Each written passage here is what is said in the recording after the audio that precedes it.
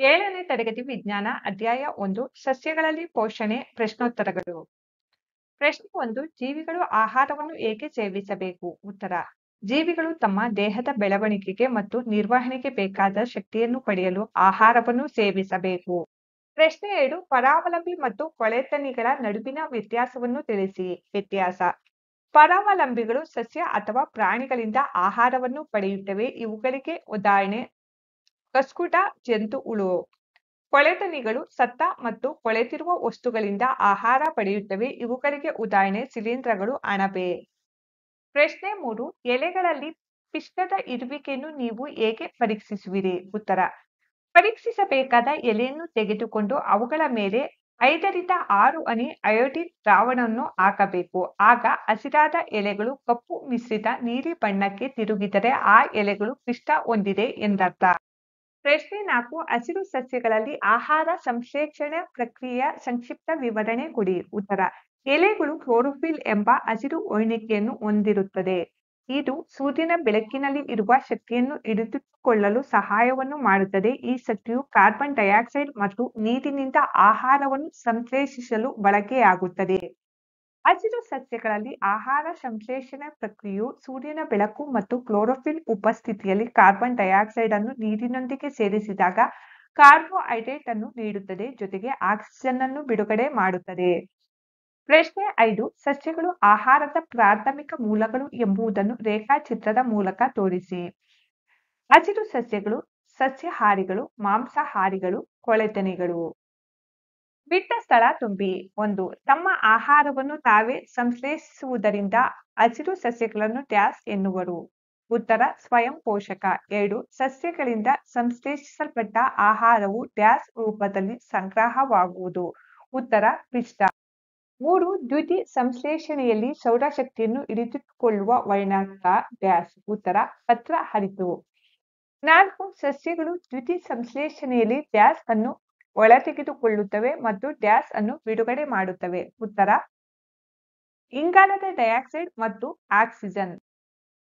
ಕೆಳಗಿನವುಗಳನ್ನು ಹೆಸರಿಸಿ. 1 ತೆಳುವಾದ ಕೊಳವೆಯಾಕಾರದ ಹಳದಿ ಬಣ್ಣದ ಕಾಂಡ ಹೊಂದಿರುವ ಪರಾವಲಂಬಿ ಸಸ್ಯ ಡ್ಯಾಶ್. ಉತ್ತರ ಕಸ್ಕುಟ.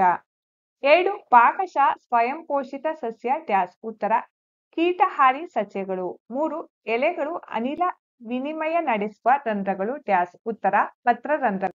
ಸರಿ ಉತ್ತರವನ್ನು ಗುರುತು ಮಾಡಿ. 1 ಕಸ್ಕುಟ ಇದಕ್ಕೆ ಉದಾಹರಣೆ. ಸರಿಯಾದ ಉತ್ತರ ಪರಾವಲಂಬಿ. 2 ಕೀಟಗಳನ್ನು ಹಿಡಿಯುವ ಮತ್ತು ತಿನ್ನುವ ಸಸ್ಯ. ಸರಿಯಾದ ಆಯ್ಕೆ ಹೂಜಿ ಗಿಡ. 9 ಕಾಲಂ 1ರಲ್ಲಿ ಕೊಟ್ಟಿರುವ ಅಂಶಗಳನ್ನು ಕಾಲಂ 2ರಲ್ಲಿ ಇರುವ ಸೂಕ್ತ ಅಂಶಗಳೊಂದಿಗೆ ಹೊಂದಿಸಿ ಬರೆಯಲಾಗಿದೆ. 1 ಕ್ಲೋರೋಫಿಲ್ ಎಲೆ, ನೈಟ್ರೋಜನ್ ಬ್ಯಾಕ್ಟೀರಿಯಾ, ಕಸ್ಕುಟ ಪರಾವಲಂಬಿ, ಪ್ರಾಣಿಗಳು ಪರಪೋಷಕಗಳು, ಕೀಟಗಳು ಹೂಜಿ ಗಿಡ. 10 ಹೇಳಿಕೆಗಳು ಸರಿಯಾಗಿದ್ದಲ್ಲಿ ಸರಿ ಎಂದು, ತಪ್ಪಾಗಿದ್ದಲ್ಲಿ ತಪ್ಪು ಎಂದು ಗುರುತಿಸಿ. 1 ದ್ಯುತಿ ಸಂಶ್ಲೇಷಣೆಯಲ್ಲಿ ಕಾರ್ಬನ್ ಡೈಆಕ್ಸೈಡ್ ಬಿಡುಗಡೆಯಾಗುತ್ತದೆ. ಹೇಳಿಕೆ ತಪ್ಪಾಗಿದೆ. 2 ತಮ್ಮ ಆಹಾರವನ್ನು ತಾವೇ ಸಂಶ್ಲೇಷಿಸಿಕೊಳ್ಳುವ ಸಸ್ಯಗಳನ್ನು ಕೊಳೆತನಿಗಳೆನ್ನುವರು. ಹೇಳಿಕೆ ತಪ್ಪಾಗಿದೆ. 3 ದ್ಯುತಿ ಸಂಶ್ಲೇಷಣೆಯ ಉತ್ಪನ್ನವು ಪ್ರೋಟೀನ್ ಅಲ್ಲ. ಹೇಳಿಕೆ ಸರಿಯಾಗಿದೆ. 4 ದ್ಯುತಿ ಸಂಶ್ಲೇಷಣೆಯಲ್ಲಿ ಸೌರಶಕ್ತಿಯು ರಾಸಾಯನಿಕ ಶಕ್ತಿಯಾಗಿ ಪರಿವರ್ತಿಸಲ್ಪಡುತ್ತದೆ. ಹೇಳಿಕೆ ಸರಿಯಾಗಿದೆ. ಕೆಳಗಿನವುಗಳಲ್ಲಿ ಸರಿ ಉತ್ತರ ಆರಿಸಿ. ದ್ಯುತಿ ಸಂಶ್ಲೇಷಣೆಗಾಗಿ ವಾತಾವರಣದಿಂದ ಕಾರ್ಬನ್ ಡೈಆಕ್ಸೈಡ್ ಅನ್ನು ಸಸ್ಯದ ಯಾವ ಭಾಗ ತೆಗೆದುಕೊಳ್ಳುತ್ತದೆ? ಸರಿಯಾದ ಉತ್ತರ ಪತ್ರರಂಧ್ರಗಳು. 12 ಕೆಳಗಿನವುಗಳಲ್ಲಿ ಸರಿ ಉತ್ತರ ಆರಿಸಿ. ವಾತಾವರಣದಿಂದ ಕಾರ್ಬನ್ ಡೈಆಕ್ಸೈಡ್ ಅನ್ನು ಸಸ್ಯಗಳು ಮುಖ್ಯವಾಗಿ ಇವುಗಳ ಮೂಲಕ ಒಳತೆಗೆದುಕೊಳ್ಳುತ್ತವೆ. ಸರಿಯಾದ ಆಯ್ಕೆ ಎಲೆಗಳು. ಪ್ರಶ್ನೆ 13 ಬಹಳಷ್ಟು ಹಣ್ಣು ಮತ್ತು ತರಕಾರಿ ಸಸ್ಯಗಳನ್ನು ರೈತರು ದೊಡ್ಡದಾದ ಹಸಿರು ಮನೆಗಳಲ್ಲಿ ಏಕೆ ಬೆಳೆಯುತ್ತಾರೆ? ಇದರಿಂದ ರೈತರಿಗೆ ಆಗುವ ಅನುಕೂಲಗಳೇನು? ಉತ್ತರ ಏಕೆಂದರೆ ಬೆಳೆಗಳನ್ನು ಅನಾನುಕೂಲ ವಾತಾವರಣದಿಂದ ರಕ್ಷಿಸುತ್ತದೆ, ಬೆಳೆಗಳನ್ನು ರೋಗಗಳಿಂದ ತಡೆಗಟ್ಟುತ್ತದೆ, ಪ್ರಾಣಿ ಪಕ್ಷಿಗಳು ಮತ್ತು ಕ್ರಿಮಿ ಕೀಟಗಳಿಂದ ರಕ್ಷಣೆ ಸಿಗುತ್ತದೆ, ಹೆಚ್ಚಾದ ಮಳೆ, ಗಾಳಿ, ಬಿಸಿಲಿನಿಂದ ರಕ್ಷಣೆ ಸಿಗುತ್ತದೆ. ಹಾಗಾಗಿ ಬಹಳಷ್ಟು ಹಣ್ಣು ಮತ್ತು ತರಕಾರಿ ಸಸ್ಯಗಳನ್ನು ರೈತರು ದೊಡ್ಡದಾದ ಹಸಿರು ಮನೆಗಳಲ್ಲಿ ಬೆಳೆಯುತ್ತಾರೆ. ಇದರಿಂದ ರೈತರಿಗೆ ಅಧಿಕ ಇಳುವರಿ ದೊರೆಯುತ್ತದೆ.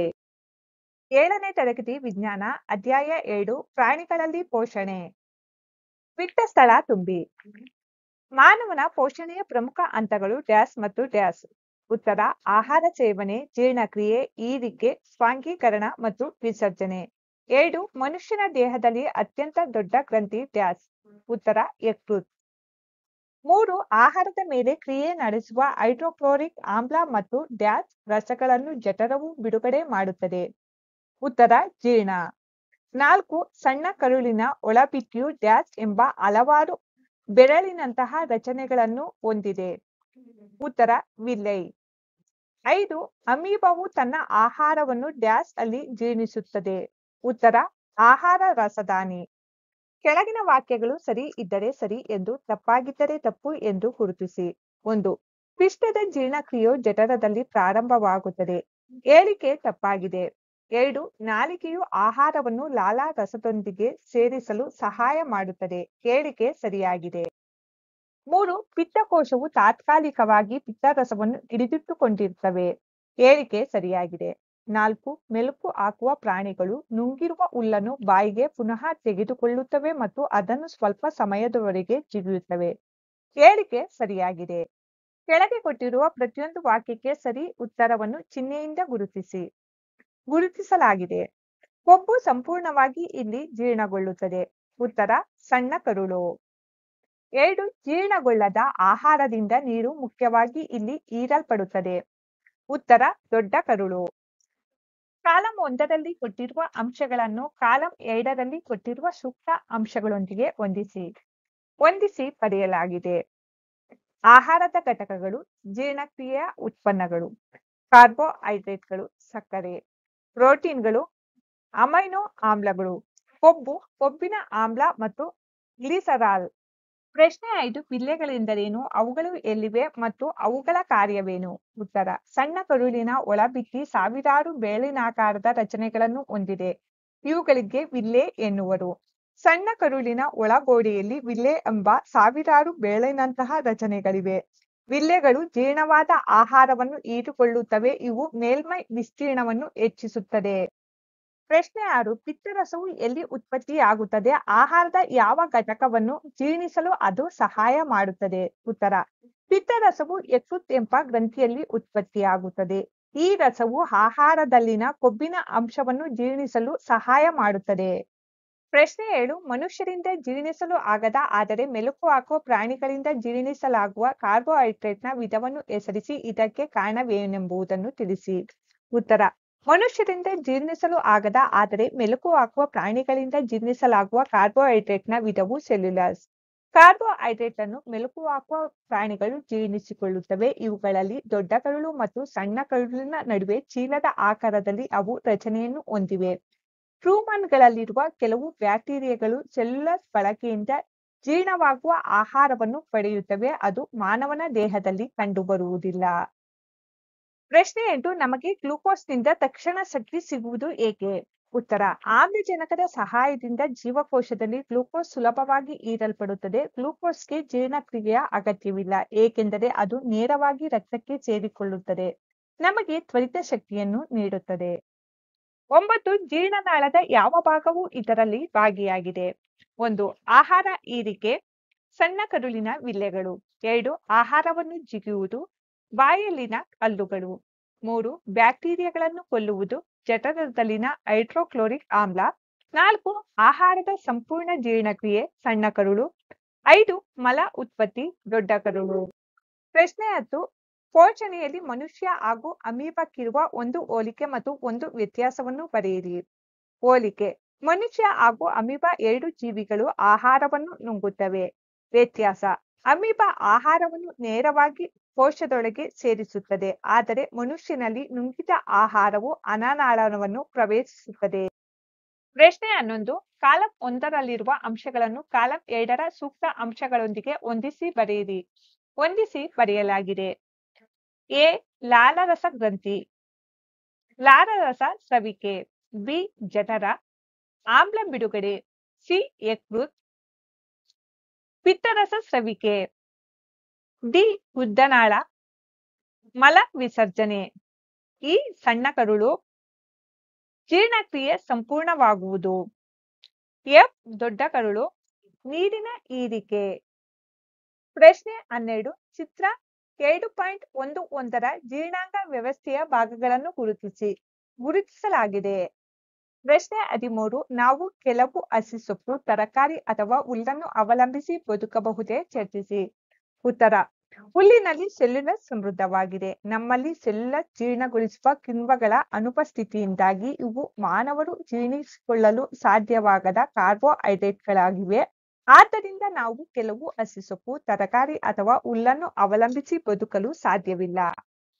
7ನೇ ತರಗತಿ ವಿಜ್ಞಾನ ಭಾಗ 1 ಅಧ್ಯಾಯ 3 ಎಳೆಯಿಂದ ಬಟ್ಟೆ ಪ್ರಶ್ನೋತ್ತರಗಳು. ಮಕ್ಕಳೇ, ಆಂಗ್ಲ ಭಾಷೆಯಲ್ಲಿನ ಈ ಕೆಳಗಿನ ಶಿಶು ಗೀತೆಗಳು ನಿಮಗೆ ಚೆನ್ನಾಗಿ ಪರಿಚಯವಿರಬಹುದು. ಈ ಕೆಳಗಿನವುಗಳಿಗೆ ಉತ್ತರಿಸಿ. ಪ್ರಶ್ನೆ 1 ಕರಿಕುರಿಯ ದೇಹದ ಯಾವ ಭಾಗಗಳು ಉಣ್ಣೆಯನ್ನು ಹೊಂದಿವೆ? ಉತ್ತರ: ಕರಿಕುರಿಯ ದೇಹದ ಚರ್ಮವು ಮುಖ್ಯವಾಗಿ ಬೆನ್ನಿನ ಮತ್ತು ಹೊಟ್ಟೆಯ ಭಾಗದ ದಟ್ಟವಾದ ಕೂದಲಿನ ಎಳೆ ಉಣ್ಣೆಯನ್ನು ಹೊಂದಿವೆ. ಪ್ರಶ್ನೆ 2 ಕುರಿ ಮರಿಯ ಬಿಳಿ ತುಪ್ಪಳ ಯಾವುದರಿಂದ ಉಂಟಾಗಿದೆ? ಉತ್ತರ: ಕುರಿ ಮರಿಯ ಬಿಳಿ ತುಪ್ಪಳ ಒರಟಾದ ಹೊರಕೂದಲು ಹಾಗೂ ಚರ್ಮಕ್ಕೆ ಹತ್ತಿರದ ನಯವಾದ ಸೂಕ್ಷ್ಮ ಒಳ ಕೂದಲಿನಿಂದ ಉಂಟಾಗಿದೆ. ಪ್ರಶ್ನೆ 2 ರೇಷ್ಮೆ ಹುಳು 1 ಎ, ಕಂಬಳಿ ಹುಳು ಬಿ ಲಾರ್ವಾ. ಈ 2 ಪರ್ಯಾಯಗಳಿಂದ ಸರಿಯಾದುದನ್ನು ಆರಿಸಿ. ಸರಿಯಾದ ಆಯ್ಕೆ 3 ಎ ಮತ್ತು ಬಿ. 3 ಈ ಕೆಳಗಿನವುಗಳಲ್ಲಿ ಯಾವುದು ಉಣ್ಣೆಯನ್ನು ನೀಡುವುದಿಲ್ಲ? ಸರಿಯಾದ ಆಯ್ಕೆ 4 ಜೂಲು ನಾಯಿ.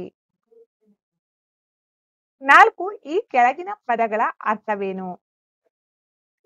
1 ಸಾಕಣೆ. ಇದು ಮನುಷ್ಯನಿಗೆ ಉಪಯುಕ್ತವಾಗುವ ಪ್ರಾಣಿಗಳ ಸಂತಾನೋತ್ಪತ್ತಿ, ಆಹಾರ ಪೂರೈಕೆ ಮತ್ತು ವೈದ್ಯಕೀಯ ಆರೈಕೆ ನೀಡುವ ಪ್ರಕ್ರಿಯೆಯಾಗಿದೆ. 2 ಕತ್ತರಿಸುವುದು. ಕತ್ತರಿಸುವಿಕೆ ಚರ್ಮದ ತೆಳುವಾದ ಪದರದೊಂದಿಗೆ ಕುರಿಗಳಿಂದ ಉಣ್ಣೆಯನ್ನು ತೆಗೆದುಹಾಕುವ ಪ್ರಕ್ರಿಯೆ. 3 ರೇಷ್ಮೆ ಕೃಷಿ. ರೇಷ್ಮೆ ಪಡೆಯಲು ರೇಷ್ಮೆ ಹುಳುಗಳನ್ನು ಸಾಕುವುದನ್ನು ರೇಷ್ಮೆ ಕೃಷಿ ಎಂದು ಕರೆಯಲಾಗುತ್ತದೆ. 5 ಉಣ್ಣೆ ಸಂಸ್ಕರಣೆಯ ಹಂತಗಳ ಶ್ರೇಣಿಯನ್ನು ಈ ಕೆಳಗೆ ನೀಡಿದೆ. ಬಿಟ್ಟು ಹೋಗಿರುವ ಹಂತಗಳು ಯಾವುವು? ಅವುಗಳನ್ನು ಸೇರಿಸಿ. ಉತ್ತರ: ಕತ್ತರಿಸುವುದು, ಉಜ್ಜಿ ಶುಭ್ರಗೊಳಿಸುವುದು, ವಿಂಗಡಿಸುವುದು, ಕುರುಳೆಗಳನ್ನು ಹೆಕ್ಕಿ ತೆಗೆಯುವುದು, ಬಣ್ಣವನ್ನು ಹಾಕುವುದು, ನೂಲಾಗಿ ಸುತ್ತುವುದು. ಪ್ರಶ್ನೆ 6 ರೇಷ್ಮೆ ಪತಂಗದ ಜೀವನ ಚರಿತ್ರೆಯಲ್ಲಿ ರೇಷ್ಮೆ ಉತ್ಪಾದನೆಗೆ ನೆರವಾಗಿ ಸಂಬಂಧಿಸಿದ 2 ಹಂತಗಳ ಚಿತ್ರಗಳನ್ನು ಬರೆಯಿರಿ. ಚಿತ್ರಗಳನ್ನು ಬರೆಯಲಾಗಿದೆ. ಪ್ರಶ್ನೆ 7 ಈ ಕೆಳಗಿನವುಗಳಲ್ಲಿ ರೇಷ್ಮೆ ಉತ್ಪಾದನೆಗೆ ನೇರವಾಗಿ ಸಂಬಂಧಿಸಿರುವ 2 ಪದಗಳು ಯಾವುವು? ಉತ್ತರ: ರೇಷ್ಮೆ ಕೃಷಿ, ಹಿಪ್ಪು ನೇರಳೆ ಕೃಷಿ. ಪ್ರಶ್ನೆ 8 ಕಾಲಂ 1ರ ಪದಗಳನ್ನು ಕಾಲಂ 2ರ ಸೂಕ್ತ ಪದಗಳೊಂದಿಗೆ ಹೊಂದಿಸಿ ಬರೆಯಿರಿ. ಹೊಂದಿಸಿ ಬರೆಯಲಾಗಿದೆ. 1 ಉಜ್ಜಿ ಶುಭ್ರಗೊಳಿಸುವುದು. ಚರ್ಮದೊಂದಿಗಿನ ಕತ್ತರಿಸಿದ ಕೂದಲನ್ನು ಸ್ವಚ್ಛಗೊಳಿಸುವುದು. 2 ಹಿಪ್ಪು ನೇರಳೆ ಎಲೆಗಳು ರೇಷ್ಮೆ ಹುಳುಗಳ ಆಹಾರ. 3 ಪ್ಯಾಕ್ ಉಣ್ಣೆಯನ್ನು ಉತ್ಪತ್ತಿ ಮಾಡುವ ಪ್ರಾಣಿ. 4 ರೇಷ್ಮೆ ಗೂಡು ರೇಷ್ಮೆ ಎಳೆಗಳನ್ನು ಉತ್ಪತ್ತಿ ಮಾಡುತ್ತದೆ. ಪ್ರಶ್ನೆ 9 ಈ ಅಧ್ಯಾಯವನ್ನು ಆಧರಿಸಿ ಪದಬಂಧವನ್ನು ಮುಂದಿನ ಪುಟದಲ್ಲಿ ನೀಡಲಾಗಿದೆ. ಕೆಳಗಿನ ಸುಳಿವುಗಳನ್ನು ಉಪಯೋಗಿಸಿ ಸೂಕ್ತ ಪದವನ್ನು ಗುರುತಿಸಿ. ಮೇಲಿನಿಂದ ಕೆಳಕ್ಕೆ. 1 ಚೆನ್ನಾಗಿ ತೊಳೆಯುವುದು. ಉತ್ತರ: ಶುಭ್ರಗೊಳಿಸುವುದು. 2 ಪ್ರಾಣಿಜನ್ಯ ಎಳೆ ರೇಷ್ಮೆ. 3 ಉದ್ದವಾದ ದಾರದಂತಹ ರಚನೆ ನಾರು. ಪದಬಂಧ ಎಡದಿಂದ ಬಲಕ್ಕೆ. 4 ಬೆಚ್ಚಗಿಡುತ್ತದೆ ಹವಾಗುಣ. 5 ಇದರ ಎಲೆಗಳು ರೇಷ್ಮೆ ಹುಳುಗಳಿಂದ ತಿನ್ನಲ್ಪಡುತ್ತದೆ. ಉತ್ತರ: ಹಿಪ್ಪು ನೇರಳೆ. 6 ಹುಳುವಿನ ಹೊಟ್ಟೆಯೊಡೆದು ಹೊರಬರುತ್ತದೆ. ಲಾರ್ವಾ ಹುಳು. 7ನೇ ತರಗತಿ ವಿಜ್ಞಾನ ಅಧ್ಯಾಯ 4 ಉಷ್ಣ ಪ್ರಶ್ನೋತ್ತರಗಳು. ಪ್ರಶ್ನೆ 1 ಪ್ರಯೋಗಶಾಲಾ ತಾಪಮಾಪಕ ಮತ್ತು ವೈದ್ಯಕೀಯ ತಾಪಮಾಪಕಗಳ ನಡುವಿನ ಹೋಲಿಕೆ ಮತ್ತು ವ್ಯತ್ಯಾಸಗಳನ್ನು ತಿಳಿಸಿ. ಹೋಲಿಕೆಗಳು ಪ್ರಯೋಗಶಾಲಾ ತಾಪಮಾಪಕ ಮತ್ತು ವೈದ್ಯಕೀಯ ತಾಪಮಾಪಕಗಳೆರಡೂ ಉದ್ದವಾದ ನೇರವಾದ ಗಾಜಿನ ನಳಿಕೆಗಳಿಂದ ಮಾಡಲ್ಪಟ್ಟಿರುತ್ತವೆ. ಪ್ರಯೋಗಶಾಲಾ ತಾಪಮಾಪಕ ಮತ್ತು ವೈದ್ಯಕೀಯ ತಾಪಮಾಪಕಗಳೆರಡೂ ಪಾದರಸದ ಬುರುಡೆಗಳನ್ನು ಹೊಂದಿರುತ್ತವೆ. ವ್ಯತ್ಯಾಸಗಳು. ಪ್ರಯೋಗಶಾಲಾ ತಾಪಮಾಪಕ. ಪ್ರಯೋಗಶಾಲಾ ತಾಪಮಾಪಕದಿಂದ ವಸ್ತುಗಳ ತಾಪವನ್ನು ಅಳೆಯುತ್ತಾರೆ. ಇದರ ತಾಪದ ವ್ಯಾಪ್ತಿ ಸಾಮಾನ್ಯವಾಗಿ 10 ಡಿಗ್ರಿ ಸೆಲ್ಸಿಯಸ್ನಿಂದ 110 ಡಿಗ್ರಿ ಸೆಲ್ಸಿಯಸ್ ವರೆಗೆ ಇರುತ್ತದೆ. ವೈದ್ಯಕೀಯ ತಾಪಮಾಪಕ.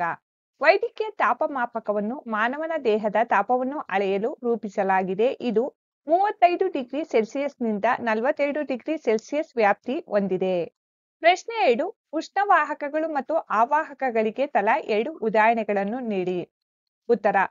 ಉಷ್ಣವಾಹಕಗಳಿಗೆ ಉದಾಹರಣೆ ಕಬ್ಬಿಣ ಮತ್ತು ತಾಮ್ರ.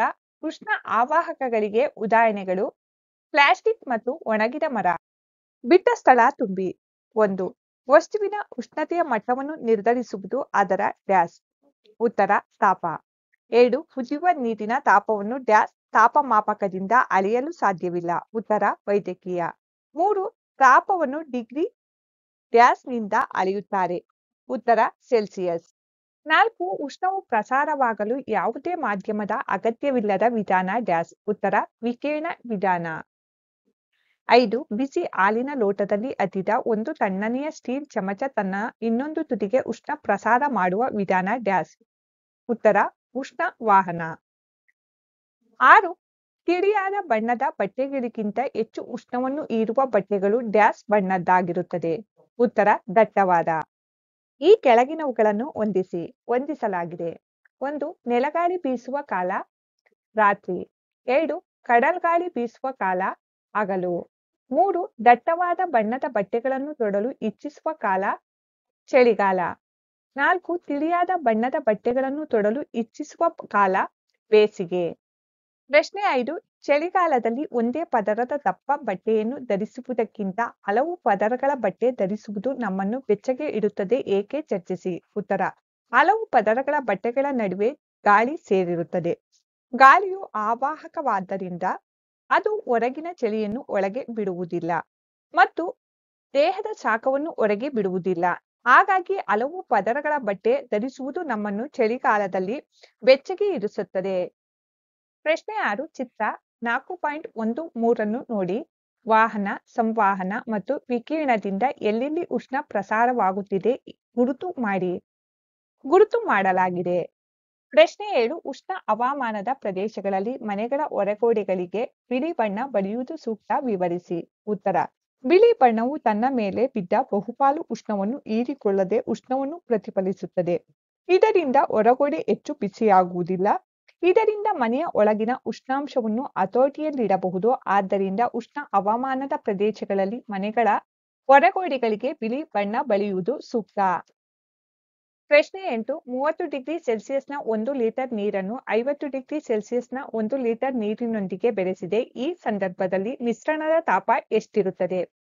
ಸರಿಯಾದ ಉತ್ತರ 4. 30 ಡಿಗ್ರಿ ಸೆಲ್ಸಿಯಸ್ನಿಂದ 50 ಡಿಗ್ರಿ ಸೆಲ್ಸಿಯಸ್ ನಡುವೆ ಇರುತ್ತದೆ. ಪ್ರಶ್ನೆ 9. 40 ಡಿಗ್ರಿ ಸೆಲ್ಸಿಯಸ್ನ ಒಂದು ಕಬ್ಬಿಣದ ಗುಂಡನ್ನು 40 ಡಿಗ್ರಿ ಸೆಲ್ಸಿಯಸ್ನ ನೀರಿರುವ ಪಾತ್ರೆಗೆ ಹಾಕಿದರೆ ಉಷ್ಣವು. ಸರಿಯಾದ ಆಯ್ಕೆ ಕಬ್ಬಿಣದ ಗುಂಡಿನಿಂದ ನೀರಿಗಾಗಲಿ ಅಥವಾ ನೀರಿನಿಂದ ಕಬ್ಬಿಣದ ಗುಂಡಿಗಾಗಲಿ ಹರಿಯುವುದಿಲ್ಲ. ಮರದ ಚಮಚವನ್ನು ಒಂದು ಕಪ್ ಐಸ್ ಕ್ರೀಂನಲ್ಲಿ ಅದ್ದಿದಾಗ ಅದರ ಇನ್ನೊಂದು ತುದಿ. ಸರಿಯಾದ ಉತ್ತರ ತಣ್ಣಗಾಗುವುದಿಲ್ಲ. 11. ಸಾಮಾನ್ಯವಾಗಿ ಕಲೆರಹಿತ ಉಕ್ಕಿನ ಬಾಣಲೆಗಳಿಗೆ ತಾಮ್ರದ ತಳ ಕಟ್ಟುವರು. ಇದಕ್ಕೆ ಕಾರಣ. ಸರಿಯಾದ ಉತ್ತರ ತಾಮ್ರವು ಕಲೆರಹಿತ ಉಕ್ಕಿಗಿಂತ ಉತ್ತಮ ಉಷ್ಣವಾಹಕ. 7ನೇ ತರಗತಿ ವಿಜ್ಞಾನ ಅಧ್ಯಾಯ 5 ಆಮ್ಲಗಳು, ಪ್ರತ್ಯಾಮ್ಲಗಳು ಮತ್ತು ಲವಣಗಳು. ಪ್ರಶ್ನೆ 1. ಆಮ್ಲ ಮತ್ತು ಪ್ರತ್ಯಾಮ್ಲಗಳ ನಡುವಣ ವ್ಯತ್ಯಾಸಗಳನ್ನು ತಿಳಿಸಿ. ವ್ಯತ್ಯಾಸ. ಆಮ್ಲ. ಆಮ್ಲಗಳ ರುಚಿ ಹುಳಿಯಾಗಿರುತ್ತದೆ. ಪ್ರತ್ಯಾಮ್ಲಗಳ ರುಚಿ ಕಹಿಯಾಗಿರುತ್ತದೆ. ಆಮ್ಲಗಳು ನೀಲಿ ಲಿಟ್ಮಸ್ ಕಾಗದವನ್ನು ಕೆಂಪು ಬಣ್ಣಕ್ಕೆ ತಿರುಗಿಸುತ್ತವೆ. ಪ್ರತ್ಯಾಮ್ಲಗಳು ಕೆಂಪು ಲಿಟ್ಮಸ್ ಕಾಗದವನ್ನು ನೀಲಿ ಬಣ್ಣಕ್ಕೆ ತಿರುಗಿಸುತ್ತವೆ. ಆಮ್ಲಗಳು H+ ಅನ್ನು ಹೊಂದಿರುತ್ತದೆ. ಪ್ರತ್ಯಾಮ್ಲಗಳು OH- ಅನ್ನು ಹೊಂದಿರುತ್ತದೆ. ಪ್ರಶ್ನೆ 2. ಕಿಟಕಿ ಶುಭ್ರಕಾರಿಯಂತಹ ಮನೆ ಬಳಕೆಯ ಅನೇಕ ಉತ್ಪನ್ನಗಳಲ್ಲಿ ಅಮೋನಿಯಾ ಕಂಡುಬರುತ್ತದೆ. ಇದು ಕೆಂಪು ಲಿಟ್ಮಸ್ ಅನ್ನು ನೀಲಿಯಾಗಿ ಬದಲಾಯಿಸುತ್ತದೆ. ಇದರ ಗುಣ ಯಾವುದು? ಉತ್ತರ. ಅಮೋನಿಯಾ ಪ್ರತ್ಯಾಮ್ಲ ಗುಣವನ್ನು ಹೊಂದಿದೆ. ಪ್ರಶ್ನೆ 3. ಲಿಟ್ಮಸ್ ದ್ರಾವಣವನ್ನು ಪಡೆಯುವ ಆಕಾರವನ್ನು ಹೆಸರಿಸಿ. ಈ ದ್ರಾವಣದ ಉಪಯೋಗವೇನು ತಿಳಿಸಿ. ಉತ್ತರ. ಲಿಟ್ಮಸ್ ದ್ರಾವಣವನ್ನು ಕಲ್ಲು ಹೂಗಳಿಂದ ಹೊರತೆಗೆಯಲಾಗುತ್ತದೆ. ಕೊಟ್ಟಿರುವ ದ್ರಾವಣವು ಮೂಲ ಅಥವಾ ಆಮ್ಲೀಯವೇ ಎಂದು ನಿರ್ಧರಿಸಲು ಇದನ್ನು ಬಳಸಲಾಗುತ್ತದೆ. ಪ್ರಶ್ನೆ 4. ಹಸವಿತ ನೀರು ಆಮ್ಲೀಯವೇ ಅಥವಾ ಪ್ರತ್ಯಾಮ್ಲೀಯವೇ ಅಥವಾ ತಟಸ್ಥವೇ ಎಂಬುದನ್ನು ಹೇಗೆ ಪರಿಶೀಲಿಸುವಿರಿ? ಉತ್ತರ. ಹಸವಿತ ನೀರು ತಟಸ್ಥವಾಗಿದೆ. ಹಸವಿತ ನೀರಿನಲ್ಲಿ ಅದ್ದಿದಾಗ ಕೆಂಪು ಅಥವಾ ನೀಲಿ ಬಣ್ಣದ ಲಿಟ್ಮಸ್ ಕಾಗದವು ಅದರ ಬಣ್ಣವನ್ನು ಬದಲಾಯಿಸುವುದಿಲ್ಲ ಎಂದು ತೋರಿಸುವ ಮೂಲಕ ಅದನ್ನು ಪರಿಶೀಲಿಸಬಹುದು. ಪ್ರಶ್ನೆ 5 ತಟಸ್ಥೀಕರಣ ಕ್ರಿಯೆಯನ್ನು ಒಂದು ಉದಾಹರಣೆಯ ಸಹಾಯದಿಂದ ವಿವರಿಸಿ. ಉತ್ತರ: ಒಂದು ಆಮ್ಲ ಮತ್ತು ಪ್ರತ್ಯಾಮ್ಲದ ನಡುವಿನ ಕ್ರಿಯೆಯನ್ನು ತಟಸ್ಥೀಕರಣ ಎನ್ನುವರು. ನಮ್ಮ ಹೊಟ್ಟೆಯಲ್ಲಿ ಆಮ್ಲೀಯತೆಯನ್ನು ಕಡಿಮೆ ಮಾಡಲು ಪ್ರತ್ಯಾಮ್ಲ ಹೊಂದಿರುವ ಮ್ಯಾಗ್ನೀಸಿಯಂ ಹೈಡ್ರಾಕ್ಸೈಡ್, ಅಡುಗೆ ಸೋಡಾ ಇತ್ಯಾದಿಗಳನ್ನು ಬಳಸಲಾಗುತ್ತದೆ. ಪ್ರಶ್ನೆ 6 ಹೇಳಿಕೆಯು ಸರಿಯಾಗಿದ್ದರೆ ಸರಿ ಎಂದು, ತಪ್ಪಾಗಿದ್ದರೆ ತಪ್ಪು ಎಂದು ಗುರುತಿಸಿ. 1. ನೈಟ್ರಿಕ್ ಆಮ್ಲವು ಕೆಂಪು ಲಿಟ್ಮಸ್ ಅನ್ನು ನೀಲಿಯಾಗಿಸುತ್ತದೆ. ಈ ಹೇಳಿಕೆ ತಪ್ಪಾಗಿದೆ. 2. ಸೋಡಿಯಂ ಹೈಡ್ರಾಕ್ಸೈಡ್ ನೀಲಿ ಲಿಟ್ಮಸ್ ಅನ್ನು ಕೆಂಪಾಗಿಸುತ್ತದೆ. ಹೇಳಿಕೆ ತಪ್ಪಾಗಿದೆ. 3. ಸೋಡಿಯಂ ಹೈಡ್ರಾಕ್ಸೈಡ್ ಮತ್ತು ಹೈಡ್ರೋಕ್ಲೋರಿಕ್ ಆಮ್ಲಗಳು ಪರಸ್ಪರ ತಟಸ್ಥಗೊಂಡು ಲವಣ ಮತ್ತು ನೀರನ್ನು ಉಂಟುಮಾಡುತ್ತವೆ. ಹೇಳಿಕೆ ಸರಿಯಾಗಿದೆ. 4. ಆಮ್ಲೀಯ ಮತ್ತು ಪ್ರತ್ಯಾಮ್ಲೀಯ ದ್ರಾವಣಗಳಲ್ಲಿ ಬೇರೆ ಬೇರೆ ಬಣ್ಣಗಳನ್ನು ತೋರುವ ಪದಾರ್ಥವೇ ಸೂಚಕ. ಹೇಳಿಕೆ ಸರಿಯಾಗಿದೆ. 5. ಪ್ರತ್ಯಾಮ್ಲದ ಇರುವಿಕೆಯಿಂದ ಹಲ್ಲಿನ ಹುಳಿಯು ಉಂಟಾಗುತ್ತದೆ. ಹೇಳಿಕೆ ತಪ್ಪಾಗಿದೆ. ಪ್ರಶ್ನೆ 7 ದೊರ್ಜಿಯ ಉಪಹಾರ ಗೃಹದಲ್ಲಿ ಕೆಲವು ಲಘು ಪಾನೀಯದ ಬಾಟಲುಗಳಿವೆ.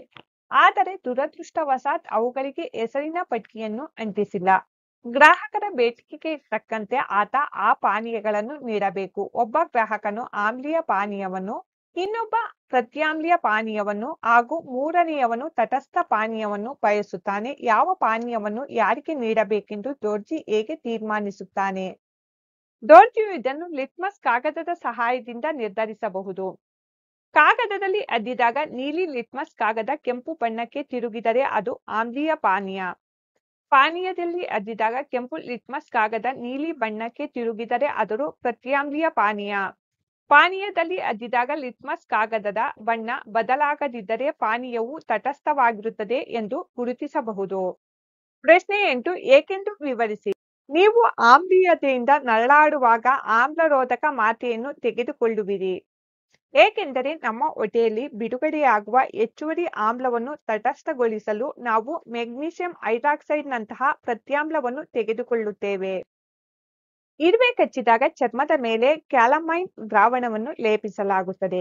ಏಕೆಂದರೆ ಇರುವೆ ನಮ್ಮ ಚರ್ಮವನ್ನು ಕಚ್ಚುವ ಮೂಲಕ ಚರ್ಮಕ್ಕೆ ಆಮ್ಲೀಯ ದ್ರವವನ್ನು ಚುಚ್ಚುತ್ತದೆ ಮತ್ತು ಇದು ಚರ್ಮದ ಉರಿಯೂತಕ್ಕೆ ಕಾರಣವಾಗುತ್ತದೆ. ಆಮ್ಲದ ಪರಿಣಾಮವನ್ನು ಕ್ಯಾಲಮೈನ್ ದ್ರಾವಣದಿಂದ ಚರ್ಮವನ್ನು ಉಜ್ಜುವ ಮೂಲಕ ತಟಸ್ಥಗೊಳಿಸಬಹುದು. ಇದರಿಂದ ಚರ್ಮಕ್ಕೆ ಯಾವುದೇ ಹಾನಿಯಾಗುವುದಿಲ್ಲ. ಕಾರ್ಖಾನೆಯ ತ್ಯಾಜ್ಯಗಳನ್ನು ವಿಲೇವಾರಿ ಮಾಡುವ ಮುನ್ನ ಅವುಗಳನ್ನು ತಟಸ್ಥಗೊಳಿಸಬೇಕು. ಏಕೆಂದರೆ ಕಾರ್ಖಾನೆಗಳಿಂದ ಬರುವ ತ್ಯಾಜ್ಯವು ಆಮ್ಲವನ್ನು ಹೊಂದಿರುತ್ತದೆ ಮತ್ತು ಆ ಆಮ್ಲವನ್ನು ನೀರಿನಲ್ಲಿ ಎಸೆದರೆ ಅದು ಅದರಲ್ಲಿರುವ ಜೀವಿಗಳಿಗೆ ಹಾನಿಯನ್ನು ಉಂಟು ಮಾಡುತ್ತದೆ. ಆದ್ದರಿಂದ ಪ್ರತ್ಯಾಮ್ಲೀಯ ವಸ್ತುವನ್ನು ಸೇರಿಸುವ ಮೂಲಕ ಆ ತ್ಯಾಜ್ಯವನ್ನು ತಟಸ್ಥಗೊಳಿಸುವುದು ಅವಶ್ಯಕ. ಪ್ರಶ್ನೆ 9 ನಿಮಗೆ 3 ದ್ರಾವಣಗಳನ್ನು ನೀಡಲಾಗಿದೆ. ಒಂದು ಹೈಡ್ರೋಕ್ಲೋರಿಕ್ ಆಮ್ಲ, ಇನ್ನೊಂದು ಸೋಡಿಯಂ ಹೈಡ್ರಾಕ್ಸೈಡ್ ಮತ್ತು ಮೂರನೆಯದು ಸಕ್ಕರೆ ದ್ರಾವಣ. ಅವುಗಳನ್ನು ನೀವು ಹೇಗೆ ಗುರುತಿಸುವಿರಿ? ನಿಮ್ಮ ಬಳಿ ಅರಿಶಿನದ ಸೂಚಕ ಮಾತ್ರ ಇದೆ. ಅರಿಶಿನ ಸೂಚಕದ ಮೇಲೆ ನಾವು ಹೈಡ್ರೋಕ್ಲೋರಿಕ್ ಆಮ್ಲ, ಸೋಡಿಯಂ ಹೈಡ್ರಾಕ್ಸೈಡ್ ಮತ್ತು ಸಕ್ಕರೆಯ ದ್ರಾವಣಗಳ ಹನಿ ಹಾಕುತ್ತೇವೆ. ಯಾವ ದ್ರಾವಣವು ಅರಿಶಿನ ಸೂಚಕದ ಬಣ್ಣವನ್ನು ಕೆಂಪು ಬಣ್ಣಕ್ಕೆ ಬದಲಾಯಿಸುವುದೋ ಅದು ಪ್ರತ್ಯಾಮ್ಲ, ಅಂದರೆ ಸೋಡಿಯಂ ಹೈಡ್ರಾಕ್ಸೈಡ್. ಯಾವ ದ್ರಾವಣವು ಅರಿಶಿನ ಸೂಚಕದ ಬಣ್ಣವನ್ನು ನೀಲಿ ಬಣ್ಣಕ್ಕೆ ಬದಲಾಯಿಸುವುದೋ ಅದು ಹೈಡ್ರೋಕ್ಲೋರಿಕ್ ಆಮ್ಲ. ಯಾವ ದ್ರಾವಣವು ಅರಿಶಿನ ಸೂಚಕದ ಬಣ್ಣವನ್ನು ಬದಲಾಯಿಸದೆ ಮೊದಲಿನಂತೆಯೇ ಇರುವುದೋ ಅದು ಸಕ್ಕರೆ ಎಂದು ಗುರುತಿಸಬಹುದು. ಪ್ರಶ್ನೆ 10 ನೀಲಿ ಲಿಟ್ಮಸ್ ಹಾಳೆಯನ್ನು ಒಂದು ದ್ರಾವಣದಲ್ಲಿ ಅದ್ದಲಾಗಿದೆ. ಅದು ನೀಲಿಯಾಗಿಯೇ ಉಳಿಯುತ್ತದೆ. ದ್ರಾವಣದ ಗುಣವೇನು? ವಿವರಿಸಿ. ಉತ್ತರ: ನೀಲಿ ಲಿಟ್ಮಸ್ ಹಾಳೆಯನ್ನು ಒಂದು ದ್ರಾವಣದಲ್ಲಿ ಅದ್ದಲಾಗಿದೆ. ಅದು ನೀಲಿಯಾಗಿ ಉಳಿದಿದ್ದರೆ ಆ ದ್ರಾವಣದ ಗುಣಗಳು ಈ ರೀತಿಯಾಗಿರಬಹುದು. ಆ ದ್ರಾವಣವು ಆಮ್ಲೀಯವಾಗಿರುವುದಿಲ್ಲ. ಆ ದ್ರಾವಣವು ಪ್ರತ್ಯಾಮ್ಲೀಯವಾಗಿರಬಹುದು. ಆ ದ್ರಾವಣವು ತಟಸ್ಥವಾಗಿರಬಹುದು. ಪ್ರಶ್ನೆ 11 ಈ ಕೆಳಗಿನ ಹೇಳಿಕೆಗಳನ್ನು ಗಮನಿಸಿ. ಹೇಳಿಕೆ 1 ಆಮ್ಲ ಮತ್ತು ಪ್ರತ್ಯಾಮ್ಲಗಳೆರಡೂ ಎಲ್ಲ ಸೂಚಕಗಳ ಬಣ್ಣಗಳನ್ನು ಬದಲಾಯಿಸುತ್ತವೆ. ಹೇಳಿಕೆ 2 ಒಂದು ಸೂಚಕವು ಆಮ್ಲದಲ್ಲಿ ಬಣ್ಣ ಬದಲಾಯಿಸಿದರೆ ಪ್ರತ್ಯಾಮ್ಲದಲ್ಲಿ ಬಣ್ಣ ಬದಲಾಯಿಸುವುದಿಲ್ಲ. 3 ಒಂದು ಸೂಚಕವು ಪ್ರತ್ಯಾಮ್ಲದಲ್ಲಿ ಬಣ್ಣ ಬದಲಾಯಿಸಿದರೆ ಆಮ್ಲದಲ್ಲಿ ಬಣ್ಣ ಬದಲಾಯಿಸುವುದಿಲ್ಲ. 4 ಆಮ್ಲ ಮತ್ತು ಪ್ರತ್ಯಾಮ್ಲದಲ್ಲಿ ಬಣ್ಣದ ಬದಲಾವಣೆಯು ಸೂಚಕದ ವಿಧವನ್ನು ಅವಲಂಬಿಸಿದೆ. ಇವುಗಳಲ್ಲಿ ಯಾವ ಹೇಳಿಕೆ ಸರಿ? ಸರಿಯಾದ ಹೇಳಿಕೆ ಎ ಮತ್ತು ಡಿ ಆಗಿದೆ. 7ನೇ ತರಗತಿ ವಿಜ್ಞಾನ ಭೌತ ಮತ್ತು ರಾಸಾಯನಿಕ ಬದಲಾವಣೆಗಳು. ಈ ಕೆಳಗಿನ ಪ್ರಕ್ರಿಯೆಗಳು ಒಳಗೊಂಡಿರುವ ಬದಲಾವಣೆಗಳನ್ನು ಭೌತ ಮತ್ತು ರಾಸಾಯನಿಕ ಬದಲಾವಣೆಗಳಾಗಿ ವರ್ಗೀಕರಿಸಿ. 1. ದ್ಯುತಿ ಸಂಶ್ಲೇಷಣೆ ರಾಸಾಯನಿಕ ಬದಲಾವಣೆ. 2. ನೀರಿನಲ್ಲಿ ಸಕ್ಕರೆಯನ್ನು ವಿಲೀನಗೊಳಿಸುವುದು ಭೌತ ಬದಲಾವಣೆ. 3. ಕಲ್ಲಿದ್ದಲಿನ ಉರಿಯುವಿಕೆ ರಾಸಾಯನಿಕ ಬದಲಾವಣೆ.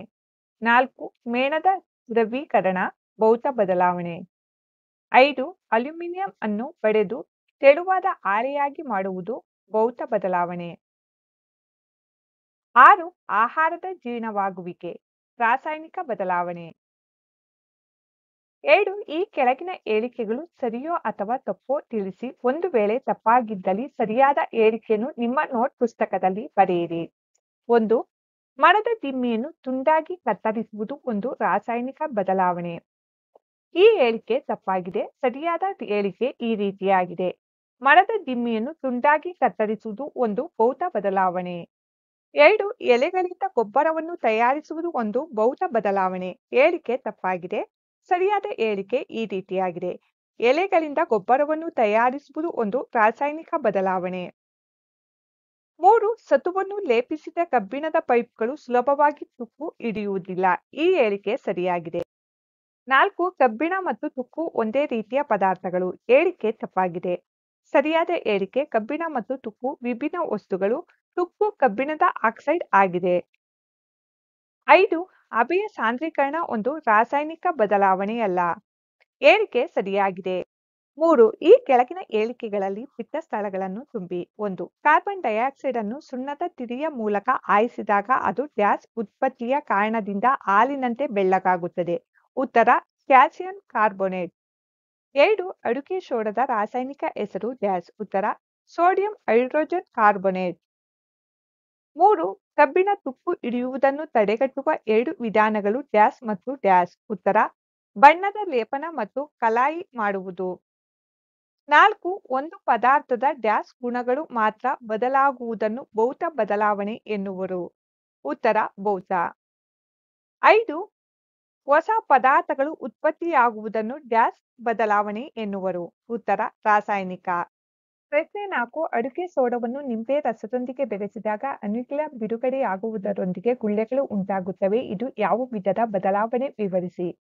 ಉತ್ತರ ಈ ಕ್ರಿಯೆಯಲ್ಲಿ ಸಂಭವಿಸುವ ಬದಲಾವಣೆಗಳು ರಾಸಾಯನಿಕ ಬದಲಾವಣೆಗಳಾಗಿವೆ.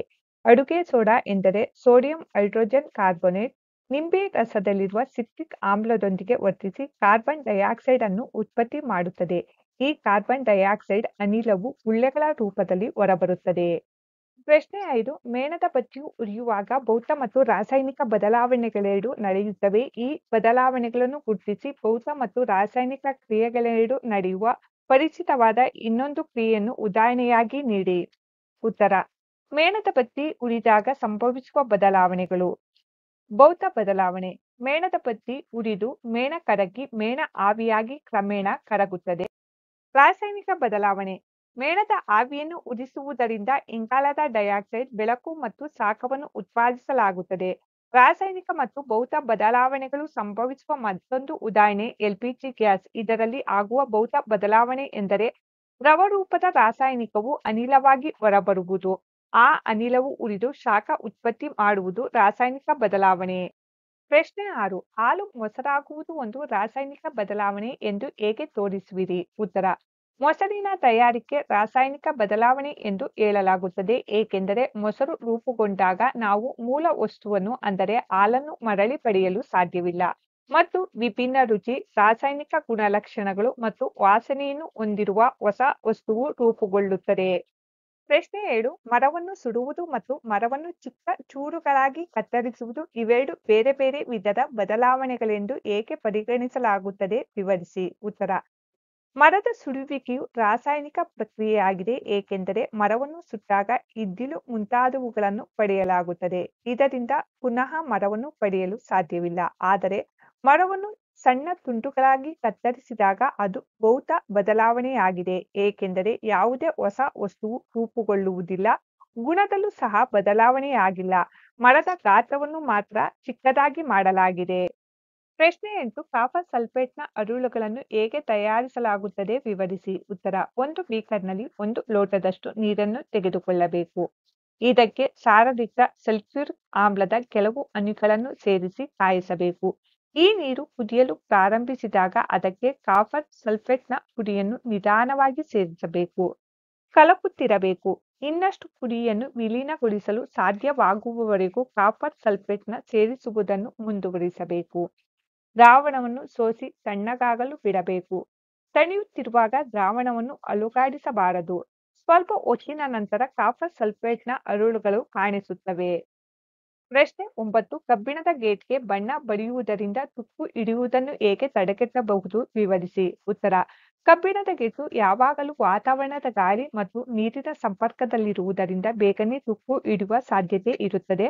ಆದರೆ ಇದಕ್ಕೆ ಬಣ್ಣ ಬಳಿಯುವುದರಿಂದ ಕಬ್ಬಿಣವು ನೇರವಾಗಿ ಗಾಳಿ ಮತ್ತು ನೀರಿನ ಸಂಪರ್ಕ ಹೊಂದಲು ಸಾಧ್ಯವಿರುವುದಿಲ್ಲ.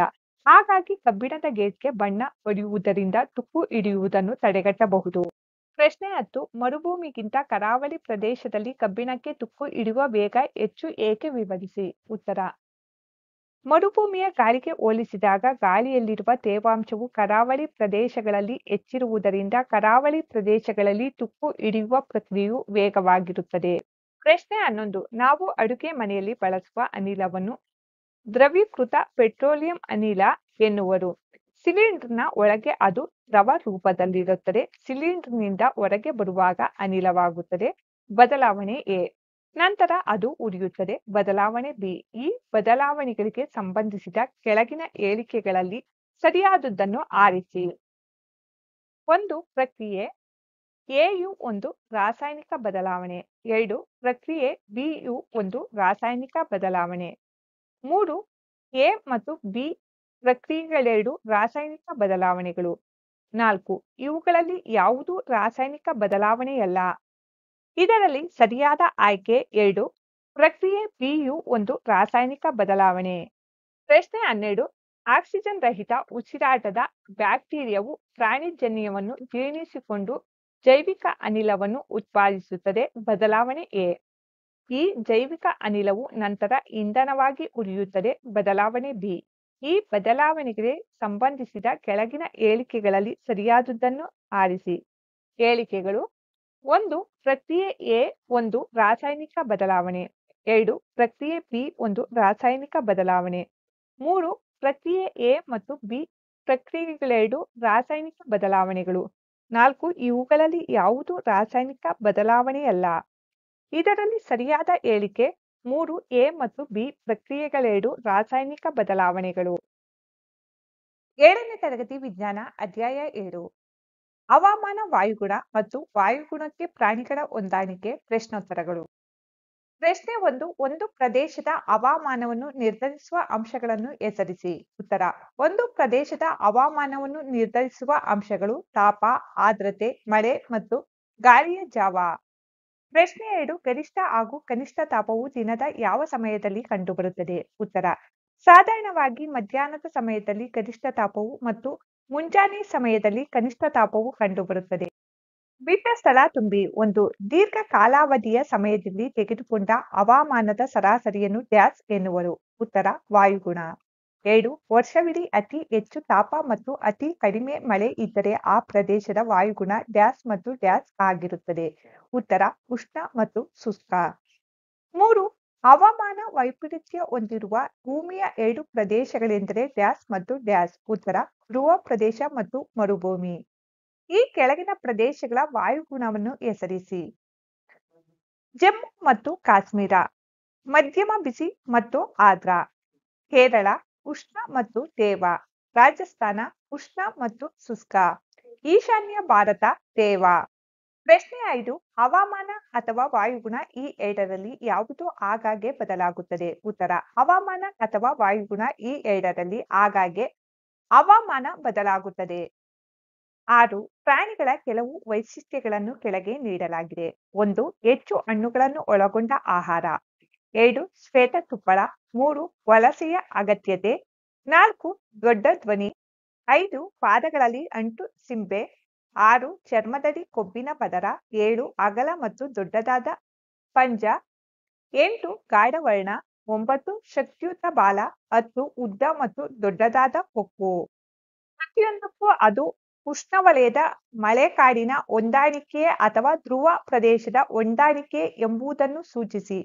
ಕೆಲವು ವೈಶಿಷ್ಟ್ಯಗಳು ಎರಡು ಪ್ರದೇಶಗಳಿಗೆ ಹೊಂದಾಣಿಕೆ ಆಗಬಹುದು ಎಂದು ನಿಮಗೆ ಅನಿಸುತ್ತದೆಯೇ? ಉತ್ತರ: ಹೆಚ್ಚು ಹಣ್ಣುಗಳನ್ನು ಒಳಗೊಂಡ ಆಹಾರ, ಉಷ್ಣವಲಯ ಮಳೆಕಾಡಿನ ಹೊಂದಾಣಿಕೆ, ಶ್ವೇತತುಪ್ಪಳ ಧ್ರುವ ಪ್ರದೇಶದ ಹೊಂದಾಣಿಕೆ, ವಲಸೆಯ ಅಗತ್ಯತೆ ಧ್ರುವ ಪ್ರದೇಶದ ಹೊಂದಾಣಿಕೆ, ದೊಡ್ಡ ಧ್ವನಿ ಉಷ್ಣವಲಯದ ಮಳೆಕಾಡಿನ ಹೊಂದಾಣಿಕೆ, ಪಾದಗಳಲ್ಲಿ ಅಂಟು ಸಿಂಬೆ ಉಷ್ಣವಲಯದ ಮಳೆಕಾಡಿನ ಹೊಂದಾಣಿಕೆ, ಚರ್ಮದಡಿ ಕೊಬ್ಬಿನ ಪದರ ಧ್ರುವ ಪ್ರದೇಶದ ಹೊಂದಾಣಿಕೆ, ಅಗಲ ಮತ್ತು ದೊಡ್ಡದಾದ ಪಂಜ ಧ್ರುವ ಪ್ರದೇಶದ ಹೊಂದಾಣಿಕೆ, ಗಾಢವರ್ಣ ಉಷ್ಣವಲಯ ಮಳೆಕಾಡಿನ ಹೊಂದಾಣಿಕೆ, ಶಕ್ತಿಯುತ ಬಾಲ ಉಷ್ಣವಲಯ ಮಳೆಕಾಡಿನ ಹೊಂದಾಣಿಕೆ, ಉದ್ದ ಮತ್ತು ದೊಡ್ಡದಾದ ಕೊಕ್ಕು ಉಷ್ಣವಲಯ ಮಳೆಕಾಡಿನ ಹೊಂದಾಣಿಕೆ. ಪ್ರಶ್ನೆ 7. ಉಷ್ಣವಲಯದ ಮಳೆಕಾಡುಗಳಲ್ಲಿ ಬಹಳ ಪ್ರಾಣಿಗಳು ಕಂಡುಬರುತ್ತವೆ, ಕಾರಣವೇನು? ಉತ್ತರ: ನಿರಂತರವಾದ ಮಳೆ ಮತ್ತು ಬೆಚ್ಚನೆಯ ವಾತಾವರಣದಿಂದಾಗಿ ಈ ಪ್ರದೇಶವು ಹಲವಾರು ಜಾತಿಯ ಗಿಡ ಮರಗಳನ್ನು ಹಾಗೂ ಪ್ರಾಣಿಗಳನ್ನು ಪೋಷಿಸುತ್ತದೆ. ಅನುಕೂಲಕರ ವಾಯುಗುಣದ ಪರಿಸ್ಥಿತಿಯಿಂದಾಗಿ ಉಷ್ಣವಲಯದ ಮಳೆಕಾಡುಗಳಲ್ಲಿ ಬಹಳಷ್ಟು ಸಂಖ್ಯೆಯ ಪ್ರಾಣಿ ಪಕ್ಷಿಗಳನ್ನು ಕಾಣಬಹುದಾಗಿದೆ. ಪ್ರಶ್ನೆ 8. ಕೆಲವು ಜಾತಿಯ ಪ್ರಾಣಿಗಳು ನಿರ್ದಿಷ್ಟ ವಾಯುಗುಣದಲ್ಲಿ ಮಾತ್ರ ಕಂಡುಬರುತ್ತವೆ ಎಂಬುದನ್ನು ಸೂಕ್ತ ಉದಾಹರಣೆಗಳೊಂದಿಗೆ ವಿವರಿಸಿ. ಉತ್ತರ: ಒಂದು ನಿರ್ದಿಷ್ಟ ವಾಯುಗುಣದಲ್ಲಿ ವಾಸಿಸಲು ಹೊಂದಾಣಿಕೆ ಮಾಡಿಕೊಂಡಿರುವ ಜೀವಿಯು ಬೇರೆ ವಾಯುಗುಣದಲ್ಲಿ ಬದುಕುವುದು ಸಾಧ್ಯವಾಗುವುದಿಲ್ಲ. ಉದಾಹರಣೆ 1. ಹಿಮ ಪ್ರದೇಶದಲ್ಲಿ ವಾಸಿಸುವ ಹಿಮಕರಡಿ, ಪೆಂಗ್ವಿನ್ನಂತಹ ಧ್ರುವ ಪ್ರದೇಶದ ಪ್ರಾಣಿಗಳು ಅಲ್ಲಿನ ವಿಪರೀತ ಚಳಿಯ ಪರಿಸ್ಥಿತಿಗೆ ಹೊಂದಾಣಿಕೆ ಮಾಡಿಕೊಂಡಿರುತ್ತವೆ. ಶ್ವೇತತುಪ್ಪಳ ತೀಕ್ಷ್ಣ ಘ್ರಾಣಶಕ್ತಿ, ಚರ್ಮದ ಅಡಿ ಕೊಬ್ಬಿನ ಪದರ, ನಡೆಯಲು ಮತ್ತು ಈಜಲು ಅಗಲವಾದ ದೊಡ್ಡ ಪಂಜುಗಳು ಈ ಪ್ರಾಣಿಗಳ ಕೆಲವು ವೈಶಿಷ್ಟ್ಯಗಳು. ಇವು ಬಿಸಿಯಾಗಿರುವ ಉಷ್ಣವಲಯದ ಪ್ರದೇಶಗಳಲ್ಲಿ ಬದುಕಲು ಸಾಧ್ಯವಿಲ್ಲ.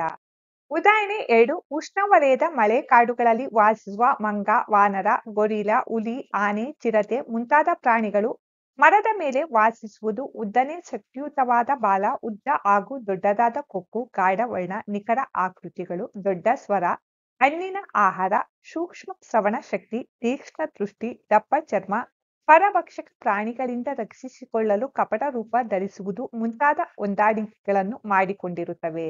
ಪ್ರಶ್ನೆ 9. ಉಷ್ಣವಲಯದ ಮಳೆಕಾಡಿನ ಪರಿಸ್ಥಿತಿಗೆ ಆನೆಯು ಹೇಗೆ ಹೊಂದಾಣಿಕೆ ಮಾಡಿಕೊಂಡಿದೆ? ಉತ್ತರ: ಉಷ್ಣವಲಯದ ಮಳೆಕಾಡುಗಳಲ್ಲಿ ವಾಸಿಸುವ ಆನೆಯು ಅಲ್ಲಿನ ಪರಿಸ್ಥಿತಿಗಳಿಗೆ ಗಮನಾರ್ಹವಾಗಿ ಹೊಂದಾಣಿಕೆ ಮಾಡಿಕೊಂಡಿದೆ. ಅದರ ಸೊಂಡಿಲು ತೀವ್ರ ಘ್ರಾಣ ಶಕ್ತಿಯನ್ನು ಹೊಂದಿದ್ದು ಅದನ್ನು ನಾಸಿಕದಂತೆ ಉಪಯೋಗಿಸುತ್ತದೆ. ಅದು ಆಹಾರವನ್ನು ಎತ್ತಿಕೊಳ್ಳಲು ಸೊಂಡಿಲನ್ನು ಉಪಯೋಗಿಸುತ್ತದೆ. ಅದರ ದಂತಗಳು ರೂಪಾಂತರಗೊಂಡ ಹಲ್ಲುಗಳಾಗಿದ್ದು ತಾನು ತಿನ್ನಬಯಸುವ ಮರದ ತೊಗಟೆಯನ್ನು ಸೀಳಲು ನೆರವಾಗುತ್ತವೆ. ಆನೆಯು ಆಹಾರದ ಪೈಪೋಟಿಯನ್ನು ಎದುರಿಸಲು ಸಮರ್ಥವಾಗಿದೆ. ಅದರ ದೊಡ್ಡ ಕಿವಿಗಳು ಅತಿ ಸೂಕ್ಷ್ಮ ಸಪ್ಪಳವನ್ನು ಕೇಳಲು ಸಹಕಾರಿಯಾಗಿವೆ. ಅಲ್ಲದೆ ಉಷ್ಣ ತೇವಭರಿತ ಮಳೆಕಾಡಿನ ವಾಯುಗುಣದಲ್ಲಿ ಆನೆಯನ್ನು ತಂಪಾಗಿರಿಸಲು ಕೂಡ ಸಹಾಯ ಮಾಡುತ್ತವೆ.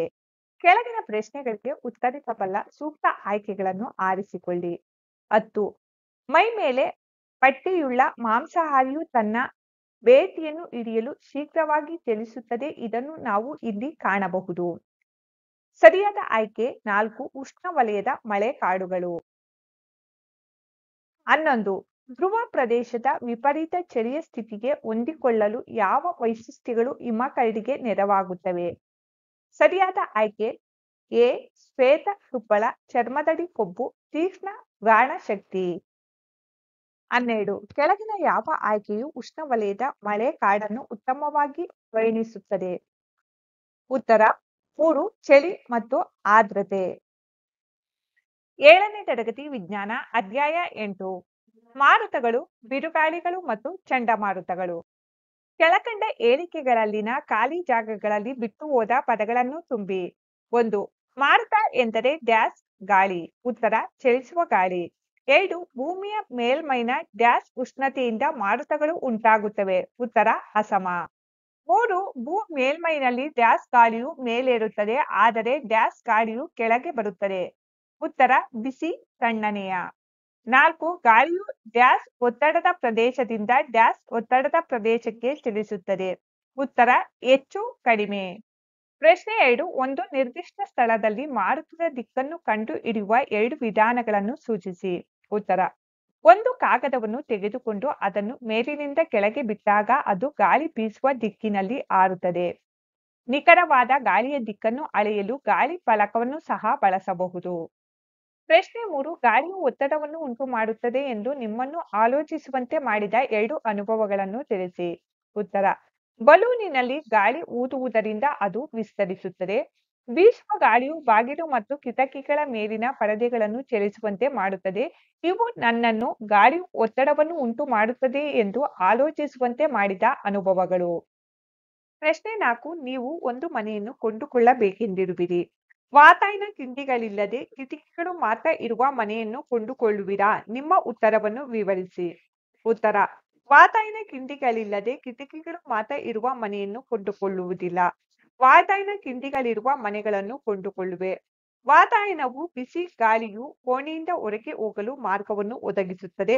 ವಾತಾಯನ ಕಿಂಡಿ ಹೆಚ್ಚಿನ ವೇಗದ ಗಾಳಿಯಿಂದ ಕೋಣೆಗಳನ್ನು ರಕ್ಷಿಸಲು ಸಹಾಯ ಮಾಡುತ್ತದೆ. ಪ್ರಶ್ನೆ ಸಂಖ್ಯೆ 5 ತೂಕು ಹಾಕುವ ಬ್ಯಾನರ್ ಮತ್ತು ಫಲಕಗಳಲ್ಲಿ ರಂಧ್ರಗಳನ್ನು ಮಾಡಲು ಕಾರಣವೇನು?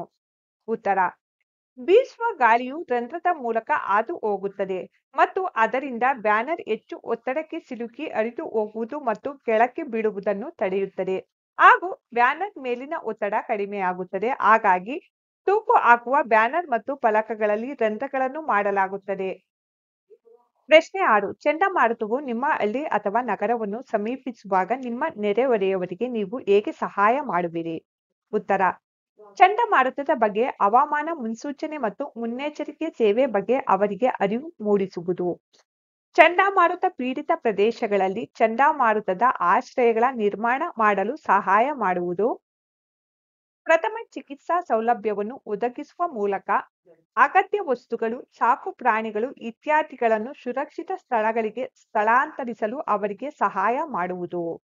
ಪ್ರಶ್ನೆ 7 ಚಂಡಮಾರುತವು ಉಂಟುಮಾಡುವ ಸನ್ನಿವೇಶವನ್ನು ನಿರ್ವಹಿಸಲು ಯಾವ ಪೂರ್ವ ಯೋಜನೆಯ ಅಗತ್ಯವಿದೆ? ಉತ್ತರ: ಚಂಡಮಾರುತವನ್ನು ಎದುರಿಸಲು ಈ ಕೆಳಗಿನ ಕ್ರಮಗಳನ್ನು ಅನುಸರಿಸುವುದು ಮುಖ್ಯ. ಮುಖ್ಯವಾಗಿ ನಾವು ಮನೆಯ ಅಗತ್ಯ ವಸ್ತುಗಳು, ಸಾಕು ಪ್ರಾಣಿಗಳು, ವಾಹನಗಳು ಮುಂತಾದವುಗಳನ್ನು ಸುರಕ್ಷಿತ ಪ್ರದೇಶಗಳಿಗೆ ಸ್ಥಳಾಂತರಿಸಲು ಅಗತ್ಯ ಕ್ರಮಗಳನ್ನು ಕೈಗೊಳ್ಳಬೇಕು. ಪ್ರವಾಹಗಳಿಂದ ರಸ್ತೆಗಳು ಹಾಳಾಗಿರುವ ಸಾಧ್ಯತೆ ಇರುವುದರಿಂದ ನೀರು ನಿಂತ ರಸ್ತೆಗಳಲ್ಲಿ ವಾಹನ ನಡೆಸಬಾರದು. ಆಹಾರ ಮತ್ತು ನೀರಿನ ಸಂಗ್ರಹವನ್ನು ಸ್ಥಾಪಿಸುವುದು. ಪ್ರಥಮ ಚಿಕಿತ್ಸಾ ಸೌಲಭ್ಯಗಳನ್ನು ಸ್ಥಾಪಿಸುವುದು. ಪೊಲೀಸ್, ಅಗ್ನಿಶಾಮಕ ದಳ ಮತ್ತು ಆರೋಗ್ಯ ಕೇಂದ್ರಗಳಂತಹ ಎಲ್ಲಾ ತುರ್ತು ಸೇವೆಗಳ ದೂರವಾಣಿ ಸಂಖ್ಯೆಗಳನ್ನು ಸಿದ್ಧವಾಗಿಟ್ಟುಕೊಳ್ಳಬೇಕು. ಪ್ರಶ್ನೆ 8 ಈ ಕೆಳಗಿನವುಗಳಲ್ಲಿ ಯಾವ ಸ್ಥಳವು ಚಂಡಮಾರುತದ ಪರಿಣಾಮಕ್ಕೆ ತುತ್ತಾಗುವ ಸಾಧ್ಯತೆ ಇದೆ? ಸರಿಯಾದ ಆಯ್ಕೆ 3 ಅಮೃತಸರ. ಪ್ರಶ್ನೆ 9 ಕೆಳಗೆ ನೀಡಿರುವ ಯಾವ ಹೇಳಿಕೆ ಸರಿಯಾಗಿದೆ? ಸರಿಯಾಗಿರುವ ಹೇಳಿಕೆ 1 ಚಳಿಗಾಲದಲ್ಲಿ ಮಾರುತಗಳು ಭೂಮಿಯಿಂದ ಸಮುದ್ರದ ಕಡೆಗೆ ಬೀಸುತ್ತವೆ. ಅಧ್ಯಾಯ 9 ಮಣ್ಣು ಪ್ರಶ್ನೋತ್ತರಗಳು 1 ಮತ್ತು 2ನೇ ಪ್ರಶ್ನೆಗಳಿಗೆ ಹೆಚ್ಚು ಸೂಕ್ತವಾದ ಉತ್ತರವನ್ನು ಗುರುತಿಸಿ. 1 ಕಲ್ಲಿನ ಕಣಗಳ ಜೊತೆ ಮಣ್ಣು ಇವುಗಳನ್ನು ಒಳಗೊಂಡಿರುತ್ತದೆ. ಸರಿಯಾದ ಉತ್ತರ 3 ಖನಿಜಗಳು, ಸಾವಯವ ಪದಾರ್ಥಗಳು, ಗಾಳಿ ಮತ್ತು ನೀರು. 2 ನೀರನ್ನು ಹಿಡಿದಿಟ್ಟುಕೊಳ್ಳುವ ಸಾಮರ್ಥ್ಯ ಅತಿ ಹೆಚ್ಚಾಗಿರುವುದು. ಸರಿಯಾದ ಉತ್ತರ ಜೇಡಿಯುಕ್ತ ಮಣ್ಣಿನಲ್ಲಿ. ಪ್ರಶ್ನೆ ಸಂಖ್ಯೆ 3 ಕಾಲಂ 1ರಲ್ಲಿ ಕೊಟ್ಟಿರುವ ಅಂಶಗಳನ್ನು ಕಾಲಂ 2ರಲ್ಲಿರುವ ಸೂಕ್ತ ಅಂಶಗಳೊಂದಿಗೆ ಹೊಂದಿಸಿ. ಹೊಂದಿಸಲಾಗಿದೆ. 1 ಜೀವಿಗಳ ಒಂದು ವಾಸಸ್ಥಳ, ಎಲ್ಲ ವಿಧದ ಮಣ್ಣು. 2 ಮಣ್ಣಿನ ಮೇಲ್ಪದರ, ಗಾಢ ಬಣ್ಣದ್ದು. 3 ಮರಳುಯುಕ್ತ ಮಣ್ಣು, ದೊಡ್ಡ ಕಣಗಳು. 4 ಮಣ್ಣಿನ ಮಧ್ಯದ ಪದರ, ಹ್ಯೂಮಸ್ನ ಪ್ರಮಾಣ ಕಡಿಮೆ. 5 ಜೇಡಿಯುಕ್ತ ಮಣ್ಣು, ಒತ್ತೊತ್ತಾಗಿ ಜೋಡಣೆಗೊಂಡ ಸಣ್ಣ ಕಣಗಳು. ಪ್ರಶ್ನೆ 4 ಮಣ್ಣು ಹೇಗೆ ಉಂಟಾಗುತ್ತದೆ ವಿವರಿಸಿ. ಉತ್ತರ ಗಾಳಿ, ನೀರು ಮತ್ತು ಹವಾಮಾನದ ಪರಿಣಾಮದಿಂದ ಬಂಡೆಗಳು ಒಡೆದು ಮಣ್ಣು ಉತ್ಪತ್ತಿಯಾಗುತ್ತದೆ. ಬಂಡೆಗಳ ಮೇಲೆ ನಡೆಯುವ ಭೌತಿಕ, ರಾಸಾಯನಿಕ, ಜೈವಿಕ ಕ್ರಿಯೆಗಳಿಂದ ಮಣ್ಣು ಉತ್ಪತ್ತಿಯಾಗುತ್ತದೆ. ಪ್ರಶ್ನೆ 5 ಜೇಡಿಯುಕ್ತ ಮಣ್ಣು ಬೆಳೆಗಳಿಗೆ ಹೇಗೆ ಉಪಯುಕ್ತವಾಗಿದೆ? ಉತ್ತರ ಈ ಕೆಳಗಿನ ಕಾರಣಗಳಿಂದಾಗಿ ಜೇಡಿಯುಕ್ತ ಮಣ್ಣು ಬೆಳೆಗಳಿಗೆ ಉಪಯುಕ್ತವಾಗಿದೆ. ಜೇಡಿಯುಕ್ತ ಮಣ್ಣು ಉತ್ತಮ ನೀರು ಹಿಡಿಯುವ ಸಾಮರ್ಥ್ಯ ಹೊಂದಿದೆ. ಜೇಡಿಯುಕ್ತ ಮಣ್ಣು ತುಂಬಾ ಫಲವತ್ತಾದ ಮತ್ತು ಹ್ಯೂಮಸ್ನಿಂದ ಸಮೃದ್ಧವಾಗಿದೆ. ಜೇಡಿಯುಕ್ತ ಮಣ್ಣು ಉಪಯುಕ್ತ ಸಾವಯವ ಖನಿಜಗಳನ್ನು ಸಹ ಒಳಗೊಂಡಿದೆ. ಪ್ರಶ್ನೆ 6. ಜೇಡಿಯುಕ್ತ ಮಣ್ಣು ಮತ್ತು ಮರಳುಯುಕ್ತ ಮಣ್ಣಿನ ನಡುವಣ ವ್ಯತ್ಯಾಸಗಳನ್ನು ಪಟ್ಟಿ ಮಾಡಿ. ಉತ್ತರ. ವ್ಯತ್ಯಾಸಗಳು.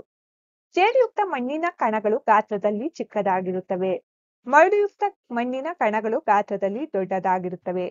ಜೇಡಿಯುಕ್ತ ಮಣ್ಣಿನಲ್ಲಿ ಹ್ಯೂಮಸ್ ಸಮೃದ್ಧವಾಗಿದೆ. ಮರಳುಯುಕ್ತ ಮಣ್ಣಿನಲ್ಲಿ ಹ್ಯೂಮಸ್ ಸಮೃದ್ಧವಾಗಿಲ್ಲ. ಜೇಡಿಯುಕ್ತ ಮಣ್ಣು ಉತ್ತಮ ನೀರಿನ ಹಿಡುವಳಿ ಸಾಮರ್ಥ್ಯವನ್ನು ಹೊಂದಿದೆ. ಕಣಗಳ ನಡುವೆ ಕಡಿಮೆ ಗಾಳಿಯು ಸೇರಿಕೊಂಡಿರುತ್ತದೆ.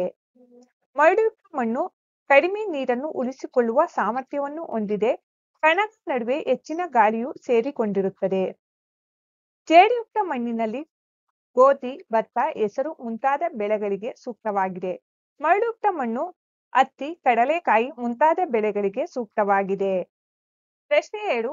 ಮಣ್ಣಿನ ಪದರಗಳ ನೀಳಸೀಳಿಗೆಯ ಚಿತ್ರ ಬರೆದು ವಿವಿಧ ಸ್ತರಗಳನ್ನು ಹೆಸರಿಸಿ. ಚಿತ್ರ ಬರೆದು ವಿವಿಧ ಸ್ತರಗಳನ್ನು ಹೆಸರಿಸಲಾಗಿದೆ. ಪ್ರಶ್ನೆ 8. ನೀರು ಇಂಗುವ ದರಕ್ಕೆ ಸಂಬಂಧಿಸಿದ ಪ್ರಯೋಗವನ್ನು ರಜಿಯಾ ತನ್ನ ಜಮೀನಿನಲ್ಲಿ ಮಾಡಿದ್ದಾಳೆ. ಮಣ್ಣಿನ ಮಾದರಿಯ ಮೂಲಕ 200 ml ನೀರು ಇಂಗಲು 40 ಮಿನಿಟ್ ತೆಗೆದುಕೊಂಡಿದ್ದನ್ನು ಅವಳು ಗಮನಿಸಿದಳು. ನೀರು ಇಂಗುವ ದರವನ್ನು ಲೆಕ್ಕಾಚಾರ ಮಾಡಿ. ಈ ರೀತಿಯಾಗಿ ಪರಿಹಾರವನ್ನು ಮಾಡಲಾಗಿದೆ. ಪ್ರಶ್ನೆ 9. ಮಣ್ಣಿನ ಮಾಲಿನ್ಯ ಮತ್ತು ಮಣ್ಣಿನ ಸವೆತವನ್ನು ತಡೆಗಟ್ಟಲು ಹೇಗೆ ಸಾಧ್ಯ ಎಂಬುದನ್ನು ವಿವರಿಸಿ. ಉತ್ತರ. ಮಣ್ಣಿನ ಮಾಲಿನ್ಯವನ್ನು ತಡೆಗಟ್ಟಲು ಈ ಕೆಳಗಿನ ವಿಧಾನಗಳನ್ನು ಅನುಸರಿಸಬಹುದು. ಕೀಟನಾಶಕಗಳು ಮತ್ತು ಕೀಟನಾಶಕಗಳನ್ನು ಸೀಮಿತ ಪ್ರಮಾಣದಲ್ಲಿ ಬಳಸಬಹುದು. ರಾಸಾಯನಿಕ ಗೊಬ್ಬರಗಳಿಗೆ ಬದಲಾಗಿ ಸಾವಯವ ಗೊಬ್ಬರವನ್ನು ಬಳಸಬಹುದು. ಕೈಗಾರಿಕಾ ವಿಸರ್ಜನೆಯನ್ನು ಬಿಡುಗಡೆ ಮಾಡುವ ಮೊದಲು ಸರಿಯಾಗಿ ಸಂಶ್ಲೇಷಿಸಬೇಕು. ಮಣ್ಣಿನ ಸವೆತವನ್ನು ತಡೆಗಟ್ಟಲು ಈ ಕೆಳಗಿನ ವಿಧಾನಗಳನ್ನು ಅನುಸರಿಸಬಹುದು. ಅರಣ್ಯ ನಾಶವನ್ನು ತಡೆಯಬೇಕು. ಅರಣ್ಯೀಕರಣವನ್ನು ಪ್ರೋತ್ಸಾಹಿಸಬೇಕು. ಮಿಶ್ರ ಕೃಷಿ ಮತ್ತು ಬೆಳೆ ಬದಲಾವಣೆಯನ್ನು ಪ್ರೋತ್ಸಾಹಿಸಬೇಕು. ಪ್ರಶ್ನೆ 10. ಕೊಟ್ಟಿರುವ ಸುಳಿವುಗಳನ್ನು ಬಳಸಿ ಈ ಕೆಳಗಿನ ಪದಬಂಧವನ್ನು ಬಿಡಿಸಲಾಗಿದೆ. ಎಡದಿಂದ ಬಲಕ್ಕೆ. 1. ಗಿಡಗಳನ್ನು ನೆಡುವುದರಿಂದ ಇದನ್ನು ತಡೆಗಟ್ಟಬಹುದು. ಉತ್ತರ. ಮಣ್ಣಿನ ಸವೆತ. 2. ಇದರ ಬಳಕೆ ನಿಷೇಧಿಸುವುದರಿಂದ ಮಣ್ಣಿನ ಮಾಲಿನ್ಯ ತಪ್ಪಿಸಬಹುದು. ಉತ್ತರ. ಪ್ಲಾಸ್ಟಿಕ್. 3. ಮಡಿಕೆ ತಯಾರಿಸಲು ಬಳಸುವ ಮಣ್ಣಿನ ವಿಧ. ಉತ್ತರ. ಜೇಡಿಮಣ್ಣು. ಮೇಲಿನಿಂದ ಕೆಳಕ್ಕೆ. ಮರುಭೂಮಿಯಲ್ಲಿ ಇದರಿಂದ ಮಣ್ಣಿನ ಸವೆತ ಉಂಟಾಗುತ್ತದೆ. ಉತ್ತರ. ಗಾಳಿ. 5. ಈ ಧಾನ್ಯವನ್ನು ಬೆಳೆಯಲು ಜೇಡಿಮಣ್ಣು ಮತ್ತು ಕಳ್ಳಿಮಣ್ಣು ಯೋಗ್ಯವಾಗಿದೆ. ಉತ್ತರ. ಗೋಧಿ. 6. ಈ ವಿಧದ ಮಣ್ಣು ಅತಿ ಕಡಿಮೆ ನೀರನ್ನು ಹಿಡಿದಿಟ್ಟುಕೊಳ್ಳುತ್ತದೆ. ಉತ್ತರ. ಮರಳುಯುಕ್ತ ಮಣ್ಣು. 7. ಮಣ್ಣಿನ ಎಲ್ಲಾ ಪದರಗಳನ್ನು ಒಟ್ಟಾಗಿ ಹೀಗೆ ಕರೆಯುತ್ತಾರೆ. ಉತ್ತರ. ಸ್ತರವಿನ್ಯಾಸ. 8. ಮಣ್ಣಿನಲ್ಲಿ ವಾಸಿಸುವ ಜೀವಿ. ಉತ್ತರ. ಎರೆಹುಳು. ವಿಜ್ಞಾನ ಭಾಗ 2. ಜೀವಿಗಳಲ್ಲಿ ಉಸಿರಾಟ. ಪ್ರಶ್ನೋತ್ತರಗಳು. ಪ್ರಶ್ನೆ 1. ಓಟವನ್ನು ಮುಗಿಸಿದ ಕ್ರೀಡಾಳುಗಳ ಶ್ವಾಸಕ್ರಿಯೆಯು ಸಾಮಾನ್ಯ ಶ್ವಾಸಕ್ರಿಯೆಗಿಂತ ವೇಗವಾಗಿ ಮತ್ತು ದೀರ್ಘವಾಗಿ ಇರುತ್ತದೆ ಏಕೆ? ಉತ್ತರ. ಓಟದ ಸಮಯದಲ್ಲಿ ಕ್ರೀಡಾಪಟುವಿಗೆ ಹೆಚ್ಚಿನ ಶಕ್ತಿಯ ಅಗತ್ಯವಿದೆ. ಶಕ್ತಿಯನ್ನು ಬಿಡುಗಡೆ ಮಾಡಲು ಸ್ನಾಯುಗಳಿಗೆ ಹೆಚ್ಚಿನ ಆಕ್ಸಿಜನ್ನ ಅಗತ್ಯವಿದೆ. ಆದ್ದರಿಂದ ಹೆಚ್ಚಿನ ಪ್ರಮಾಣದ ಆಕ್ಸಿಜನ್ ಅನ್ನು ತೆಗೆದುಕೊಳ್ಳಲು ಕ್ರೀಡಾಪಟು ವೇಗವಾಗಿ ಮತ್ತು ದೀರ್ಘವಾಗಿ ಉಸಿರಾಡುತ್ತಾನೆ. ಪ್ರಶ್ನೆ 2. ಆಕ್ಸಿಜನ್ ಸಹಿತ ಮತ್ತು ಆಕ್ಸಿಜನ್ ರಹಿತ ಉಸಿರಾಟಗಳ ನಡುವಣ ಸಾಮ್ಯತೆಗಳು ಮತ್ತು ವ್ಯತ್ಯಾಸಗಳನ್ನು ಪಟ್ಟಿ ಮಾಡಿ. ಉತ್ತರ. ಆಕ್ಸಿಜನ್ ಸಹಿತ ಮತ್ತು ಆಕ್ಸಿಜನ್ ರಹಿತ ಉಸಿರಾಟ ಎರಡರಲ್ಲೂ ಶಕ್ತಿಯನ್ನು ಬಿಡುಗಡೆ ಮಾಡಲು ಆಹಾರವನ್ನು ವಿಭಜಿಸಲಾಗುತ್ತದೆ. ಆಕ್ಸಿಜನ್ ಸಹಿತ ಮತ್ತು ಆಕ್ಸಿಜನ್ ರಹಿತ ಉಸಿರಾಟದ ನಡುವಿನ ವ್ಯತ್ಯಾಸಗಳು ಈ ಕೆಳಗಿನಂತಿದೆ. ಆಕ್ಸಿಜನ್ ಸಹಿತ ಉಸಿರಾಟ, ಆಕ್ಸಿಜನ್ ರಹಿತ ಉಸಿರಾಟ. ಆಕ್ಸಿಜನ್ ಸಹಿತ ಉಸಿರಾಟ ಇದು ಆಕ್ಸಿಜನ್ನ ಉಪಸ್ಥಿತಿಯಲ್ಲಿ ಆಹಾರವನ್ನು ಒಡೆಯುವ ಪ್ರಕ್ರಿಯೆಯಾಗಿದೆ. ಆಕ್ಸಿಜನ್ ರಹಿತ ಉಸಿರಾಟದಲ್ಲಿ ಆಕ್ಸಿಜನ್ನ ಅನುಪಸ್ಥಿತಿಯಲ್ಲಿ ಆಹಾರವನ್ನು ಒಡೆಯುವ ಪ್ರಕ್ರಿಯೆಯಾಗಿದೆ. ಆಕ್ಸಿಜನ್ ಸಹಿತ ಉಸಿರಾಟ ಅಂತಿಮ ಉತ್ಪನ್ನಗಳು CO2 ಮತ್ತು HO2 ಆಗಿದೆ. ಆಕ್ಸಿಜನ್ ರಹಿತ ಉಸಿರಾಟದ ಅಂತಿಮ ಉತ್ಪನ್ನಗಳು ಲ್ಯಾಕ್ಟಿಕ್ ಆಮ್ಲ ಅಥವಾ CO2 ಮತ್ತು ಆಲ್ಕೋಹಾಲ್ ಆಗಿರಬಹುದು. ಆಕ್ಸಿಜನ್ ಸಹಿತ ಉಸಿರಾಟ ಶಕ್ತಿಯನ್ನು ಬಿಡುಗಡೆ ಮಾಡಲು ಹೆಚ್ಚು ಸಮಯ ತೆಗೆದುಕೊಳ್ಳುತ್ತದೆ. ಆಕ್ಸಿಜನ್ ರಹಿತ ಉಸಿರಾಟ ಆಕ್ಸಿಜನ್ ಸಹಿತ ಉಸಿರಾಟಕ್ಕೆ ಹೋಲಿಸಿದರೆ ಇದು ವೇಗದ ಪ್ರಕ್ರಿಯೆ. ಆಕ್ಸಿಜನ್ ಸಹಿತ ಉಸಿರಾಟ ಹೆಚ್ಚಿನ ಪ್ರಮಾಣದ ಶಕ್ತಿಯನ್ನು ಉತ್ಪಾದಿಸುತ್ತದೆ. ಆಕ್ಸಿಜನ್ ರಹಿತ ಉಸಿರಾಟಕ್ಕೆ ಹೋಲಿಸಿದರೆ ಇದು ಕಡಿಮೆ ಪ್ರಮಾಣದ ಶಕ್ತಿಯನ್ನು ಉತ್ಪಾದಿಸುತ್ತದೆ. ಆಕ್ಸಿಜನ್ ಸಹಿತ ಉಸಿರಾಟಕ್ಕೆ ಉದಾಹರಣೆಗಳು ಇದು ಹೆಚ್ಚಿನ ಸಸ್ಯಗಳು ಮತ್ತು ಪ್ರಾಣಿಗಳಲ್ಲಿ ಕಂಡುಬರುತ್ತದೆ. ಆಕ್ಸಿಜನ್ ರಹಿತ ಉಸಿರಾಟಕ್ಕೆ ಉದಾಹರಣೆಗಳು ಈಸ್ಟ್, ಬ್ಯಾಕ್ಟೀರಿಯಾ, ಮಾನವ ಸ್ನಾಯು ಕೋಶಗಳು ಇತ್ಯಾದಿಗಳು ಆಕ್ಸಿಜನ್ ರಹಿತವಾಗಿ ಉಸಿರಾಡುತ್ತವೆ. ಪ್ರಶ್ನೆ 3. ಹೆಚ್ಚು ಧೂಳು ತುಂಬಿದ ಗಾಳಿಯನ್ನು ಒಳತೆಗೆದುಕೊಂಡಾಗ ನಾವು ಸಾಮಾನ್ಯವಾಗಿ ಸೀನುತ್ತೇವೆ ಏಕೆ? ಉತ್ತರ: ನಾವು ಸಾಕಷ್ಟು ಧೂಳು ತುಂಬಿದ ಗಾಳಿಯನ್ನು ಉಸಿರಾಡಿದಾಗ ಧೂಳಿನ ಕಣಗಳು ಮೂಗಿನ ನಾಸಿಕ ಹೃತ್ಪತ್ತಿದ ಮಾರ್ಗದಲ್ಲಿ ಕಿರಿಕಿರಿಯನ್ನು ಉಂಟು ಮಾಡುತ್ತವೆ. ಆದ್ದರಿಂದ ಅವುಗಳನ್ನು ಹೊರಹಾಕಲು ನಾವು ಪ್ರತಿಫಲಿತವಾಗಿ ಸೀನುತ್ತೇವೆ. ಪ್ರಶ್ನೆ 4. 3 ಪ್ರಾಣಾಳಗಳನ್ನು ತೆಗೆದುಕೊಳ್ಳಿ. ಪ್ರತಿಯೊಂದನ್ನು 34ರಷ್ಟು ನೀರಿನಿಂದ ತುಂಬಿಸಿ. ಅವುಗಳನ್ನು ಎ, ಬಿ ಮತ್ತು ಸಿ ಎಂದು ಗುರುತು ಮಾಡಿ. ಎ ಪ್ರಾಣಾಳದಲ್ಲಿ ಒಂದು ಬಸವನ ಹುಳುವನ್ನು, ಬಿ ಪ್ರಾಣಾಳದಲ್ಲಿ ಒಂದು ಜಲಸಸ್ಯವನ್ನು ಮತ್ತು ಸಿ ಪ್ರಾಣಾಳದಲ್ಲಿ ಬಸವನ ಹುಳು ಮತ್ತು ಜಲಸಸ್ಯ ಎರಡನ್ನೂ ಇಡಿ. ಯಾವ ಪ್ರಾಣಾಳದಲ್ಲಿ CO2 ನ ಸಾಂದ್ರತೆ ಹೆಚ್ಚಾಗುತ್ತದೆ? ಪ್ರಾಣಾಳ ಎ ಹೆಚ್ಚಿನ CO2 ಸಾಂದ್ರತೆಯನ್ನು ಹೊಂದಿರುತ್ತದೆ. ಪ್ರಾಣಾಳ ಎ ನಲ್ಲಿ ಬಸವನ ಹುಳು ಇರುವುದು ಇದಕ್ಕೆ ಕಾರಣ. ಬಸವನ ಹುಳು O2 ಅನ್ನು ಒಳಗೆ ತೆಗೆದುಕೊಂಡು ಮತ್ತು CO2 ಅನ್ನು ಹೊರಬಿಟ್ಟು ಉಸಿರಾಡುವ ಜೀವಿ. ಆದ್ದರಿಂದ ಪರೀಕ್ಷಾ ಟ್ಯೂಬ್ ಎ ನಲ್ಲಿ CO2 ಸಾಂದ್ರತೆಯು ಹೆಚ್ಚಾಗುತ್ತದೆ. ಪ್ರಾಣಾಳ ಬಿ ನೀರಿನ ಸಸ್ಯವನ್ನು ಹೊಂದಿರುತ್ತದೆ. ಇದು ಆಹಾರ ಸಂಶ್ಲೇಷಣೆಗಾಗಿ CO2 ಅನ್ನು ತೆಗೆದುಕೊಳ್ಳುತ್ತದೆ ಮತ್ತು O2 ಅನ್ನು ಹೊರಬಿಡುತ್ತದೆ. ಆದ್ದರಿಂದ ಪ್ರಾಣಾಳ ಬಿ ಯಲ್ಲಿ ಹೆಚ್ಚು O2 ಸಾಂದ್ರತೆಯು ಕಂಡುಬರುತ್ತದೆ. ಪ್ರಾಣಾಳ ಸಿ ಒಂದು ಬಸವನ ಹುಳು ಮತ್ತು ಸಸ್ಯ ಎರಡನ್ನೂ ಹೊಂದಿರುತ್ತದೆ. ಬಸವನ ಹುಳುವಿನಿಂದ ಉತ್ಪತ್ತಿಯಾಗುವ CO2 ಅನ್ನು ಸಸ್ಯವು ಅದರ ಆಹಾರ ಸಂಶ್ಲೇಷಣೆಗಾಗಿ ಬಳಸಿಕೊಳ್ಳುತ್ತದೆ ಮತ್ತು ಸಸ್ಯವು ಬಿಡುಗಡೆ ಮಾಡಿದ O2 ಅನ್ನು ಬಸವನ ಹುಳು ಉಸಿರಾಟಕ್ಕಾಗಿ ಬಳಸಿಕೊಳ್ಳುತ್ತದೆ. ಆದ್ದರಿಂದ ಪ್ರಾಣಾಳ ಎ CO2 ನ ಹೆಚ್ಚಿನ ಸಾಂದ್ರತೆಯನ್ನು ಹೊಂದಿದೆ. ಪರಿಕಲ್ಪನೆಯ ಒಳನೋಟ: ಶಕ್ತಿ ಮತ್ತು ನೀರಿನ ಜೊತೆಗೆ CO2 ಉಸಿರಾಟದ ಸಮಯದಲ್ಲಿ ಒಂದು ಉತ್ಪನ್ನವಾಗಿ ವಿಕಾಸನಗೊಳ್ಳುತ್ತದೆ. ಪ್ರಶ್ನೆ 5. ಸರಿ ಉತ್ತರವನ್ನು ಗುರುತು ಮಾಡಿ. ಎ. ಜೇಡಗಳಲ್ಲಿ ಗಾಳಿಯು ದೇಹದ ಒಳಪ್ರವೇಶಿಸುವ ಭಾಗ.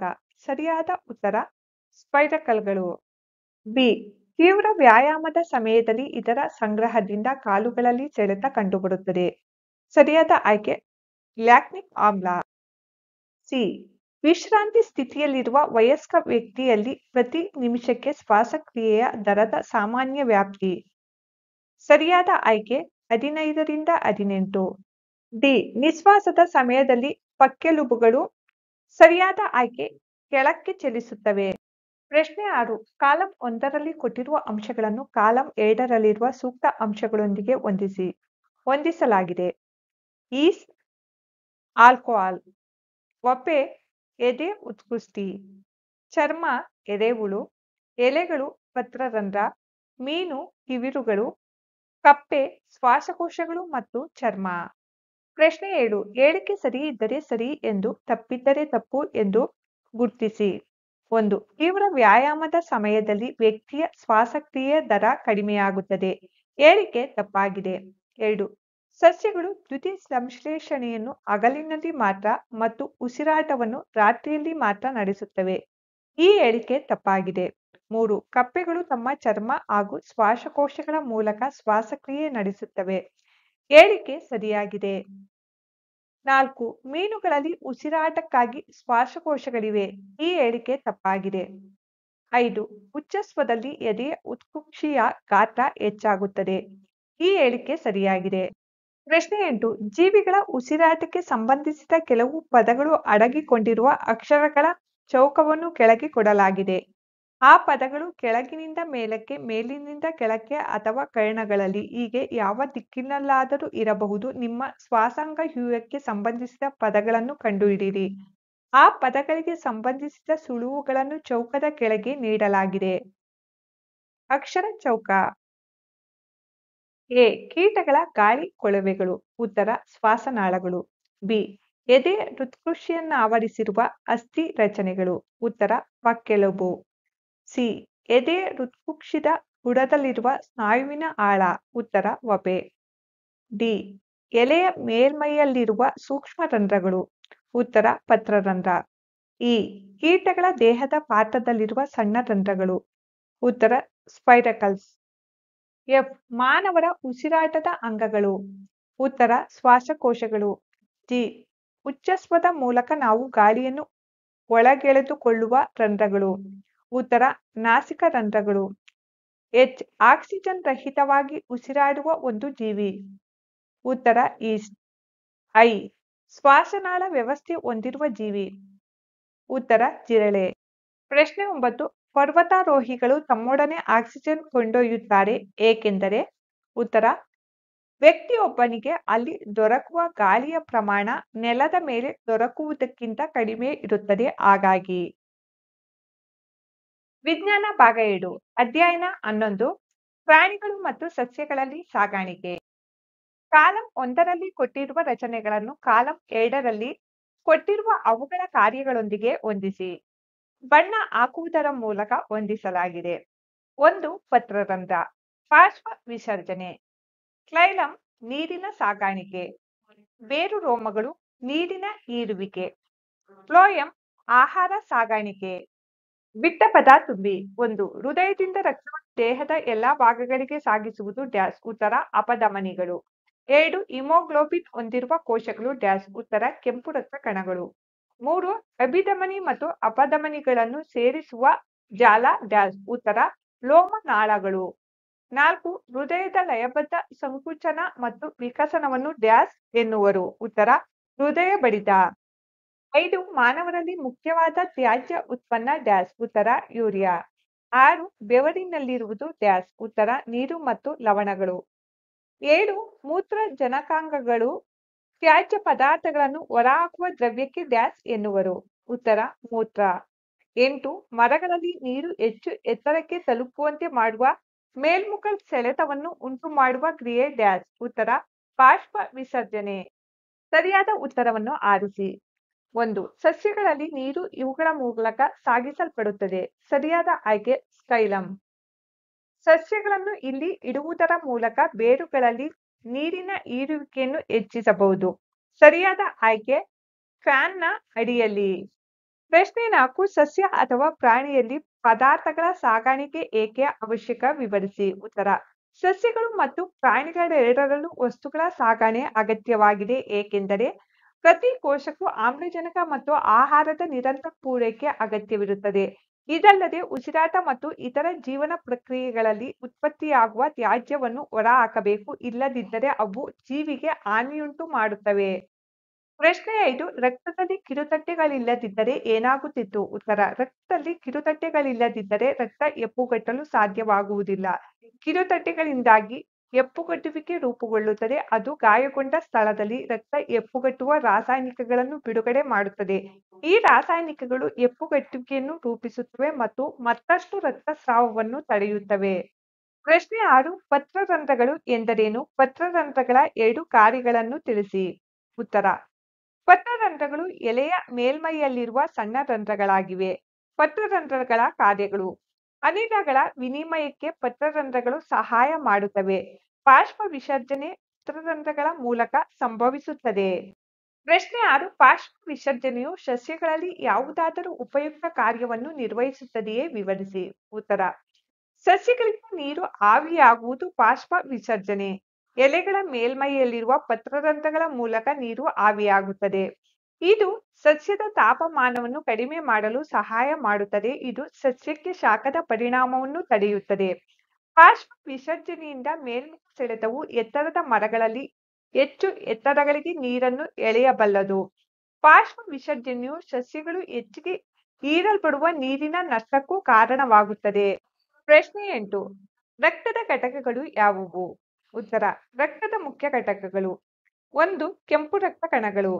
ಕೆಂಪು ರಕ್ತ ಕಣಗಳು ರಕ್ತದಲ್ಲಿ ಹೆಚ್ಚು ಹೇರಳವಾಗಿರುವ ಕೋಶಗಳಾಗಿವೆ. ಈ ಕೋಶಗಳಲ್ಲಿ ಹಿಮೋಗ್ಲೋಬಿನ್ ಎಂಬ ಕೆಂಪು ವರ್ಣದ್ರವ್ಯವಿದೆ. ಹಿಮೋಗ್ಲೋಬಿನ್ ಇದು ಆಮ್ಲಜನಕವನ್ನು ಒಯ್ಯುತ್ತದೆ ಮತ್ತು ದೇಹದ ಎಲ್ಲಾ ಭಾಗಗಳಿಗೆ ಸಾಗಿಸುತ್ತದೆ.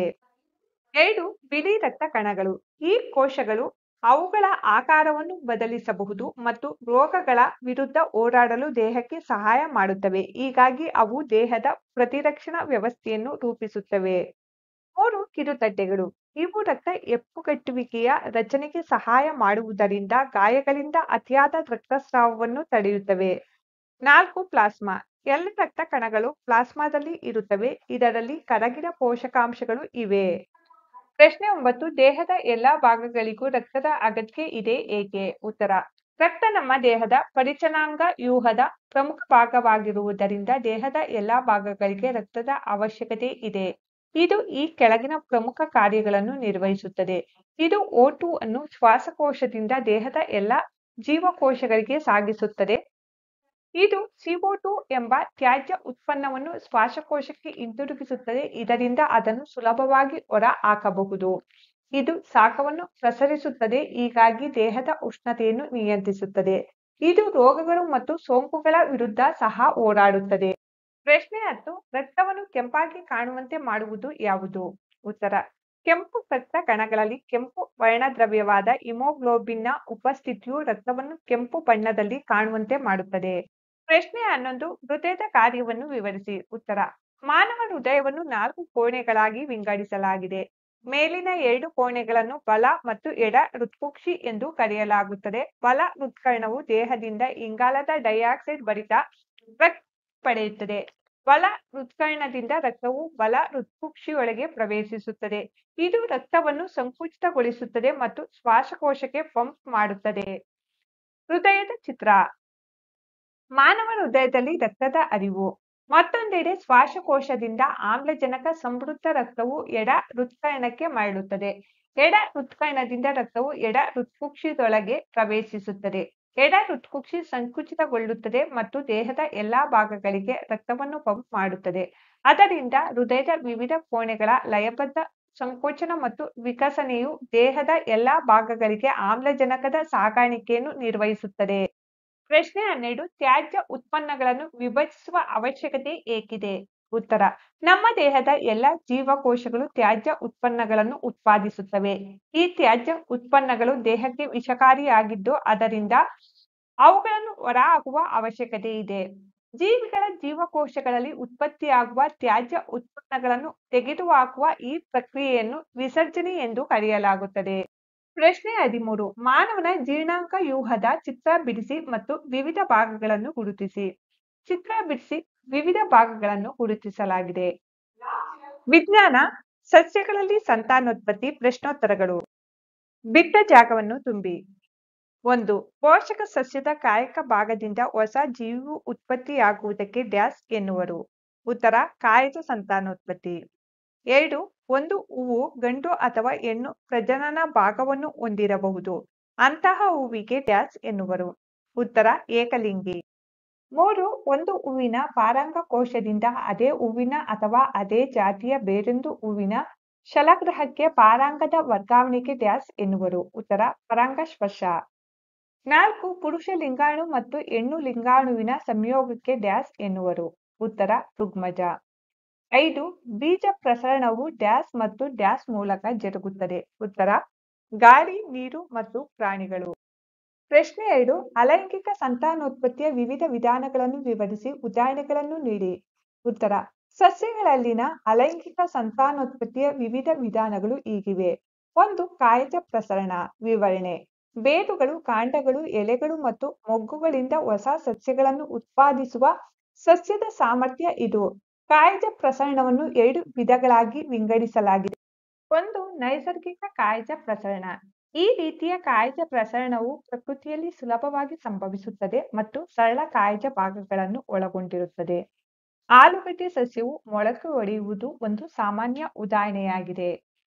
ಕೃತಕ ಕಾಯಜ ಪ್ರಸರಣ. ಈ ರೀತಿಯ ಕಾಯಜ ಪ್ರಸರಣವನ್ನು ಕೈಯಾರೆ ನಡೆಸಲಾಗುತ್ತದೆ ಮತ್ತು ಸಾಮಾನ್ಯವಾಗಿ ಪ್ರಯೋಗಾಲಯದ ಪರಿಸ್ಥಿತಿಯಲ್ಲಿ ಕಂಡುಬರುತ್ತದೆ. ಗುಲಾಬಿಯ ಕಾಂಡ ಕತ್ತರಿಸುವಿಕೆಯಿಂದ ಸಂಪೂರ್ಣ ಸಸ್ಯದ ರಚನೆಯು ಈ ವಿಧಾನದ ಸಾಮಾನ್ಯ ಉದಾಹರಣೆಯಾಗಿದೆ. 2. ಮೊಗ್ಗುವಿಕೆ. ಇದು ಮೊಗ್ಗು ಎಂಬ ಬಲ್ಬ್ ತರಹದ ರಚನೆಯಿಂದ ಹೊಸ ಸಸ್ಯದ ರಚನೆಯನ್ನು ಒಳಗೊಂಡಿರುತ್ತದೆ. ಮೊಗ್ಗು ಬೆಳೆದು ಹೊಸ ಸಸ್ಯವನ್ನು ರೂಪಿಸಲು ಪೋಷಕ ಸಸ್ಯದಿಂದ ಬೇರ್ಪಡುತ್ತದೆ. ಇದನ್ನು ಸಾಮಾನ್ಯವಾಗಿ ಈಸ್ಟ್ನಲ್ಲಿ ಕಾಣಬಹುದು. ತುಂಡಾಗುವಿಕೆ. ಇದು ಅಲೈಂಗಿಕ ಸಂತಾನೋತ್ಪತ್ತಿಯ ಒಂದು ರೂಪವಾಗಿದ್ದು ಅಲ್ಲಿ ಪೋಷಕ ಸಸ್ಯ ದೇಹದ ತುಣುಕುಗಳಿಂದ ಹೊಸ ಜೀವಿ ರೂಪುಗೊಳ್ಳುತ್ತದೆ. ಇದು ಸ್ಪಿರೋಕೈರಾದಲ್ಲಿ ಲೈಂಗಿಕ ಸಂತಾನೋತ್ಪತ್ತಿಯ ಏಕೈಕ ವಿಧಾನವಾಗಿದೆ. 4. ಬೀಜಕ ಉತ್ಪತ್ತಿ. ಅನೇಕ ಹೂಬಿಡದ ಸಸ್ಯಗಳು ಬೀಜಕ ರಚನೆಯ ಮೂಲಕ ಸಂತಾನೋತ್ಪತ್ತಿ ಮಾಡುತ್ತವೆ. ಬೀಜಕಗಳು ದಪ್ಪ ಗೋಡೆಯಿಂದ ರಕ್ಷಿಸಲ್ಪಟ್ಟ ಸಣ್ಣ ಕೋಶಗಳಾಗಿವೆ. ಬ್ರೆಡ್ ಅಚ್ಚುಗಳಂತಹ ಶಿಲೀಂಧ್ರಗಳು ಈ ವಿಧಾನವನ್ನು ಬಳಸಿಕೊಂಡು ಅಲೈಂಗಿಕವಾಗಿ ಸಂತಾನೋತ್ಪತ್ತಿ ಮಾಡುತ್ತವೆ. ಪ್ರಶ್ನೆ 3. ಲೈಂಗಿಕ ಸಂತಾನೋತ್ಪತ್ತಿಯ ಬಗ್ಗೆ ನೀವು ಏನು ಅರ್ಥ ಮಾಡಿಕೊಂಡಿರಿ? ವಿವರಿಸಿ. ಉತ್ತರ: ಲೈಂಗಿಕ ಸಂತಾನೋತ್ಪತ್ತಿ ಎನ್ನುವುದು ಬೀಜಗಳ ಉತ್ಪಾದನೆಯನ್ನು ಒಳಗೊಂಡಿರುವ ಒಂದು ಪ್ರಕ್ರಿಯೆಯಾಗಿದೆ. ಹೆಚ್ಚಿನ ಸಸ್ಯಗಳು ಹೂಗಳ ಸಹಾಯದಿಂದ ಲೈಂಗಿಕವಾಗಿ ಸಂತಾನೋತ್ಪತ್ತಿ ಮಾಡುತ್ತವೆ. ಹೂವಿನ ಮುಖ್ಯ ಕಾರ್ಯವೆಂದರೆ ಸಂತಾನೋತ್ಪತ್ತಿ ಮತ್ತು ಅದರಿಂದ ಹೊಸ ಸಸ್ಯಗಳಾಗಿ ಬೆಳೆಯುವ ಹೊಸ ಬೀಜಗಳನ್ನು ಅಭಿವೃದ್ಧಿಪಡಿಸುವುದು. ಪ್ರಶ್ನೆ 4. ಲೈಂಗಿಕ ಮತ್ತು ಅಲೈಂಗಿಕ ಸಂತಾನೋತ್ಪತ್ತಿಯ ನಡುವೆ ಇರುವ ಮುಖ್ಯ ವ್ಯತ್ಯಾಸವನ್ನು ತಿಳಿಸಿ. ವ್ಯತ್ಯಾಸ: ಅಲೈಂಗಿಕ ಸಂತಾನೋತ್ಪತ್ತಿಯಲ್ಲಿ ಪುರುಷ ಲಿಂಗಾಣು ಮತ್ತು ಹೆಣ್ಣು ಲಿಂಗಾಣುಗಳ ಅವಶ್ಯಕತೆ ಇಲ್ಲ. ಲೈಂಗಿಕ ಸಂತಾನೋತ್ಪತ್ತಿಯಲ್ಲಿ ಪುರುಷ ಲಿಂಗಾಣು ಮತ್ತು ಹೆಣ್ಣು ಲಿಂಗಾಣುಗಳ ಸಂಯೋಗವನ್ನು ಒಳಗೊಂಡಿರುತ್ತದೆ. ಅಲೈಂಗಿಕ ಸಂತಾನೋತ್ಪತ್ತಿಯಲ್ಲಿ ಹೊಸದಾಗಿ ಅಭಿವೃದ್ಧಿ ಹೊಂದಿದ ಸಸ್ಯಗಳು ಪೋಷಕ ಸಸ್ಯಕ್ಕೆ ಪರಸ್ಪರ ಹೋಲುತ್ತವೆ. ಲೈಂಗಿಕ ಸಂತಾನೋತ್ಪತ್ತಿಯಲ್ಲಿ ಹೊಸದಾಗಿ ಅಭಿವೃದ್ಧಿ ಹೊಂದಿದ ಸಸ್ಯಗಳು ಪೋಷಕ ಸಸ್ಯಕ್ಕೆ ಹೊಂದುವಂತಿಲ್ಲ. ಅಲೈಂಗಿಕ ಸಂತಾನೋತ್ಪತ್ತಿಗೆ ವಿಶೇಷ ಸಂತಾನೋತ್ಪತ್ತಿ ಭಾಗಗಳು ಅಗತ್ಯವಿಲ್ಲ. ಲೈಂಗಿಕ ಸಂತಾನೋತ್ಪತ್ತಿಯಲ್ಲಿ ಹೂ ಸಸ್ಯದ ಸಂತಾನೋತ್ಪತ್ತಿ ಭಾಗವಾಗಿದ್ದು ಅದು ಸಸ್ಯದ ಲೈಂಗಿಕ ಅಂಗಗಳನ್ನು ಹೊಂದಿರುತ್ತದೆ. ಲೈಂಗಿಕ ಸಂತಾನೋತ್ಪತ್ತಿಗೆ ಇವು ಮುಖ್ಯ. ಅಲೈಂಗಿಕ ಸಂತಾನೋತ್ಪತ್ತಿಗೆ ಉದಾಹರಣೆಗಳು ಈಸ್ಟ್, ಗುಲಾಬಿ, ಮಲ್ಲಿಗೆ, ಆಲೂಗಡ್ಡೆ ಇತ್ಯಾದಿ. ಲೈಂಗಿಕ ಸಂತಾನೋತ್ಪತ್ತಿಗೆ ಉದಾಹರಣೆಗಳು ದಾಸವಾಳ, ಜೋಳ, ಪಪ್ಪಾಯಿ ಮುಂತಾದ ಹೂ ಬಿಡುವ ಸಸ್ಯಗಳು ಇದಕ್ಕೆ ಉದಾಹರಣೆ.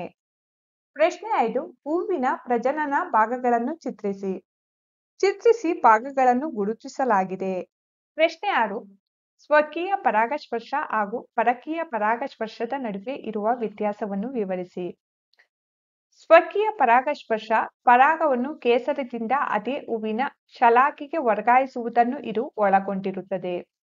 ಪರಕೀಯ ಪರಾಗಸ್ಪರ್ಶ ಇದು ಒಂದು ಹೂವಿನ ಕೇಸರದಿಂದ ಪರಾಗವನ್ನು ಅದೇ ಸಸ್ಯದ ಇನ್ನೊಂದು ಹೂವಿನ ಶಲಾಕೆಗೆ ಅಥವಾ ಅದೇ ರೀತಿಯ ಬೇರೆ ಸಸ್ಯಕ್ಕೆ ವರ್ಗಾಯಿಸುವುದನ್ನು ಒಳಗೊಂಡಿರುತ್ತದೆ. ಸ್ವಕೀಯ ಪರಾಗಸ್ಪರ್ಶ ಇದು ದ್ವಿಲಿಂಗಿ ಹೂಗಳಲ್ಲಿ ಮಾತ್ರ ಕಂಡುಬರುತ್ತದೆ. ಪರಕೀಯ ಪರಾಗಸ್ಪರ್ಶ ಇದು ಏಕಲಿಂಗಿ ಮತ್ತು ದ್ವಿಲಿಂಗಿ ಹೂಗಳಲ್ಲಿ ಕಂಡುಬರುತ್ತದೆ. ಪ್ರಶ್ನೆ 7. ಹೂಗಳಲ್ಲಿ ನಿಷೇಚನ ಪ್ರಕ್ರಿಯೆ ಹೇಗೆ ನಡೆಯುತ್ತದೆ? ಉತ್ತರ: ಲಿಂಗಗಳು ಸಂಯೋಗಗೊಂಡು ಉಂಟಾಗುವ ಕೋಶವನ್ನು ಋಗ್ಮಜ ಎನ್ನುವರು. ಋಗ್ಮಜವನ್ನುಂಟು ಮಾಡಲು ಪುರುಷ ಲಿಂಗಾಣು ಮತ್ತು ಹೆಣ್ಣು ಲಿಂಗಾಣು ಸಂಯೋಗಗೊಳ್ಳುವ ಪ್ರಕ್ರಿಯೆಗೆ ನಿಷೇಚನ ಎನ್ನುವರು. ಋಗ್ಮಜವು ಮುಂದೆ ಭ್ರೂಣವಾಗಿ ಬೆಳೆಯುತ್ತದೆ. ಪ್ರಶ್ನೆ 8. ಬೀಜ ಪ್ರಸರಣವಾಗುವ ಹಲವು ವಿಧಾನಗಳನ್ನು ವಿವರಿಸಿ. ಉತ್ತರ: ಪ್ರಾಣಿಗಳಿಂದ ಪ್ರಸರಣ. ಪಕ್ಷಿಗಳು ಮತ್ತು ಪ್ರಾಣಿಗಳು ಬೀಜಗಳನ್ನು ಪ್ರಸರಿಸುವ ಹಲವು ಮಾರ್ಗಗಳಾಗಿವೆ. ಉದಾಹರಣೆಗೆ ಪಕ್ಷಿಗಳು ಮತ್ತು ಪ್ರಾಣಿಗಳು ಹಣ್ಣುಗಳನ್ನು ತಿನ್ನಬಹುದು ಮತ್ತು ಬೀಜಗಳನ್ನು ಪೋಷಕ ಸಸ್ಯದಿಂದ ದೂರವಿಡಬಹುದು. ಕೆಲವು ಬೀಜಗಳು ಮುಳ್ಳು, ಕೊಕ್ಕೆ ಅಥವಾ ಕೊಂಡಿಯಂತಹ ರಚನೆ ಹೊಂದಿದ್ದು ಇವು ಪ್ರಾಣಿಗಳ ದೇಹಕ್ಕೆ ಅಂಟಿಕೊಂಡು ದೂರದ ಪ್ರದೇಶಗಳಿಗೆ ವರ್ಗಾವಣೆಗೊಳ್ಳುತ್ತವೆ. ಗಾಳಿಯಿಂದ ಪ್ರಸರಣ. ಗಾಳಿಯಿಂದ ಚದುರಿ ಹೋಗುವ ಬೀಜಗಳು ಸಾಮಾನ್ಯವಾಗಿ ಗಾತ್ರದಲ್ಲಿ ಚಿಕ್ಕದಾಗಿರುತ್ತವೆ ಅಥವಾ ಅವು ನಾರುಭರಿತ ಅಥವಾ ಕೂದಲಿನಂತಹ ರಚನೆಗಳನ್ನು ಹೊಂದಿರುತ್ತವೆ. ಉದಾಹರಣೆಗೆ ನುಗ್ಗೆಕಾಯಿಯ ರೆಕ್ಕೆಯ ಬೀಜಗಳು, ಸೂರ್ಯಕಾಂತಿಯ ಕೂದಲುಳ್ಳ ಬೀಜಗಳು ಇತ್ಯಾದಿಗಳು ಗಾಳಿಯಿಂದ ಚದುರಿ ಹೋಗುತ್ತವೆ. ನೀರಿನಿಂದ ಪ್ರಸರಣ. ನೀರಿನ ಬಳಿ ವಾಸಿಸುವ ಅನೇಕ ಜಲಸಸ್ಯಗಳು ಅಥವಾ ಸಸ್ಯಗಳು ತೇಲುವಂತಹ ಬೀಜಗಳನ್ನು ಹೊಂದಿರುತ್ತವೆ ಮತ್ತು ನೀರಿನಿಂದ ಒಯ್ಯಲ್ಪಡುತ್ತವೆ. ಉದಾಹರಣೆಗೆ ತೆಂಗಿನಕಾಯಿಗಳು ತೇಲುತ್ತವೆ. ಸಿಡಿತದಿಂದ ಪ್ರಸರಣ. ಕೆಲವೊಮ್ಮೆ ಹಠಾತ್ ಎಳೆತಗಳೊಂದಿಗೆ ಹಣ್ಣುಗಳು ಸಿಡಿಯುವುದರಿಂದ ಬೀಜಗಳು ಚೆದುರಿ ಹೋಗುತ್ತವೆ. ಅಂತಹ ಸಸ್ಯಗಳ ಉದಾಹರಣೆಗಳೆಂದರೆ ಅರಳು ಮತ್ತು ಕರ್ಣಕುಂಡಲ. ಪ್ರಶ್ನೆ 9. ಕಾಲಂ 1ರಲ್ಲಿ ಕೊಟ್ಟಿರುವ ಅಂಶಗಳನ್ನು ಕಾಲಂ 2ರಲ್ಲಿ ಕೊಟ್ಟಿರುವ ಸೂಕ್ತ ಅಂಶಗಳೊಂದಿಗೆ ಹೊಂದಿಸಿ. ಬಣ್ಣ ಹಾಕುವುದರೊಂದಿಗೆ ಹೊಂದಿಸಲಾಗಿದೆ. ಮೊಗ್ಗು, ಈಸ್ಟ್, ಕಣ್ಣುಗಳು, ಆಲೂಗಡ್ಡೆ, ತುಂಡಾಗುವಿಕೆ, ಸ್ಪೈರೋಗೈರಾ, ಬೀಜ ರೆಕ್ಕೆಗಳು, ಮೆಫಲ್, ಬೀಜಕಗಳು, ಬ್ರೆಡ್ಡಿನ ಶಿಲೀಂಧ್ರ. ಪ್ರಶ್ನೆ 10. ಸರಿಯಾದ ಉತ್ತರವನ್ನು ರೈಟ್ ಚಿಹ್ನೆಯಿಂದ ಗುರುತಿಸಿ. ಗುರುತಿಸಲಾಗಿದೆ. ಒಂದು ಸಸ್ಯದ ಪ್ರಜನನ ಭಾಗ. ಉತ್ತರ ಹೂವು. 2 ಪುರುಷ ಲಿಂಗಾಣು ಮತ್ತು ಹೆಣ್ಣು ಲಿಂಗಾಣು ಸಂಯೋಗಗೊಳ್ಳುವ ಪ್ರಕ್ರಿಯೆಯನ್ನು ಹೀಗೆನ್ನುವರು. ಉತ್ತರ ನಿಷೇಚನ. 3 ಬಲಿತ ಅಂಡಾಶಯವು ಹೇಗೆ ಮಾರ್ಪಡುತ್ತದೆ? ಉತ್ತರ ಹಣ್ಣು. 4 ಇದು ಬೀಜಕವನ್ನು ಉತ್ಪತ್ತಿ ಮಾಡುವ ಜೀವಿ. ಉತ್ತರ ಬ್ರೆಡ್ಡಿನ ಶಿಲೀಂಧ್ರ. 4 ಬ್ರಯೋಫಿಲ್ಮ್ ಇದರ ಮೂಲಕ ಸಂತಾನೋತ್ಪತ್ತಿ ಮಾಡುತ್ತದೆ. ಉತ್ತರ ಎಲೆಗಳು. ಅಧ್ಯಾಯ 13 ಚಲನೆ ಮತ್ತು ಕಾಲ ಪ್ರಶ್ನೋತ್ತರಗಳು. ಕೆಳಗಿನವುಗಳನ್ನು ಸರಳ ರೇಖಾಗತ, ವೃತ್ತೀಯ ಅಥವಾ ಆಂದೋಲನ ಚಲನೆ ಎಂದು ವರ್ಗೀಕರಿಸಿ. 1 ಓಡುವಾಗ ನಿಮ್ಮ ಕೈಗಳ ಚಲನೆ. ಆಂದೋಲನ ಚಲನೆ. ನೇರ ರಸ್ತೆಯಲ್ಲಿ ಕುದುರೆ ಗಾಡಿಯ ಚಲನೆ. ಸರಳ ರೇಖಾಗತ ಚಲನೆ. ಕಿರುಗಾಣಿ ಆಟದಲ್ಲಿ ಮಗುವಿನ ಚಲನೆ. ವೃತ್ತೀಯ ಚಲನೆ. ಬೈಕು ಆಟದಲ್ಲಿ ಮಗುವಿನ ಚಲನೆ. ಆಂದೋಲನ ಚಲನೆ. ವಿದ್ಯುತ್ ಗಂಟೆಯಲ್ಲಿ ಸುತ್ತಿಗೆಯ ಚಲನೆ. ಆಂದೋಲನ ಚಲನೆ. ನೇರ ಸೇತುವೆಯ ಮೇಲೆ ರೈಲಿನ ಚಲನೆ. ಸರಳ ರೇಖಾಗತ ಚಲನೆ.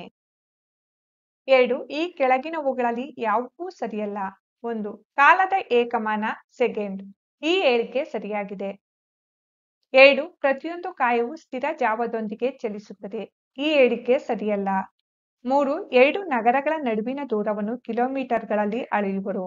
ಈ ಹೇಳಿಕೆ ಸರಿಯಾಗಿದೆ. 4 ನಿರ್ದಿಷ್ಟ ಲೋಲಾಕದ ಆವರ್ತನಾವಧಿ ಒಂದು ಸ್ಥಿರಾಂಕ. ಈ ಹೇಳಿಕೆ ಸರಿಯಲ್ಲ. 5 ರೈಲಿನ ಜಾವವನ್ನು ಮೀಟರ್ ಪರ್ ಸೆಕೆಂಡ್ ನಿಂದ ವ್ಯಕ್ತಪಡಿಸುವರು. ಈ ಹೇಳಿಕೆ ಸರಿಯಲ್ಲ. ಪ್ರಶ್ನೆ 3 ಒಂದು ಸರಳ ಲೋಲಾಕದ 20 ಆಂದೋಲನಗಳನ್ನು ಪೂರ್ಣಗೊಳಿಸಲು 32 ಸೆಕೆಂಡು ತೆಗೆದುಕೊಂಡರೆ ಲೋಲಾಕದ ಆವರ್ತನಾವಧಿ ಎಷ್ಟು? ಪರಿಹಾರ ಕ್ರಮ ಈ ರೀತಿಯಾಗಿದೆ. ಪ್ರಶ್ನೆ 4 2 ನಿಲ್ದಾಣಗಳ ನಡುವಣ ಅಂತರ 240 ಕಿಲೋಮೀಟರ್. ಒಂದು ರೈಲು ಈ ದೂರವನ್ನು ಕ್ರಮಿಸಲು 4 ಗಂಟೆ ತೆಗೆದುಕೊಂಡರೆ ರೈಲಿನ ಜಾವವನ್ನು ಲೆಕ್ಕ ಹಾಕಿ. ಪರಿಹಾರ ಕ್ರಮ ಈ ರೀತಿಯಾಗಿದೆ. ಪ್ರಶ್ನೆ 5 ಗಡಿಯಾರ 8:30 ಬೆಳಗಿನ ಸಮಯವನ್ನು ತೋರಿಸುವಾಗ ಒಂದು ಕಾರಿನ ದೂರಮಾಪಕವು 57,321 ಕಿಲೋಮೀಟರ್ ಅಳತೆಯನ್ನು ತೋರಿಸುತ್ತಿದೆ. ನಂತರ 8:50 ಬೆಳಗಿನ ಸಮಯದಲ್ಲಿ ದೂರಮಾಪಕದ ಅಳತೆ 57,336 ಕಿಲೋಮೀಟರ್ಗೆ ಬದಲಾದರೆ ನಡುವಿನ ಈ ಕಾಲದಲ್ಲಿ ಕಾರು ಚಲಿಸಿದ ದೂರವೆಷ್ಟು? ಕಾರಿನ ಜಾವವನ್ನು ಕಿಲೋಮೀಟರ್ ಪರ್ ಮಿನಿಟ್ನಲ್ಲಿ ಕಂಡುಹಿಡಿಯಿರಿ. ಆ ಜಾವವನ್ನು ಕಿಲೋಮೀಟರ್ ಪರ್ ಅವರ್ಸ್ನಲ್ಲಿಯೂ ವ್ಯಕ್ತಪಡಿಸಿ. ಪರಿಹಾರ ಕ್ರಮ ಈ ರೀತಿಯಾಗಿದೆ. ಪ್ರಶ್ನೆ ಸಂಖ್ಯೆ 5ರ ಪರಿಹಾರ ಕ್ರಮ. ಪರಿಹಾರ ಕ್ರಮ ಈ ರೀತಿಯಾಗಿದೆ. ಪ್ರಶ್ನೆ 6 ತನ್ನ ಮನೆಯಿಂದ ಬೈಸಿಕಲ್ನಲ್ಲಿ ಶಾಲೆಗೆ ತಲುಪಲು ಸಲ್ಮಾ 15 ನಿಮಿಷ ತೆಗೆದುಕೊಳ್ಳುತ್ತಾಳೆ. ಬೈಸಿಕಲ್ನ ಜಾವ 2 ಮೀಟರ್ ಪರ್ ಸೆಕೆಂಡ್ ಆದರೆ ಅವಳ ಮನೆ ಮತ್ತು ಶಾಲೆಯ ನಡುವಣ ದೂರವನ್ನು ಕಂಡುಹಿಡಿಯಿರಿ. ಪರಿಹಾರ ಕ್ರಮ. ಪರಿಹಾರ ಕ್ರಮ ಈ ರೀತಿಯಾಗಿದೆ. ಪ್ರಶ್ನೆ 7 ಕೆಳಕಂಡ ಚಲನೆಯ ಸಂದರ್ಭಗಳಲ್ಲಿ ದೂರ ಕಾಲ ನಕ್ಷೆಯ ಆಕಾರಗಳನ್ನು ತೋರಿಸಿ. 1 ಸ್ಥಿರ ಜಾವದೊಂದಿಗೆ ಚಲಿಸುತ್ತಿರುವ ಕಾರು. 2 ರಸ್ತೆ ಬದಿಯಲ್ಲಿ ನಿಂತ ಕಾರು. ಪ್ರಶ್ನೆ 8 ಈ ಕೆಳಗಿನವುಗಳಲ್ಲಿ ಯಾವುದು ಸರಿಯಿದೆ? ಉತ್ತರ ಈ ಕೆಳಗಿನವುಗಳಲ್ಲಿ ಕ್ರಮ ಸಂಖ್ಯೆ 2 ಸರಿಯಿದೆ. ಜಾವ ಈಕ್ವಲ್ ಚಲಿಸಿದ ಒಟ್ಟು ದೂರ ಬೈ ತೆಗೆದುಕೊಂಡ ಒಟ್ಟು ಕಾಲ. ಪ್ರಶ್ನೆ 9 ಜಾವದ ಏಕಮಾನ. ಸರಿಯಾದ ಉತ್ತರ ಮೀಟರ್ ಪರ್ ಸೆಕೆಂಡ್. ಪ್ರಶ್ನೆ 10 ಒಂದು ಕಾರು 15 ನಿಮಿಷಗಳವರೆಗೆ 40 ಕಿಲೋಮೀಟರ್ ಪರ್ ಅವರ್ ಜಾವದೊಂದಿಗೆ ಮತ್ತೆ 15 ನಿಮಿಷಗಳವರೆಗೆ 60 ಕಿಲೋಮೀಟರ್ ಪರ್ ಅವರ್ ಜಾವದೊಂದಿಗೆ ಚಲಿಸಿದರೆ ಕಾರು ಕ್ರಮಿಸಿದ ಒಟ್ಟು ದೂರ ಈಕ್ವಲ್ 25 ಕಿಲೋಮೀಟರ್. ಪ್ರಶ್ನೆ ಸಂಖ್ಯೆ 10ರ ಪರಿಹಾರ ಕ್ರಮ. ಪರಿಹಾರ ಕ್ರಮ ಈ ರೀತಿಯಾಗಿದೆ. ಕಾರು ಆವರಿಸಿರುವ ಒಟ್ಟು ದೂರವು 25 ಕಿಲೋಮೀಟರ್ ಆಗಿದೆ. ಪ್ರಶ್ನೆ 11 ಚಿತ್ರ 13.1 ಮತ್ತು 13.2ರಲ್ಲಿನ ಛಾಯಾಚಿತ್ರಗಳನ್ನು 10 ನಿಮಿಷ ಕಾಲದ ಅಂತರದಲ್ಲಿ ತೆಗೆಯಲಾಗಿದೆ ಎಂದು ಊಹಿಸಿಕೊಳ್ಳಿ. ಈ ಚಿತ್ರಗಳಲ್ಲಿ 100 ಮೀಟರ್ ದೂರವನ್ನು 1 ಸೆಂಟಿಮೀಟರ್ನಿಂದ ತೋರಿಸಿದರೆ ತೀವ್ರಗತಿಯ ಕಾರಿನ ಜಾವವನ್ನು ಲೆಕ್ಕ ಹಾಕಿ. ಚಿತ್ರ 1 ರಸ್ತೆಯ ಒಂದೇ ದಿಕ್ಕಿನಲ್ಲಿ ಚಲಿಸುವ ಕಾರುಗಳು. ಚಿತ್ರ 2. ಸ್ವಲ್ಪ ಸಮಯದ ನಂತರ ಚಿತ್ರ 1ರಲ್ಲಿ ತೋರಿಸಿರುವ ವಾಹನಗಳ ಸ್ಥಾನ. ಉತ್ತರ. ಪ್ರಶ್ನೆ ಸಂಖ್ಯೆ 11ರ ಪರಿಹಾರ ಕ್ರಮ ಈ ರೀತಿಯಾಗಿದೆ. ಪ್ರಶ್ನೆ 12. ಎ ಮತ್ತು ಬಿ ಎರಡು ವಾಹನಗಳ ಚಲನೆಯ ದೂರ ಕಾಲ ನಕ್ಷೆಯನ್ನು ಚಿತ್ರ 13.15 ತೋರಿಸುತ್ತದೆ. ಇವುಗಳಲ್ಲಿ ಯಾವ ಕಾರು ಹೆಚ್ಚು ಜಾವದಿಂದ ಚಲಿಸುತ್ತದೆ? ಉತ್ತರ. ವಾಹನ ಎ ವಾಹನ ಬಿಗಿಂತ ವೇಗವಾಗಿ ಚಲಿಸುತ್ತದೆ. ಈ ಕೆಳಗಿನ ಸಂಬಂಧದಿಂದ ವೇಗವನ್ನು ಕಂಡುಹಿಡಿಯಬಹುದು. ಜಾವ ಈಕ್ವಲ್ ಕ್ರಮಿಸಿದ ಒಟ್ಟು ದೂರ ತೆಗೆದುಕೊಂಡ ಒಟ್ಟು ಕಾಲ.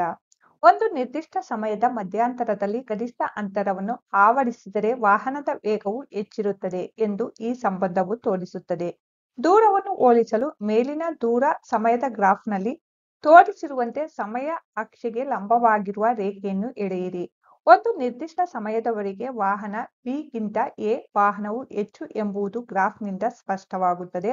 ಆದ್ದರಿಂದ ವಾಹನ ಎ ವಾಹನ ಬಿಗಿಂತ ವೇಗವಾಗಿ ಚಲಿಸುತ್ತದೆ. ಪ್ರಶ್ನೆ 13. ಕೆಳಗಿನ ದೂರ ಕಾಲ ನಕ್ಷೆಗಳಲ್ಲಿ ಯಾವುದು ಸ್ಥಿರವಲ್ಲದ ಜಾವದೊಂದಿಗೆ ಚಲಿಸುತ್ತಿರುವ ಟ್ರಕ್ನ ಚಲನೆಯನ್ನು ತೋರಿಸುತ್ತದೆ? ಉತ್ತರ. ನಕ್ಷೆ 3. ದೂರ ಕಾಲದ ಗ್ರಾಫ್ನಲ್ಲಿ ಟ್ರಕ್ನ ಸ್ಥಿರ ವೇಗವನ್ನು ಸರಳ ರೇಖೆಯಿಂದ ಪ್ರತಿನಿಧಿಸಲಾಗುತ್ತದೆ. ದೂರ ಕಾಲದ ಗ್ರಾಫ್ನಲ್ಲಿ ಸಮಯ ಅಕ್ಷಕ್ಕೆ ಸಮಾನಾಂತರವಾಗಿರುವ ಸರಳ ರೇಖೆಯು ಟ್ರಕ್ ಚಲಿಸುತ್ತಿಲ್ಲ ಎಂದು ಸೂಚಿಸುತ್ತದೆ. ದೂರ ಕಾಲದ ಗ್ರಾಫ್ನಲ್ಲಿನ ಬಾಗಿದ ರೇಖೆಯು ಟ್ರಕ್ ವೇಗದಲ್ಲಿ ಚಲಿಸುತ್ತಿರುವುದನ್ನು ಸೂಚಿಸುತ್ತದೆ, ಅದು ಸ್ಥಿರವಾಗಿರುವುದಿಲ್ಲ. ವಿಜ್ಞಾನ ಅಧ್ಯಾಯ 14. ವಿದ್ಯುತ್ ಪ್ರವಾಹ ಮತ್ತು ಅದರ ಪರಿಣಾಮಗಳು. ಪ್ರಶ್ನೆ 1. ನಿಮ್ಮ ನೋಟ್ ಪುಸ್ತಕದಲ್ಲಿ ವಿದ್ಯುತ್ ಮಂಡಲದ ಕೆಳಕಂಡ ಸಲಕರಣೆಗಳನ್ನು ಪ್ರತಿನಿಧಿಸುವ ಸಂಕೇತಗಳನ್ನು ಬರೆಯಿರಿ. ಸಂಪರ್ಕ ತಂತಿಗಳು, ಸಂಪರ್ಕರಹಿತ ಸ್ಥಿತಿಯ ಒತ್ತುಗುಂಡಿ ಬಲ್ಬ್, ವಿದ್ಯುತ್ ಕೋಶ, ಸಂಪರ್ಕ ಸ್ಥಿತಿಯ ಒಳಗುಂಡಿ ಮತ್ತು ಬ್ಯಾಟರಿ. ವಿದ್ಯುತ್ ಮಂಡಲದ ವಿವಿಧ ಘಟಕಗಳ ಚಿಹ್ನೆಗಳು ಹೀಗಿವೆ. ವಿದ್ಯುತ್ ಘಟಕ ಚಿಹ್ನೆ. ಸಂಪರ್ಕ ತಂತಿಗಳು, ಸಂಪರ್ಕರಹಿತ ಸ್ಥಿತಿಯ ಒತ್ತುಗುಂಡಿ, ಬಲ್ಬ್, ವಿದ್ಯುತ್ ಕೋಶ, ಸಂಪರ್ಕ ಸ್ಥಿತಿಯ ಒತ್ತುಗುಂಡಿ, ಬ್ಯಾಟರಿ. ಪ್ರಶ್ನೆ 2. ಚಿತ್ರ 14.71ರಲ್ಲಿ ತೋರಿಸಿದಂತೆ ವಿದ್ಯುತ್ ಮಂಡಲವನ್ನು ಪ್ರತಿನಿಧಿಸುವ ಮಂಡಲದ ನಕ್ಷೆಯನ್ನು ಬರೆಯಿರಿ. ಪ್ರಶ್ನೆ 3. ಚಿತ್ರ 14.77ರಲ್ಲಿ ಹಲಗೆಯ ಮೇಲೆ ಇಟ್ಟಿರುವ 4 ವಿದ್ಯುತ್ ಕೋಶಗಳನ್ನು ತೋರಿಸಿದೆ. 4 ಕೋಶಕಗಳ ಬ್ಯಾಟರಿ ತಯಾರಿಸಲು ಕೋಶಕಗಳ ವಿದ್ಯುತ್ ಗ್ರಾಹಕಗಳನ್ನು ತಂತಿಗಳಿಂದ ಹೇಗೆ ಜೋಡಿಸುವಿರೆಂದು ತೋರಿಸುವ ಗೆರೆಗಳನ್ನು ಎಳೆಯಿರಿ. ಉತ್ತರ. ಬ್ಯಾಟರಿ ಮಾಡಲು ಒಂದು ಕೋಶದ ಋಣಾತ್ಮಕ ವಿದ್ಯುತ್ ಗ್ರಾಹ ಅನ್ನು ಮುಂದಿನ ಕೋಶದ ಧನಾತ್ಮಕ ವಿದ್ಯುತ್ ಗ್ರಾಹಕ್ಕೆ ಸಂಪರ್ಕಿಸಬೇಕು. ಈ ಕೆಳಗಿನ ಚಿತ್ರದಲ್ಲಿ ತೋರಿಸಿರುವಂತೆ ಕೊಟ್ಟಿರುವ ಕೋಶಗಳನ್ನು ಪರಸ್ಪರ ಸಂಪರ್ಕಿಸುವ ವಿಧಾನವನ್ನು ತಂತಿ ಸೂಚಿಸುತ್ತದೆ. ಪ್ರಶ್ನೆ 4. ಚಿತ್ರ 14.73ರಲ್ಲಿ ತೋರಿಸಿದ ಮಂಡಲದಲ್ಲಿ ಬಲ್ಬ್ ಬೆಳಗುತ್ತಿಲ್ಲ. ಇಲ್ಲಿನ ಸಮಸ್ಯೆಯನ್ನು ನೀವು ಗುರುತಿಸುವಿರಾ? ಬಲ್ಬ್ ಬೆಳಗಲು ಮಂಡಲದಲ್ಲಿ ಅಗತ್ಯ ಬದಲಾವಣೆಗಳನ್ನು ಮಾಡಿ. ಉತ್ತರ. 2 ಕೋಶಕಗಳು ಸರಿಯಾಗಿ ಸಂಪರ್ಕ ಹೊಂದಿಲ್ಲದ ಕಾರಣ ಮಂಡಲದಲ್ಲಿನ ಬಲ್ಬ್ ಬೆಳಗುತ್ತಿಲ್ಲ. ಬಲ್ಬ್ ಅನ್ನು ಬೆಳಗುವಂತೆ ಮಾಡಲು ಕೊಟ್ಟಿರುವ ಚಿತ್ರದಲ್ಲಿ ತೋರಿಸಿರುವಂತೆ ಒಂದು ಕೋಶದ ಋಣಾತ್ಮಕ ವಿದ್ಯುತ್ ಗ್ರಹವನ್ನು ಇತರ ಕೋಶದ ಧನಾತ್ಮಕ ವಿದ್ಯುತ್ ಗ್ರಹಕ್ಕೆ ಸಂಪರ್ಕಿಸಬೇಕು. ಪ್ರಶ್ನೆ 5. ವಿದ್ಯುತ್ ಪ್ರವಾಹದ ಯಾವುದಾದರೂ 2 ಪರಿಣಾಮಗಳನ್ನು ಹೆಸರಿಸಿ. ಉತ್ತರ. ವಿದ್ಯುತ್ ಪ್ರವಾಹದ 2 ಪರಿಣಾಮಗಳು. 1. ವಿದ್ಯುತ್ ಪ್ರವಾಹದ ಶಾಖದ ಪರಿಣಾಮ. 2. ವಿದ್ಯುತ್ ಪ್ರವಾಹದ ಕಾಂತೀಯ ಪರಿಣಾಮ. ಪ್ರಶ್ನೆ 6. ಒತ್ತುಗುಂಡಿಯಿಂದ ತಂತಿಯಲ್ಲಿ ವಿದ್ಯುತ್ ಪ್ರವಹಿಸುವಂತೆ ಮಾಡಿದಾಗ ತಂತಿಯ ಬಳಿಯಲ್ಲಿದ್ದ ದಿಕ್ಸೂಚಿಯ ಮುಳ್ಳು ತನ್ನ ಉತ್ತರ ದಕ್ಷಿಣ ದಿಕ್ಕಿನಿಂದ ವಿಚಲಿತವಾಗುತ್ತದೆ. ಇದನ್ನು ವಿವರಿಸಿ. ಉತ್ತರ. ತಂತಿಯ ಮೂಲಕ ಪ್ರವಾಹವನ್ನು ಆನ್ ಮಾಡಿದಾಗ ತಂತಿಯು ಆಯಸ್ಕಾಂತದಂತೆ ವರ್ತಿಸಲು ಪ್ರಾರಂಭಿಸುತ್ತದೆ. ಅದರಿಂದ ಕೊಟ್ಟಿರುವ ಪ್ರಸ್ತುತ ವಾಹಕ ತಂತಿಯ ಬಳಿ ದಿಕ್ಸೂಚಿ ಸೂಜಿಯನ್ನು ಇರಿಸಿದಾಗ ಅದು ವಿದ್ಯುತ್ ಪ್ರವಾಹದ ತಂತಿಯ ಪರಿಣಾಮದಿಂದ ಪ್ರಭಾವಿತವಾಗಿರುತ್ತದೆ ಮತ್ತು ಅದರ ಉತ್ತರ ದಕ್ಷಿಣ ಸ್ಥಾನದಿಂದ ವಿಮುಖವಾಗುತ್ತದೆ. ಪ್ರಶ್ನೆ 7. ಚಿತ್ರ 14.74ರಲ್ಲಿ ತೋರಿಸಿರುವ ಮಂಡಲದ ಒತ್ತುಗುಂಡಿಯನ್ನು ಸಂಪರ್ಕ ಸ್ಥಿತಿಗೆ ತಂದಾಗ ದಿಕ್ಸೂಚಿಯ ಮುಳ್ಳು ವಿಚಲಿತವಾಗುವುದೇ? ಉತ್ತರ. ಇಲ್ಲ. ಮಂಡಲವು ಯಾವುದೇ ವಿದ್ಯುತ್ತಿನ ಮೂಲ ಹೊಂದಿಲ್ಲ. ವಿದ್ಯುತ್ ಪ್ರವಾಹದ ಅನುಪಸ್ಥಿತಿಯಲ್ಲಿ ತಂತಿಯು ಆಯಸ್ಕಾಂತದಂತೆ ವರ್ತಿಸುವುದಿಲ್ಲ. ಆದ್ದರಿಂದ ದಿಕ್ಸೂಚಿಯ ಸೂಜಿ ಯಾವುದೇ ವಿಚಲನವನ್ನು ತೋರಿಸುವುದಿಲ್ಲ. 8 ಬಿಟ್ಟ ಸ್ಥಳಗಳನ್ನು ತುಂಬಿ. ವಿದ್ಯುತ್ ಕೋಶದ ಸಂಕೇತದ ಉದ್ದಗೆರೆ ಡ್ಯಾಶ್ ವಿದ್ಯುತ್ ಗ್ರಹವನ್ನು ಪ್ರತಿನಿಧಿಸುತ್ತದೆ. ಉತ್ತರ ಧನಾತ್ಮಕ. 2 ಅಥವಾ ಹೆಚ್ಚು ವಿದ್ಯುತ್ ಕೋಶಗಳ ಜೋಡಣೆಯನ್ನು ಡ್ಯಾಶ್ ಎನ್ನುವರು. ಉತ್ತರ ಬ್ಯಾಟರಿ. 3 ಕೋಣೆ ತಾಪದ ಒತ್ತುಗುಂಡಿಯಿಂದ ವಿದ್ಯುತ್ ಪ್ರವಹಿಸುವಂತೆ ಮಾಡಿದಾಗ ಅದು ಡ್ಯಾಶ್. ಉತ್ತರ ಶಾಖವನ್ನು ಉತ್ಪಾದಿಸುತ್ತದೆ. 4 ವಿದ್ಯುತ್ ಪ್ರವಾಹದ ಉಷ್ಣೋತ್ಪನ್ನ ಪರಿಣಾಮವನ್ನು ಆಧರಿಸಿದ ಒಂದು ಸುರಕ್ಷಾ ಸಾಧನ ಡ್ಯಾಶ್. ಉತ್ತರ ವಿದ್ಯುತ್ ಬೆಸೆ. 9 ಹೇಳಿಕೆ ಸರಿಯಾಗಿದ್ದರೆ ಸರಿ ಎಂದು ತಪ್ಪಾಗಿದ್ದರೆ ತಪ್ಪು ಎಂದು ಗುರುತಿಸಿ. 1 2 ಕೋಶಗಳ ಬ್ಯಾಟರಿ ತಯಾರಿಸಲು ಒಂದು ಕೋಶದ ಋಣಾಗ್ರವನ್ನು ಮತ್ತೊಂದು ಕೋಶದ ಋಣಾಗ್ರಕ್ಕೆ ಜೋಡಿಸಬೇಕು. ಈ ಹೇಳಿಕೆ ತಪ್ಪಾಗಿದೆ. 2 ಬೆಸೆಯ ಮೂಲಕ ಹರಿಯುವ ವಿದ್ಯುತ್ ತನ್ನ ನಿರ್ದಿಷ್ಟ ಮಟ್ಟವನ್ನು ಮೀರಿದಾಗ ಬೆಸೆಯ ತಂತಿ ಕರಗಿ ತುಂಡಾಗುತ್ತದೆ. ಈ ಹೇಳಿಕೆ ಸರಿಯಾಗಿದೆ. 3 ವಿದ್ಯುತ್ ಕಾಂತವು ಕಬ್ಬಿಣದ ತುಂಡನ್ನು ಆಕರ್ಷಿಸುವುದಿಲ್ಲ. ಈ ಹೇಳಿಕೆ ತಪ್ಪಾಗಿದೆ.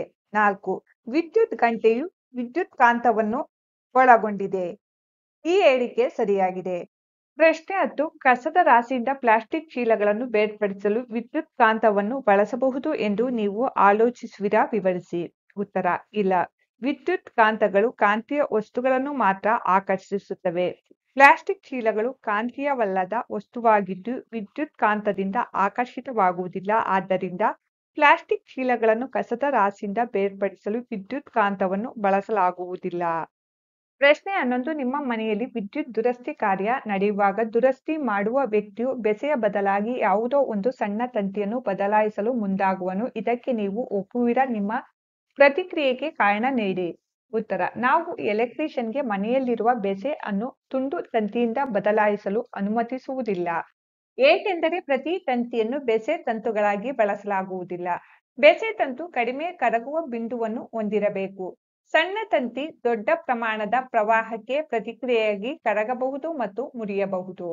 ಪ್ರಶ್ನೆ 12 ಚಿತ್ರ 14.4ರಲ್ಲಿ ತೋರಿಸಿದಂತೆ ವಿದ್ಯುತ್ ಕೋಶದ ಇರಿಕೆ ಒತ್ತುಗುಂಡಿ ಮತ್ತು ಒಂದು ಬಲ್ಬ್ ಬಳಸಿ ಜುಬೇದಾ ಒಂದು ವಿದ್ಯುತ್ ಮಂಡಲವನ್ನು ಮಾಡಿರುವಳು. ಒತ್ತುಗುಂಡಿಯನ್ನು ಸಂಪರ್ಕ ಸ್ಥಿತಿಗೆ ತಂದಾಗ ಬಲ್ಬ್ ಬೆಳಗಲಿಲ್ಲ. ಮಂಡಲದಲ್ಲಿರಬಹುದಾದ ದೋಷಗಳನ್ನು ಗುರುತಿಸಲು ಅವಳಿಗೆ ಸಹಾಯ ಮಾಡಿ. ಚಿತ್ರ ಮೊದಲನೆಯದಾಗಿ ಬಲ್ಬ್ ಬೆಳಗದಿರಲು ಶುಷ್ಕ ಕೋಶಗಳ ಇಡುಪು ಸಡಿಲವಾಗಿರಬಹುದು.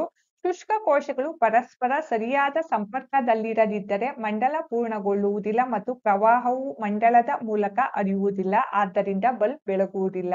ಹಾಗೆಯೇ 2 ಕೋಶಗಳು ಸರಿಯಾಗಿ ಸಂಪರ್ಕ ಹೊಂದಿಲ್ಲದಿರುವುದು ಒಂದು ಕಾರಣವಾಗಿರಬಹುದು. ಒಂದು ಕೋಶದ ಋಣಾತ್ಮಕ ವಿದ್ಯುತ್ ಗ್ರಹ ಅನ್ನು ಮತ್ತೊಂದು ಕೋಶದ ಧನಾತ್ಮಕ ವಿದ್ಯುತ್ ಗ್ರಹಕ್ಕೆ ಸಂಪರ್ಕಿಸಬೇಕು. ಪ್ರಶ್ನೆ 13 ಚಿತ್ರ 14.75ರಲ್ಲಿ ಜೋಡಿಸಿರುವ ಮಂಡಲದಲ್ಲಿ ಒತ್ತುಗುಂಡಿ ಸಂಪರ್ಕ ರಹಿತ ಸ್ಥಿತಿಯಲ್ಲಿದ್ದಾಗ ಬಲ್ಬ್ ಬೆಳಗುವುದೇ? 2 ಒತ್ತುಗುಂಡಿಯ ಸಂಪರ್ಕ ಸ್ಥಿತಿಗೆ ತಂದಾಗ ಎ, ಬಿ ಮತ್ತು ಸಿ ಬಲ್ಬ್ಗಳು ಯಾವ ಕ್ರಮದಲ್ಲಿ ಬೆಳಗುತ್ತವೆ? 1 ಇಲ್ಲ. ಒತ್ತುಗುಂಡಿ ಸಂಪರ್ಕ ರಹಿತ ಸ್ಥಾನದಲ್ಲಿದ್ದಾಗ ಪ್ರವಾಹವು ಸರ್ಕ್ಯೂಟ್ ಮೂಲಕ ಹರಿಯುವುದಿಲ್ಲ. ಆದ್ದರಿಂದ ಯಾವುದೇ ಬಲ್ಬ್ಗಳು ಬೆಳಗುವುದಿಲ್ಲ. 2 ಬಲ್ಬ್ಗಳು ಏಕಕಾಲದಲ್ಲಿ ಬೆಳಗುತ್ತವೆ. ಒತ್ತುಗುಂಡಿಯ ಸಂಪರ್ಕ ಸ್ಥಾನಕ್ಕೆ ಸರಿಸಿದಾಗ ಎಲ್ಲ ಬಲ್ಬ್ಗಳು ಒಮ್ಮೆಗೆ ಬೆಳಗುತ್ತವೆ ಏಕೆಂದರೆ ಅವೆಲ್ಲವೂ ಒಂದೇ ಬ್ಯಾಟರಿ ಅಥವಾ ಸ್ವಿಚ್ಗೆ ಸಂಪರ್ಕ ಹೊಂದಿವೆ. ವಿಜ್ಞಾನ ಅಧ್ಯಾಯ 15 ಬೆಳಕು ಪ್ರಶ್ನೋತ್ತರಗಳು. ಖಾಲಿ ಸ್ಥಳ ತುಂಬಿ. 1 ಪರದೆಯ ಮೇಲೆ ಪಡೆಯಲಾಗದ ಪ್ರತಿಬಿಂಬವನ್ನು ಡ್ಯಾಶ್ ಎನ್ನುವರು. ಉತ್ತರ ಮಿಥ್ಯ ಪ್ರತಿಬಿಂಬ. 2 ಪಿನ ಡ್ಯಾಶ್ದಿಂದ ಉಂಟಾದ ಪ್ರತಿಬಿಂಬವು ಯಾವಾಗಲೂ ಮಿಥ್ಯ ಮತ್ತು ಗಾತ್ರದಲ್ಲಿ ಚಿಕ್ಕದಾಗಿರುತ್ತದೆ. ಉತ್ತರ ದರ್ಪಣ. 3 ಯಾವಾಗಲೂ ವಸ್ತುವಿನ ಗಾತ್ರದಷ್ಟೇ ಇರುವ ಪ್ರತಿಬಿಂಬವು ಡ್ಯಾಶ್ ದರ್ಪಣದಿಂದ ಉಂಟಾಗುತ್ತದೆ. ಉತ್ತರ ಸಮತಲ. 4 ಪರದೆಯ ಮೇಲೆ ಪಡೆಯಬಹುದಾದ ಪ್ರತಿಬಿಂಬವನ್ನು ಡ್ಯಾಶ್ ಪ್ರತಿಬಿಂಬ ಎನ್ನುವರು. ಉತ್ತರ ಸತ್ಯ. 4 ನಿಮ್ನ ಡ್ಯಾಶ್ದಿಂದ ಉಂಟಾದ ಪ್ರತಿಬಿಂಬವನ್ನು ಪರದೆಯ ಮೇಲೆ ಪಡೆಯಲು ಸಾಧ್ಯವಿಲ್ಲ. ಉತ್ತರ ಮಸೂರ. ಕೆಳಗಿನ ಹೇಳಿಕೆಗಳು ಸರಿಯಾಗಿದ್ದರೆ ಸರಿ ಮತ್ತು ತಪ್ಪಾಗಿದ್ದರೆ ತಪ್ಪು ಎಂದು ಗುರುತಿಸಿ. 1 ಪಿನ ದರ್ಪಣದಿಂದ ನಾವು ವರ್ಧಿತ ಮತ್ತು ನೇರ ಪ್ರತಿಬಿಂಬವನ್ನು ಪಡೆಯಬಹುದು. ಈ ಹೇಳಿಕೆ ತಪ್ಪಾಗಿದೆ. 2. ನಿಮ್ನ ಮಸೂರವು ಯಾವಾಗಲೂ ಮಿಥ್ಯ ಪ್ರತಿಬಿಂಬವನ್ನು ಉಂಟುಮಾಡುತ್ತದೆ. ಈ ಹೇಳಿಕೆ ಸರಿಯಾಗಿದೆ. 3. ನಿಮ್ನ ದರ್ಪಣದಿಂದ ನೈಜ, ವರ್ಧಿತ ಮತ್ತು ತಲೆಕೆಳಕಾದ ಪ್ರತಿಬಿಂಬವನ್ನು ಪಡೆಯುತ್ತೇವೆ. ಈ ಹೇಳಿಕೆ ಸರಿಯಾಗಿದೆ. 4. ಸತ್ಯ ಪ್ರತಿಬಿಂಬವನ್ನು ಪರದೆಯ ಮೇಲೆ ಪಡೆಯಲಾಗುವುದಿಲ್ಲ. ಈ ಹೇಳಿಕೆ ತಪ್ಪಾಗಿದೆ. 5. ನಿಮ್ನ ದರ್ಪಣವು ಯಾವಾಗಲೂ ಸತ್ಯ ಪ್ರತಿಬಿಂಬವನ್ನು ಉಂಟುಮಾಡುತ್ತದೆ. ಈ ಹೇಳಿಕೆ ತಪ್ಪಾಗಿದೆ. 3. ಕಾಲಂ 1ರ ಅಂಶಗಳನ್ನು ಕಾಲಂ 2ರ ಸೂಕ್ತ ಒಂದು ಅಥವಾ ಹೆಚ್ಚಿನ ಅಂಶಗಳೊಂದಿಗೆ ಹೊಂದಿಸಲಾಗಿದೆ. ಸಮತಲ ದರ್ಪಣ. ಪ್ರತಿಬಿಂಬವು ನೇರ ಮತ್ತು ವಸ್ತುವಿನಷ್ಟೇ ಗಾತ್ರದ್ದಾಗಿರುತ್ತದೆ. ಪೀನ ದರ್ಪಣ. ವಿಶಾಲವಾದ ಸ್ಥಳದಲ್ಲಿ ಹರಡಿರುವ ವಸ್ತುಗಳ ಪ್ರತಿಬಿಂಬವನ್ನುಂಟು ಮಾಡಬಲ್ಲದು. ಪೀನ ಮಸೂರ. ವರ್ಧಕ ಮಸೂರವಾಗಿ ಬಳಸಲಾಗುತ್ತದೆ. ನಿಮ್ನ ದರ್ಪಣ. ಅಲ್ಲಿನ ದೊಡ್ಡದಾದ ಪ್ರತಿಬಿಂಬವನ್ನು ನೋಡಲು ದಂತವೈದ್ಯರು ಬಳಸುತ್ತಾರೆ. ನಿಮ್ನ ಮಸೂರ. ಪ್ರತಿಬಿಂಬವು ನೇರವಾಗಿರುತ್ತದೆ ಮತ್ತು ವಸ್ತುವಿನ ಗಾತ್ರಕ್ಕಿಂತ ಚಿಕ್ಕದಾಗಿರುತ್ತದೆ. ಪ್ರಶ್ನೆ 4. ಸಮತಲ ದರ್ಪಣ ಉಂಟುಮಾಡುವ ಪ್ರತಿಬಿಂಬದ ಲಕ್ಷಣಗಳನ್ನು ತಿಳಿಸಿ. ಉತ್ತರ. ಸಮತಲ ದರ್ಪಣದಿಂದ ರೂಪುಗೊಂಡ ಚಿತ್ರದ ಗುಣಲಕ್ಷಣಗಳು ಹೀಗಿವೆ. ಚಿತ್ರದ ಅಂತರ ಮತ್ತು ವಸ್ತುವಿನ ಅಂತರ ಸಮಾನವಾಗಿರುತ್ತದೆ. ವಸ್ತುವಿನ ಗಾತ್ರ ಮತ್ತು ಚಿತ್ರವು ಸಮಾನವಾಗಿರುತ್ತದೆ. ರೂಪುಗೊಂಡ ಚಿತ್ರವು ನೇರ ಮತ್ತು ಮಿಥ್ಯವಾಗಿದೆ. ಚಿತ್ರಗಳು ಪಾರ್ಶ್ವವಾಗಿ ತಲೆಕೆಳಗಾಗಿರುತ್ತದೆ. ಪ್ರಶ್ನೆ 5. ಸಮತಲ ದರ್ಪಣದಲ್ಲಿ ನೋಡಿದಾಗ ಮೂಲ ಅಕ್ಷರದಂತೆ ಕಾಣುವ ಇಂಗ್ಲಿಷ್ ವರ್ಣಮಾಲೆ ಅಥವಾ ನಿಮಗೆ ತಿಳಿದಿರುವ ಯಾವುದೇ ಭಾಷೆಯ ವರ್ಣಮಾಲೆಯ ಅಕ್ಷರಗಳನ್ನು ಕಂಡುಹಿಡಿಯಿರಿ. ನಿಮ್ಮ ವೀಕ್ಷಣೆಯನ್ನು ಚರ್ಚಿಸಿ. ಉತ್ತರ. A, H, I, M, O, T, U, V, W, X, Y ಈ ವರ್ಣಮಾಲೆಗಳು ಸಮತಲ ಕನ್ನಡಿಯಲ್ಲಿ ಅಕ್ಷರಗಳನ್ನು ನಿಖರವಾಗಿ ರೂಪಿಸುತ್ತವೆ, ಏಕೆಂದರೆ ಈ ವರ್ಣಮಾಲೆಗಳು ಪಾರ್ಶ್ವವಾಗಿ ಸಮಮಿತಿಯಾಗಿರುತ್ತವೆ.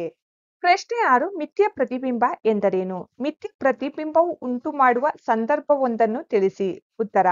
ಪರದೆಯ ಮೇಲೆ ಪಡೆಯಲಾಗದ ಪ್ರತಿಬಿಂಬವನ್ನು ಮಿಥ್ಯ ಪ್ರತಿಬಿಂಬ ಎಂದು ಕರೆಯಲಾಗುತ್ತದೆ. ಸಮತಲ ದರ್ಪಣದಿಂದ ರೂಪುಗೊಂಡ ಚಿತ್ರವು ಮಿಥ್ಯವಾಗಿದೆ. ಪ್ರಶ್ನೆ 7. ಪಿನ್ನ ಮತ್ತು ನಿಮ್ನ ಮಸೂರಗಳ ನಡುವಣ 2 ವ್ಯತ್ಯಾಸಗಳನ್ನು ತಿಳಿಸಿ. ಉತ್ತರ. ಪಿನ್ನ ಮಸೂರ ಮಧ್ಯದಲ್ಲಿ ದಪ್ಪ ಮತ್ತು ತುದಿಯಲ್ಲಿ ತೆಳ್ಳಗಿರುತ್ತದೆ. ನಿಮ್ನ ಮಸೂರ ಮಧ್ಯದಲ್ಲಿ ತೆಳ್ಳಗೆ ಮತ್ತು ತುದಿಯಲ್ಲಿ ದಪ್ಪಗಿರುತ್ತದೆ. ಪಿನ್ನ ಮಸೂರ ರೂಪುಗೊಂಡ ಪ್ರತಿಬಿಂಬವು ಮಿಥ್ಯವಾಗಿದೆ. ನಿಮ್ನ ಮಸೂರ ರೂಪುಗೊಂಡ ಪ್ರತಿಬಿಂಬವು ಸತ್ಯವಾಗಿದೆ. ಪ್ರಶ್ನೆ 8. ನಿಮ್ನ ಮತ್ತು ಪಿನ್ನ ದರ್ಪಣಗಳ ಒಂದೊಂದು ಉಪಯೋಗವನ್ನು ತಿಳಿಸಿ. ಉತ್ತರ. ಕಾರುಗಳು ಮತ್ತು ಸ್ಕೂಟರ್ಗಳ ಹೆಡ್ಲೈಟ್ನಲ್ಲಿ ನಿಮ್ನ ದರ್ಪಣವನ್ನು ಬಳಸುತ್ತಾರೆ. ಪಿನ್ನ ದರ್ಪಣಗಳನ್ನು ವಾಹನಗಳಲ್ಲಿ ಪಾರ್ಶ್ವನೋಟ ಕನ್ನಡಿಗಳಾಗಿ ಬಳಸಲಾಗುತ್ತದೆ. ಪ್ರಶ್ನೆ 9. ಯಾವ ವಿಧದ ದರ್ಪಣವು ಸತ್ಯ ಪ್ರತಿಬಿಂಬವನ್ನು ಉಂಟುಮಾಡುತ್ತದೆ? ಉತ್ತರ. ನಿಮ್ನ ದರ್ಪಣವು ಸತ್ಯ ಪ್ರತಿಬಿಂಬವನ್ನು ಉಂಟುಮಾಡುತ್ತದೆ. ಪ್ರಶ್ನೆ 10. ಯಾವ ವಿಧದ ಮಸೂರವು ಯಾವಾಗಲೂ ಮಿಥ್ಯ ಪ್ರತಿಬಿಂಬವನ್ನು ಉಂಟುಮಾಡುತ್ತದೆ? ಉತ್ತರ. ಪಿನ್ನ ಮಸೂರವು ಯಾವಾಗಲೂ ಮಿಥ್ಯ ಪ್ರತಿಬಿಂಬವನ್ನು ಉಂಟುಮಾಡುತ್ತದೆ. ಪ್ರಶ್ನೆ 11. 11ರಿಂದ 12ರವರೆಗೆ ಪ್ರಶ್ನೆಗಳಿಗೆ ಸರಿಯಾದ ಆಯ್ಕೆಯನ್ನು ಆರಿಸಿ. ಪ್ರಶ್ನೆ 11. ವಸ್ತುವಿಗಿಂತ ದೊಡ್ಡದಾದ ಮಿಥ್ಯ ಪ್ರತಿಬಿಂಬವನ್ನು ಇದರಿಂದ ಪಡೆಯಬಹುದು. ಸರಿಯಾದ ಆಯ್ಕೆ ನಿಮ್ನ ದರ್ಪಣ. ಪ್ರಶ್ನೆ 12. ಸಮತಲ ದರ್ಪಣದಲ್ಲಿ ಡೇವಿಡ್ ತನ್ನ ಪ್ರತಿಬಿಂಬವನ್ನು ವೀಕ್ಷಿಸುತ್ತಿದ್ದಾನೆ. ದರ್ಪಣ ಮತ್ತು ಪ್ರತಿಬಿಂಬಗಳ ನಡುವಣ ದೂರ 4 ಮೀಟರ್. ಡೇವಿಡ್ ದರ್ಪಣದ ಕಡೆಗೆ 1 ಮೀಟರ್ ಚಲಿಸಿದರೆ ಡೇವಿಡ್ ಮತ್ತು ಅವನ ಪ್ರತಿಬಿಂಬದ ನಡುವಿನ ದೂರ. ಸರಿಯಾದ ಆಯ್ಕೆ 6 ಮೀಟರ್. ಪ್ರಶ್ನೆ 13. ಒಂದು ಕಾರಿನ ಹಿನ್ನೋಟ ದರ್ಪಣವು ಸಮತಲ ದರ್ಪಣವಾಗಿದೆ. ಕಾರನ್ನು ಚಾಲಕ 2 ಮೀಟರ್ ಅಥವಾ ಸೆಂಟಿಮೀಟರ್ ವೇಗದಲ್ಲಿ ಹಿಂದಕ್ಕೆ ತರುತ್ತಿದ್ದಾನೆ. ಚಾಲಕ ಹಿನ್ನೋಟ ದರ್ಪಣದಲ್ಲಿ ತನ್ನ ಕಾರಿನ ಹಿಂಭಾಗದಲ್ಲಿ ಟ್ರಕ್ ನಿಲ್ಲಿಸಿರುವುದನ್ನು ಕಾಣುತ್ತಾನೆ. ಚಾಲಕನಿಗೆ ಟ್ರಕ್ನ ಪ್ರತಿಬಿಂಬವು ಸಮೀಪಿಸುತ್ತಿದ್ದಂತೆ ಕಾಣುವ ವೇಗ. ಸರಿಯಾದ ಆಯ್ಕೆ 4 ಮೀಟರ್ ಅಥವಾ ಸೆಂಟಿಮೀಟರ್. ನೀರು ಒಂದು ಅಮೂಲ್ಯ ಸಂಪನ್ಮೂಲ. ಪ್ರಶ್ನೋತ್ತರಗಳು. 1. ಹೇಳಿಕೆ ಸರಿಯಾಗಿದ್ದರೆ ಸರಿ ಮತ್ತು ತಪ್ಪಾಗಿದ್ದರೆ ತಪ್ಪು ಎಂದು ಗುರುತಿಸಿ. 1. ಭೂಮಿಯಲ್ಲಿ ಸಂಗ್ರಹವಾಗಿರುವ ಸಿಹಿ ನೀರು ಪ್ರಪಂಚದ ನದಿ ಮತ್ತು ಸರೋವರಗಳಲ್ಲಿರುವ ನೀರಿಗಿಂತ ಹೆಚ್ಚಾಗಿದೆ. ಈ ಹೇಳಿಕೆ ತಪ್ಪಾಗಿದೆ. 2. ಗ್ರಾಮಾಂತರ ಪ್ರದೇಶಗಳಲ್ಲಿ ವಾಸಿಸುವ ಜನರು ಮಾತ್ರ ನೀರಿನ ಕೊರತೆಯ ಸಮಸ್ಯೆಯನ್ನು ಎದುರಿಸುತ್ತಿದ್ದಾರೆ. ಈ ಹೇಳಿಕೆ ತಪ್ಪಾಗಿದೆ. 3. ಹೊಲ ಗದ್ದೆಗಳ ನೀರಾವರಿಗೆ ನದಿಯ ನೀರೊಂದೇ ಆಕಾರವಾಗಿದೆ. ಈ ಹೇಳಿಕೆ ತಪ್ಪಾಗಿದೆ. 4. ಮಳೆಯೇ ನೀರಿನ ಅಂತಿಮ ಆಕಾರ. ಈ ಹೇಳಿಕೆ ತಪ್ಪಾಗಿದೆ. ಪ್ರಶ್ನೆ 2 ಅಂತರ್ಜಲವು ಹೇಗೆ ಮರುಪೂರಣವಾಗುತ್ತದೆ ವಿವರಿಸಿ. ಉತ್ತರ ಮಳೆ ನೀರು ಮತ್ತು ನೀರಿನ ಇತರ ಆಕಾರಗಳಾದ ನದಿ ಮತ್ತು ಕೊಳಗಳಿಂದ ನೀರು ಆಳಕ್ಕೆ ಇಳಿದು ಮಣ್ಣಿನ ಮಧ್ಯೆ ಇರುವ ಖಾಲಿ ಸ್ಥಳಗಳು ಮತ್ತು ಬಿರುಕುಗಳನ್ನು ತುಂಬುತ್ತದೆ. ನೆಲದೊಳಗೆ ನೀರು ಇಂಗುವ ಪ್ರಕ್ರಿಯೆಯನ್ನು ಒಳನುಸುಳುವಿಕೆ ಎನ್ನುವರು. ಈ ಪ್ರಕ್ರಿಯೆಯಿಂದ ನೆಲದ ನೀರು ಮರುಪೂರಣ ಆಗುತ್ತದೆ. ಅಂತರ್ಜಲ ಮಟ್ಟದ ಕೆಳಗೆ ಗಟ್ಟಿ ಬಂಡೆಗಳ ನಡುವೆ ನೀರು ಸಂಗ್ರಹಿಸಲ್ಪಡುತ್ತದೆ. ಇದನ್ನು ಜಲಂಧರ ಎನ್ನುವರು. ಪ್ರಶ್ನೆ 3 50 ಮನೆಗಳಿರುವ ಒಂದು ಬೀದಿಯಲ್ಲಿ 10 ಕೊಳವೆ ಬಾವಿಗಳಿವೆ. ಅಂತರ್ಜಲ ಮಟ್ಟದ ಮೇಲೆ ಆಗುವ ದೀರ್ಘಕಾಲದ ಪ್ರಭಾವವೇನು? ಉತ್ತರ 50 ಮನೆಗಳ ಜನರು 10 ಕೊಳವೆ ಬಾವಿಗಳನ್ನು ಬಳಸಿದರೆ ಅವರಿಗೆ ಬೇಕಾದ ನೀರನ್ನು ಅಂತರ್ಜಲದಿಂದ ಎಳೆಯಲಾಗುತ್ತದೆ. ಈ ಕೊಳವೆ ಬಾವಿಗಳನ್ನು ದೀರ್ಘಕಾಲದವರೆಗೆ ಬಳಸಿದರೆ ಅಂತರ್ಜಲ ಕಡಿಮೆ ಆಗುತ್ತದೆ ಮತ್ತು ಅಂತರ್ಜಲ ಮಟ್ಟ ಇಳಿಯುತ್ತದೆ. ಪ್ರಶ್ನೆ 4 ನಿಮಗೆ ಉದ್ಯಾನವನವೊಂದರ ನಿರ್ವಹಣೆಯನ್ನು ನೀಡಿದರೆ ನೀರಿನ ಬಳಕೆಯನ್ನು ಹೇಗೆ ಮಿತಗೊಳಿಸುವಿರಿ? ಉತ್ತರ ಉದ್ಯಾನವನ್ನು ನಿರ್ವಹಿಸಲು ನೀರಿನ ಅಗತ್ಯ. ಆದ್ದರಿಂದ ನೀರಿನ ಬಳಕೆಯನ್ನು ಕಡಿಮೆ ಮಾಡಲು ನಾವು ಹನಿ ನೀರಾವರಿ ವಿಧಾನವನ್ನು ಅನ್ವಯಿಸಬಹುದು. ಈ ವಿಧಾನದಲ್ಲಿ ಕಿರಿದಾದ ಕೊಳವೆಗಳನ್ನು ಬಳಸಿ ಸಸ್ಯದ ಬುಡಕ್ಕೆ ನೇರವಾಗಿ ನೀರನ್ನು ಸರಬರಾಜು ಮಾಡಲಾಗುತ್ತದೆ.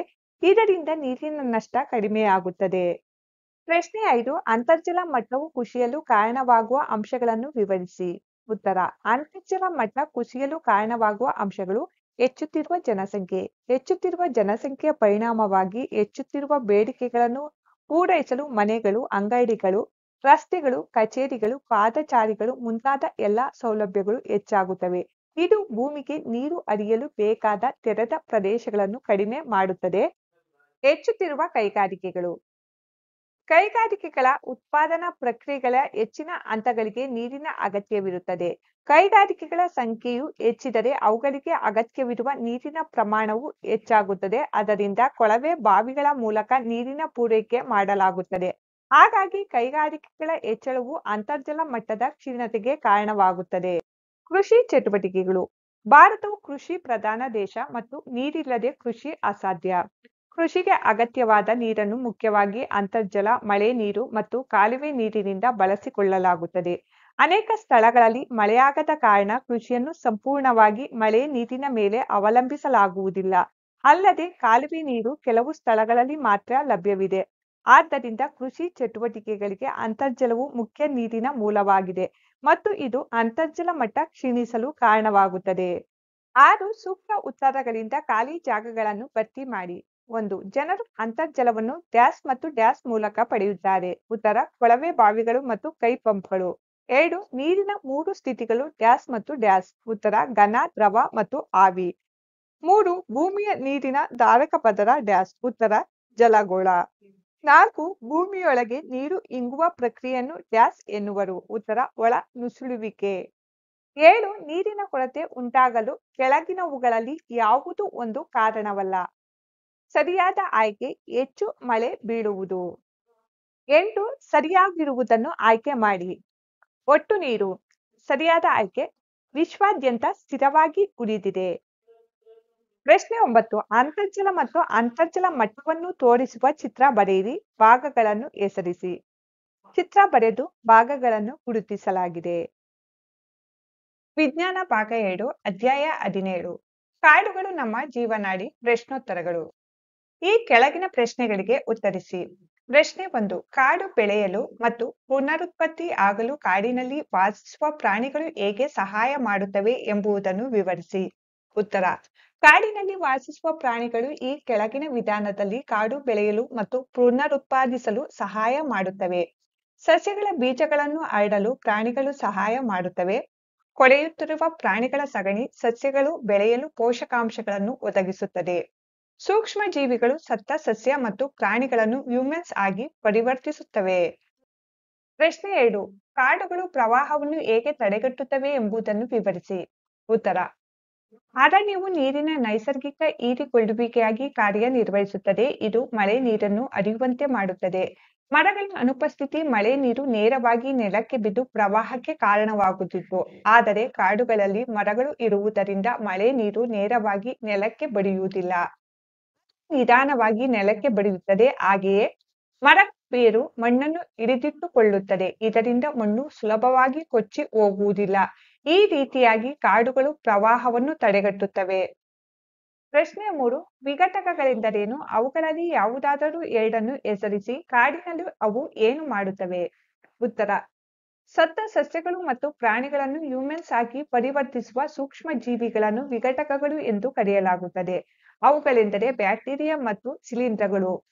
ಕಾಡಿನಲ್ಲಿ ಅವು ಸತ್ತ ಸಸ್ಯಗಳು ಮತ್ತು ಪ್ರಾಣಿಗಳನ್ನು ಕೊಳೆಯುವ ಮೂಲಕ ಪೋಷಕಾಂಶಗಳ ಮರುಬಳಕೆಗೆ ಅವು ಸಹಾಯ ಮಾಡುತ್ತವೆ. ಪ್ರಶ್ನೆ 4. ವಾತಾವರಣದಲ್ಲಿ ಆಕ್ಸಿಜನ್ ಮತ್ತು ಕಾರ್ಬನ್ ಡೈಆಕ್ಸೈಡ್ನ ಸಮತೋಲನ ಕಾಯುವಲ್ಲಿ ಕಾಡಿನ ಪಾತ್ರವನ್ನು ವಿವರಿಸಿ. ಚಿತ್ರ ಈ ರೀತಿಯಾಗಿದೆ. ಕಾಡುಗಳನ್ನು ಹಸಿರು ಶ್ವಾಸಕೋಶ ಎಂದು ಕರೆಯಲಾಗುತ್ತದೆ, ಏಕೆಂದರೆ ಕಾಡುಗಳಲ್ಲಿನ ಸಸ್ಯಗಳು ದ್ಯುತಿಸಂಶ್ಲೇಷಣೆ ಪ್ರಕ್ರಿಯೆ ಮೂಲಕ ಆಕ್ಸಿಜನ್ ಬಿಡುಗಡೆ ಮಾಡುತ್ತವೆ ಮತ್ತು ಪ್ರಾಣಿಗಳಿಗೆ ಉಸಿರಾಟಕ್ಕಾಗಿ ಆಕ್ಸಿಜನ್ ಅನ್ನು ಒದಗಿಸಲು ಸಹಾಯ ಮಾಡುತ್ತವೆ.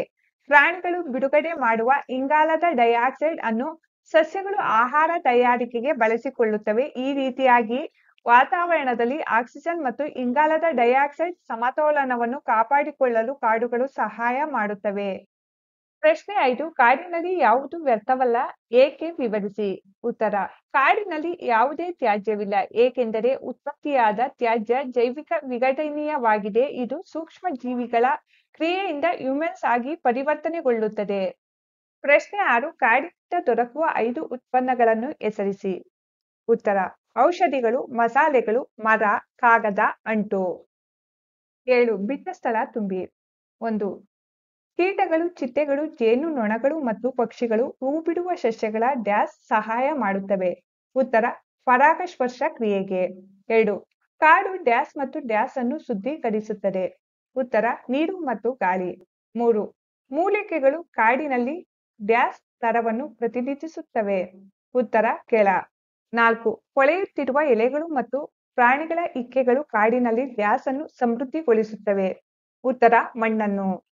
ಪ್ರಶ್ನೆ 8. ನಮ್ಮಿಂದ ದೂರದಲ್ಲಿರುವ ಕಾಡಿಗೆ ಸಂಬಂಧಪಟ್ಟ ಪರಿಸ್ಥಿತಿ ಮತ್ತು ಅವುಗಳ ಸಮಸ್ಯೆಗಳ ಬಗ್ಗೆ ನಾವು ಏಕೆ ಚಿಂತಿಸಬೇಕು?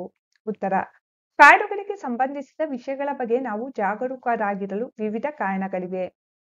ಅರಣ್ಯ ಪ್ರದೇಶದಲ್ಲಿನ ಇಳಿಕೆ ಗಾಳಿಯಲ್ಲಿ ಇಂಗಾಲದ ಡೈಆಕ್ಸೈಡ್ ಹೆಚ್ಚಳಕ್ಕೆ ಕಾರಣವಾಗುತ್ತದೆ. ಇದು ಭೂಮಿಯ ಉಷ್ಣತೆಯ ಹೆಚ್ಚಳಕ್ಕೆ ಕಾರಣವಾಗುತ್ತದೆ. ಕಾಡುಗಳಿಲ್ಲದಿದ್ದರೆ ಮಣ್ಣಿನ ಸವೆತ ಸಂಭವಿಸುತ್ತದೆ. ಕಾಡುಗಳ ಅನುಪಸ್ಥಿತಿಯಲ್ಲಿ ಪ್ರವಾಹ ಹೆಚ್ಚಾಗಿ ಕಂಡುಬರುತ್ತದೆ. ಕಾಡುಗಳು ಪ್ರಾಣಿಗಳಿಗೆ ಆಶ್ರಯ ಮತ್ತು ಆಹಾರವನ್ನು ಒದಗಿಸುತ್ತವೆ. ಕಾಡುಗಳು ಪ್ರತಿಕೂಲ ಪರಿಣಾಮ ಬೀರಿದಾಗ ಕಾಡು ಪ್ರಾಣಿಗಳ ಆವಾಸ ಸ್ಥಾನಗಳು ಸಹ ಪ್ರತಿಕೂಲ ಪರಿಣಾಮ ಬೀರುತ್ತವೆ. ಆದ್ದರಿಂದ ನಾವು ನಮ್ಮ ಕಾಡುಗಳನ್ನು ಸಂರಕ್ಷಿಸಬೇಕಾಗಿದೆ. ಪ್ರಶ್ನೆ 9. ಕಾಡಿನಲ್ಲಿ ಪ್ರಾಣಿ ಮತ್ತು ಸಸ್ಯಗಳ ವೈವಿಧ್ಯತೆಯ ಅವಶ್ಯಕತೆ ಇದೆ, ಏಕೆ? ಉತ್ತರ. ಕಾಡು ಎನ್ನುವುದು ಮರ, ಗಿಡಗಳು, ಪ್ರಾಣಿಗಳು ಮತ್ತು ಸೂಕ್ಷ್ಮ ಜೀವಿಗಳನ್ನೊಳಗೊಂಡ ಒಂದು ವ್ಯವಸ್ಥೆಯಾಗಿದೆ. ಕಾಡಿನಲ್ಲಿ ಮರಗಳು ಮೇಲಿನ ಸ್ತರವನ್ನು, ಪೊದೆ ಗಿಡಗಳು ಮಧ್ಯ ಸ್ತರವನ್ನು ಮತ್ತು ಗಿಡ ಮೂಲಿಕೆಗಳು ಅತ್ಯಂತ ಕೆಳ ಸ್ತರವನ್ನು ಉಂಟು ಮಾಡುತ್ತವೆ. ಸಸ್ಯವರ್ಗದ ವಿಭಿನ್ನ ಸ್ತರಗಳು ಪ್ರಾಣಿ, ಪಕ್ಷಿ ಮತ್ತು ಕೀಟಗಳಿಗೆ ಆಹಾರ ಮತ್ತು ಆವಾಸಗಳನ್ನು ಒದಗಿಸುತ್ತವೆ. ಹಾಗಾಗಿ ಕಾಡಿನಲ್ಲಿ ಪ್ರಾಣಿ ಮತ್ತು ಸಸ್ಯಗಳ ವೈವಿಧ್ಯತೆಯ ಅವಶ್ಯಕತೆ ಇದೆ. ಪ್ರಶ್ನೆ 10. ಚಿತ್ರ 17.15ರಲ್ಲಿ ಭಾಗಗಳನ್ನು ಗುರುತಿಸಲು ಮತ್ತು ಬಾಣದ ಗುರುತಿನ ದಿಕ್ಕು ತೋರಿಸಲು ಚಿತ್ರಕಾರನು ಮರೆತಿದ್ದಾನೆ. ಬಾಣದ ಗುರುತಿಗೆ ಸರಿಯಾದ ದಿಕ್ಕು ತೋರಿಸಿ ಮತ್ತು ಕೆಳಗಿನ ಅಂಶಗಳನ್ನು ಉಪಯೋಗಿಸಿಕೊಂಡು ಚಿತ್ರದ ಭಾಗಗಳನ್ನು ಗುರುತಿಸಿ. ಚಿತ್ರಗಳಿಗೆ ಭಾಗಗಳನ್ನು ಗುರುತಿಸಲಾಗಿದೆ. ಪ್ರಶ್ನೆ 11. ಈ ಕೆಳಗಿನವುಗಳಲ್ಲಿ ಯಾವುದು ಕಾಡಿನ ಉತ್ಪನ್ನವಲ್ಲ? ಸರಿಯಾದ ಆಯ್ಕೆ ಸೀಮೆಎಣ್ಣೆ. ಪ್ರಶ್ನೆ 12. ಕೆಳಗಿನ ಹೇಳಿಕೆಗಳಲ್ಲಿ ಯಾವುದು ಸರಿಯಲ್ಲ? ಹೇಳಿಕೆ 2. ಕಾಡಿನಲ್ಲಿರುವ ಪ್ರಾಣಿಗಳು ಮತ್ತು ಸಸ್ಯಗಳು ಪರಸ್ಪರ ಅವಲಂಬಿತವಾಗಿಲ್ಲ. ಈ ಹೇಳಿಕೆ ಸರಿಯಲ್ಲ. ಪ್ರಶ್ನೆ 13. ಸತ್ತ ಸಸ್ಯಗಳ ಮೇಲೆ ಸೂಕ್ಷ್ಮ ಜೀವಿಗಳು ವರ್ತಿಸಿ ಇದನ್ನು ಉತ್ಪತ್ತಿ ಮಾಡುತ್ತವೆ. ಸರಿಯಾದ ಹೇಳಿಕೆ ಹ್ಯೂಮನ್ಸ್. ವಿಜ್ಞಾನ ಅಧ್ಯಾಯ 18. ತ್ಯಾಜ್ಯ ನೀರಿನ ಕಥೆ ಪ್ರಶ್ನೋತ್ತರಗಳು. ಖಾಲಿ ಬಿದ್ದ ಸ್ಥಳಗಳನ್ನು ತುಂಬಿ. 1. ನೀರಿನ ಶುದ್ಧೀಕರಣವು ಡ್ಯಾಶ್ಗಳನ್ನು ಬೇರ್ಪಡಿಸುವ ಒಂದು ಪ್ರಕ್ರಿಯೆಯಾಗಿದೆ. ಉತ್ತರ. ಮಾಲಿನ್ಯಕಾರಕ. 2. ಮನೆಗಳಿಂದ ಬಿಡುಗಡೆಯಾದ ತ್ಯಾಜ್ಯ ನೀರನ್ನು ಡ್ಯಾಶ್ ನೀರು ಎನ್ನುವರು. ಉತ್ತರ. ಚರಂಡಿ. 3. ಒಣಗಿದ ಡ್ಯಾಶ್ ಗೊಬ್ಬರವಾಗಿ ಬಳಸಲಾಗುತ್ತದೆ. ಉತ್ತರ. ಕಸವನ್ನು. 4. ಚರಂಡಿಗಳು ಡ್ಯಾಶ್ ಮತ್ತು ಡ್ಯಾಶ್ನಿಂದ ಕಟ್ಟಿಕೊಳ್ಳುತ್ತವೆ. ಉತ್ತರ. ಎಣ್ಣೆ ಮತ್ತು ಕೊಬ್ಬಿನಿಂದ.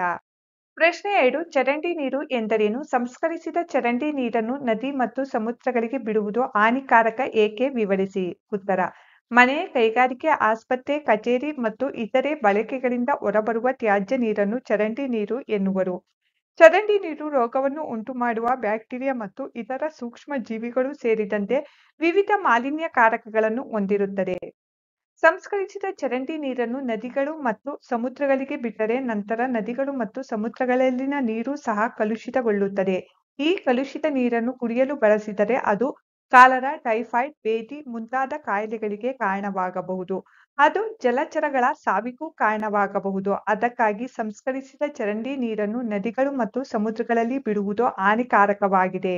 ಪ್ರಶ್ನೆ 3 ತೈಲ ಮತ್ತು ಕೊಬ್ಬಿನ ಪದಾರ್ಥಗಳನ್ನು ಚರಂಡಿಗಳಿಗೆ ಬಿಡಬಾರದು ಏಕೆ ವಿವರಿಸಿ? ಉತ್ತರ ತೈಲ ಮತ್ತು ಕೊಬ್ಬಿನ ಪದಾರ್ಥಗಳು ಕೊಳವೆಗಳನ್ನು ಜಿಗುಟಾಗಿಸಿ ಕಟ್ಟಿಕೊಳ್ಳುವಂತೆ ಮಾಡುತ್ತವೆ.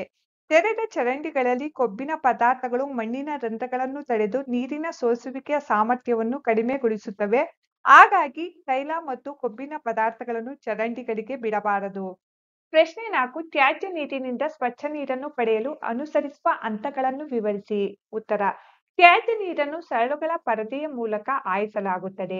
ಇದರಿಂದ ಚಿಂದಿ ಬಟ್ಟೆ, ಕಡ್ಡಿಗಳು, ತಗಡಿನ ಡಬ್ಬಗಳು, ಪ್ಲಾಸ್ಟಿಕ್ ಪ್ಯಾಕೆಟ್ಗಳು, ನ್ಯಾಪ್ಕಿನ್ಗಳಂತಹ ದೊಡ್ಡ ವಸ್ತುಗಳನ್ನು ಬೇರ್ಪಡಿಸಲಾಗುತ್ತದೆ. ಮಕ್ಕಳೇ, ಇಲ್ಲಿ ಚಿತ್ರ ಬರೆಯುವ ಅವಶ್ಯಕತೆ ಇರುವುದಿಲ್ಲ. ಆದರೆ ನಿಮಗೆ ಅರ್ಥವಾಗಲಿ ಎಂದಷ್ಟೇ ಈ ಚಿತ್ರವನ್ನು ತೋರಿಸಿದ್ದೇನೆ. ನಂತರ ಕಲ್ಲಿನ ಚೂರು ಮತ್ತು ಮರಳುಗಳನ್ನು ಬೇರ್ಪಡಿಸುವ ತೊಟ್ಟಿಗೆ ನೀರು ಹರಿಯುತ್ತದೆ.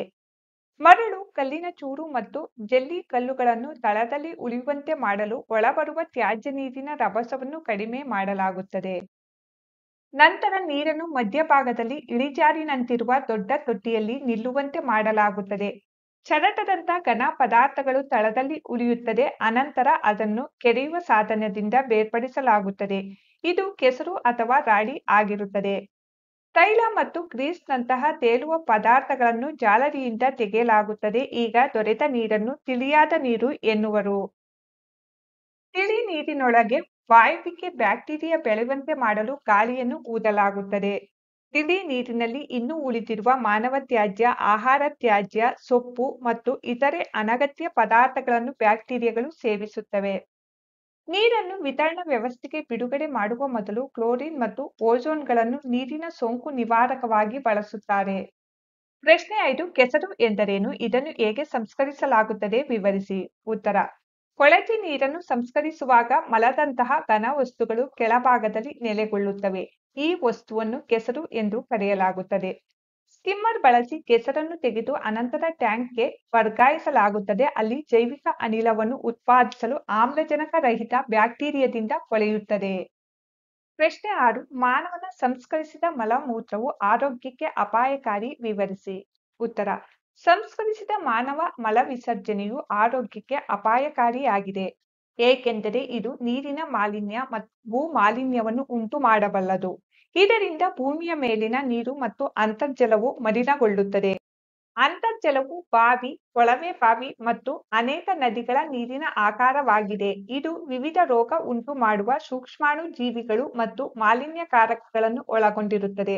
ಜನರು ಮಾನವ ಮಲವಿಸರ್ಜನೆಯಿಂದ ಕಲುಷಿತಗೊಂಡ ನೀರನ್ನು ಬಳಸಿದಾಗ ಅವರಿಗೆ ಕಾಲರಾ, ಟೈಫಾಯ್ಡ್, ಪೋಲಿಯೋ, ಮೆದುಳು ಜ್ವರ, ಹೆಪಟೈಟಿಸ್ ಮತ್ತು ಭೇದಿಯಂತಹ ಕಾಯಿಲೆಗಳು ಬರುತ್ತವೆ. ಪ್ರಶ್ನೆ 7 ನೀರಿನ ಸೋಂಕು ನಿವಾರಿಸಲು ಬಳಸುವ 2 ರಾಸಾಯನಿಕಗಳನ್ನು ಹೆಸರಿಸಿ. ಉತ್ತರ ನೀರನ್ನು ಸೋಂಕು ರಹಿತಗೊಳಿಸಲು ಕ್ಲೋರಿನ್ ಮತ್ತು ಓಝೋನ್ ಅನ್ನು ಬಳಸಲಾಗುತ್ತದೆ. ಪ್ರಶ್ನೆ 8 ತ್ಯಾಜ್ಯ ನೀರು ಸಂಸ್ಕರಣಾ ಸ್ಥಾವರದಲ್ಲಿ ಸರಳುಗಳ ಪರದೆಯ ಕಾರ್ಯವನ್ನು ವಿವರಿಸಿ. ಉತ್ತರ ತ್ಯಾಜ್ಯ ನೀರನ್ನು ಸರಳುಗಳ ಪರದೆಯ ಮೂಲಕ ಹಾಯಿಸಲಾಗುತ್ತದೆ. ಇದರಿಂದ ಚಿಂದಿ ಬಟ್ಟೆ, ಕಡ್ಡಿಗಳು, ತಗಡಿನ ಡಬ್ಬಗಳು, ಪ್ಲಾಸ್ಟಿಕ್ ಪ್ಯಾಕೆಟ್ಗಳು, ನ್ಯಾಪ್ಕಿನ್ಗಳಂತಹ ದೊಡ್ಡ ವಸ್ತುಗಳನ್ನು ಬೇರ್ಪಡಿಸಲಾಗುತ್ತದೆ. ಪ್ರಶ್ನೆ 9 ನೈರ್ಮಲ್ಯ ಮತ್ತು ರೋಗಗಳ ನಡುವಿನ ಸಂಬಂಧವನ್ನು ವಿವರಿಸಿ. ಉತ್ತರ ನೈರ್ಮಲ್ಯ ಕೊರತೆಯು ಅನಾರೋಗ್ಯಕ್ಕೆ ಕಾರಣವಾಗುವುದರಿಂದ ಮತ್ತು ಉತ್ತಮ ನೈರ್ಮಲ್ಯ ಅಭ್ಯಾಸಗಳು ರೋಗಗಳನ್ನು ತಡೆಯುವುದರಿಂದ ನೈರ್ಮಲ್ಯ ಮತ್ತು ರೋಗಗಳು ಪರಸ್ಪರ ಸಂಬಂಧ ಹೊಂದಿವೆ. ಪ್ರಶ್ನೆ 10 ನೈರ್ಮಲ್ಯತೆಗೆ ಸಂಬಂಧಿಸಿದಂತೆ ಸಕ್ರಿಯ ನಾಗರಿಕರಾಗಿ ನಿಮ್ಮ ಪಾತ್ರವನ್ನು ಸಂಕ್ಷಿಪ್ತವಾಗಿ ವಿವರಿಸಿ. ಉತ್ತರ ಸರಿಯಾದ ನೈರ್ಮಲ್ಯತೆಯನ್ನು ಕಾಪಾಡಿಕೊಳ್ಳುವಲ್ಲಿ ಪ್ರತಿಯೊಬ್ಬ ನಾಗರಿಕನ ಪಾತ್ರವಿದೆ. ಸಕ್ರಿಯ ಪಾತ್ರ ವಹಿಸಲು ನಾವು ಅನುಸರಿಸಬೇಕಾದ ವಿಷಯಗಳು ಈ ಕೆಳಗಿನಂತಿವೆ. ನಮ್ಮ ಸುತ್ತಮುತ್ತಲಿನ ಪ್ರದೇಶಗಳನ್ನು ಸ್ವಚ್ಛವಾಗಿಟ್ಟುಕೊಳ್ಳಬೇಕು. ಸ್ವಚ್ಛವಾಗಿರಿಸಿದೆಯೇ ಎಂದು ಖಚಿತಪಡಿಸಿಕೊಳ್ಳಬೇಕು. ಮನೆಯಲ್ಲಿನ ಒಳಚರಂಡಿ ವ್ಯವಸ್ಥೆಯನ್ನು ಸರಿಯಾಗಿ ನಿರ್ವಹಿಸಬೇಕು. ಒಳಚರಂಡಿ ಕೊಳವೆಯಲ್ಲಿ ಸೋರಿಕೆಯಾದ ತಕ್ಷಣ ಸಂಬಂಧಪಟ್ಟವರಿಗೆ ವರದಿ ಮಾಡಬೇಕು. ಪ್ರಶ್ನೆ 11. ಪದಬಂಧವನ್ನು ಪೂರ್ಣಗೊಳಿಸಿ. ಅಡ್ಡವಾಗಿ 1. ದ್ರವ ರೂಪದ ತ್ಯಾಜ್ಯ ಪದಾರ್ಥ ಚರಂಡಿ ನೀರು. 2. ಚರಂಡಿ ನೀರಿನ ಸಂಸ್ಕರಣೆಯಿಂದ ಹೊರತೆಗೆದ ಘನ ತ್ಯಾಜ್ಯ ಕೆಸರು. 3. ಆರೋಗ್ಯಕ್ಕೆ ಸಂಬಂಧಿಸಿದ ಪದ ನೈರ್ಮಲ್ಯ. 4. ಮಾನವ ದೇಹದಿಂದ ವಿಸರ್ಜನೆಯಾಗುವ ತ್ಯಾಜ್ಯ ವಸ್ತು ಮಲ ಮೂತ್ರ. ಕೆಳಗಡೆ ಬಳಕೆಯಾದ ನೀರು ತ್ಯಾಜ್ಯ ನೀರು. 6. ಚರಂಡಿ ನೀರನ್ನು ಸಾಗಿಸುವ ಕೊಳವೆ ಒಳ ಚರಂಡಿ. 7. ಕಾಲರ ಹರಡುವ ಸೂಕ್ಷ್ಮಾಣು ಜೀವಿ ಬ್ಯಾಕ್ಟೀರಿಯಾ. 8. ನೀರಿನ ಸೋಂಕು ನಿವಾರಿಸುವ ಒಂದು ರಾಸಾಯನಿಕ ಕ್ಲೋರಿನ್. ಪ್ರಶ್ನೆ 12. ಓಜೋನ್ ಬಗ್ಗೆ ಕೆಳಗಿರುವ ಹೇಳಿಕೆಗಳನ್ನು ಅಭ್ಯಾಸ ಮಾಡಿ. ಎ. ಇದು ಜೀವಿಗಳ ಉಸಿರಾಟಕ್ಕೆ ಅವಶ್ಯಕವಾಗಿದೆ. ಬಿ. ಇದನ್ನು ನೀರಿನ ಸೋಂಕು ನಿವಾರಿಸಲು ಬಳಸಲಾಗುತ್ತದೆ. ಸಿ. ಇದು ನೇರಳಾತೀತ ಕಿರಣಗಳನ್ನು ಹೀರಿಕೊಳ್ಳುತ್ತದೆ. ಡಿ. ಗಾಳಿಯಲ್ಲಿ ಇದರ ಪ್ರಮಾಣ ಸುಮಾರು 3%. ಈ ಹೇಳಿಕೆಗಳಲ್ಲಿ ಯಾವುದು ಸರಿ? ಬಿ ಮತ್ತು ಸಿ ಹೇಳಿಕೆ ಸರಿಯಾಗಿದೆ.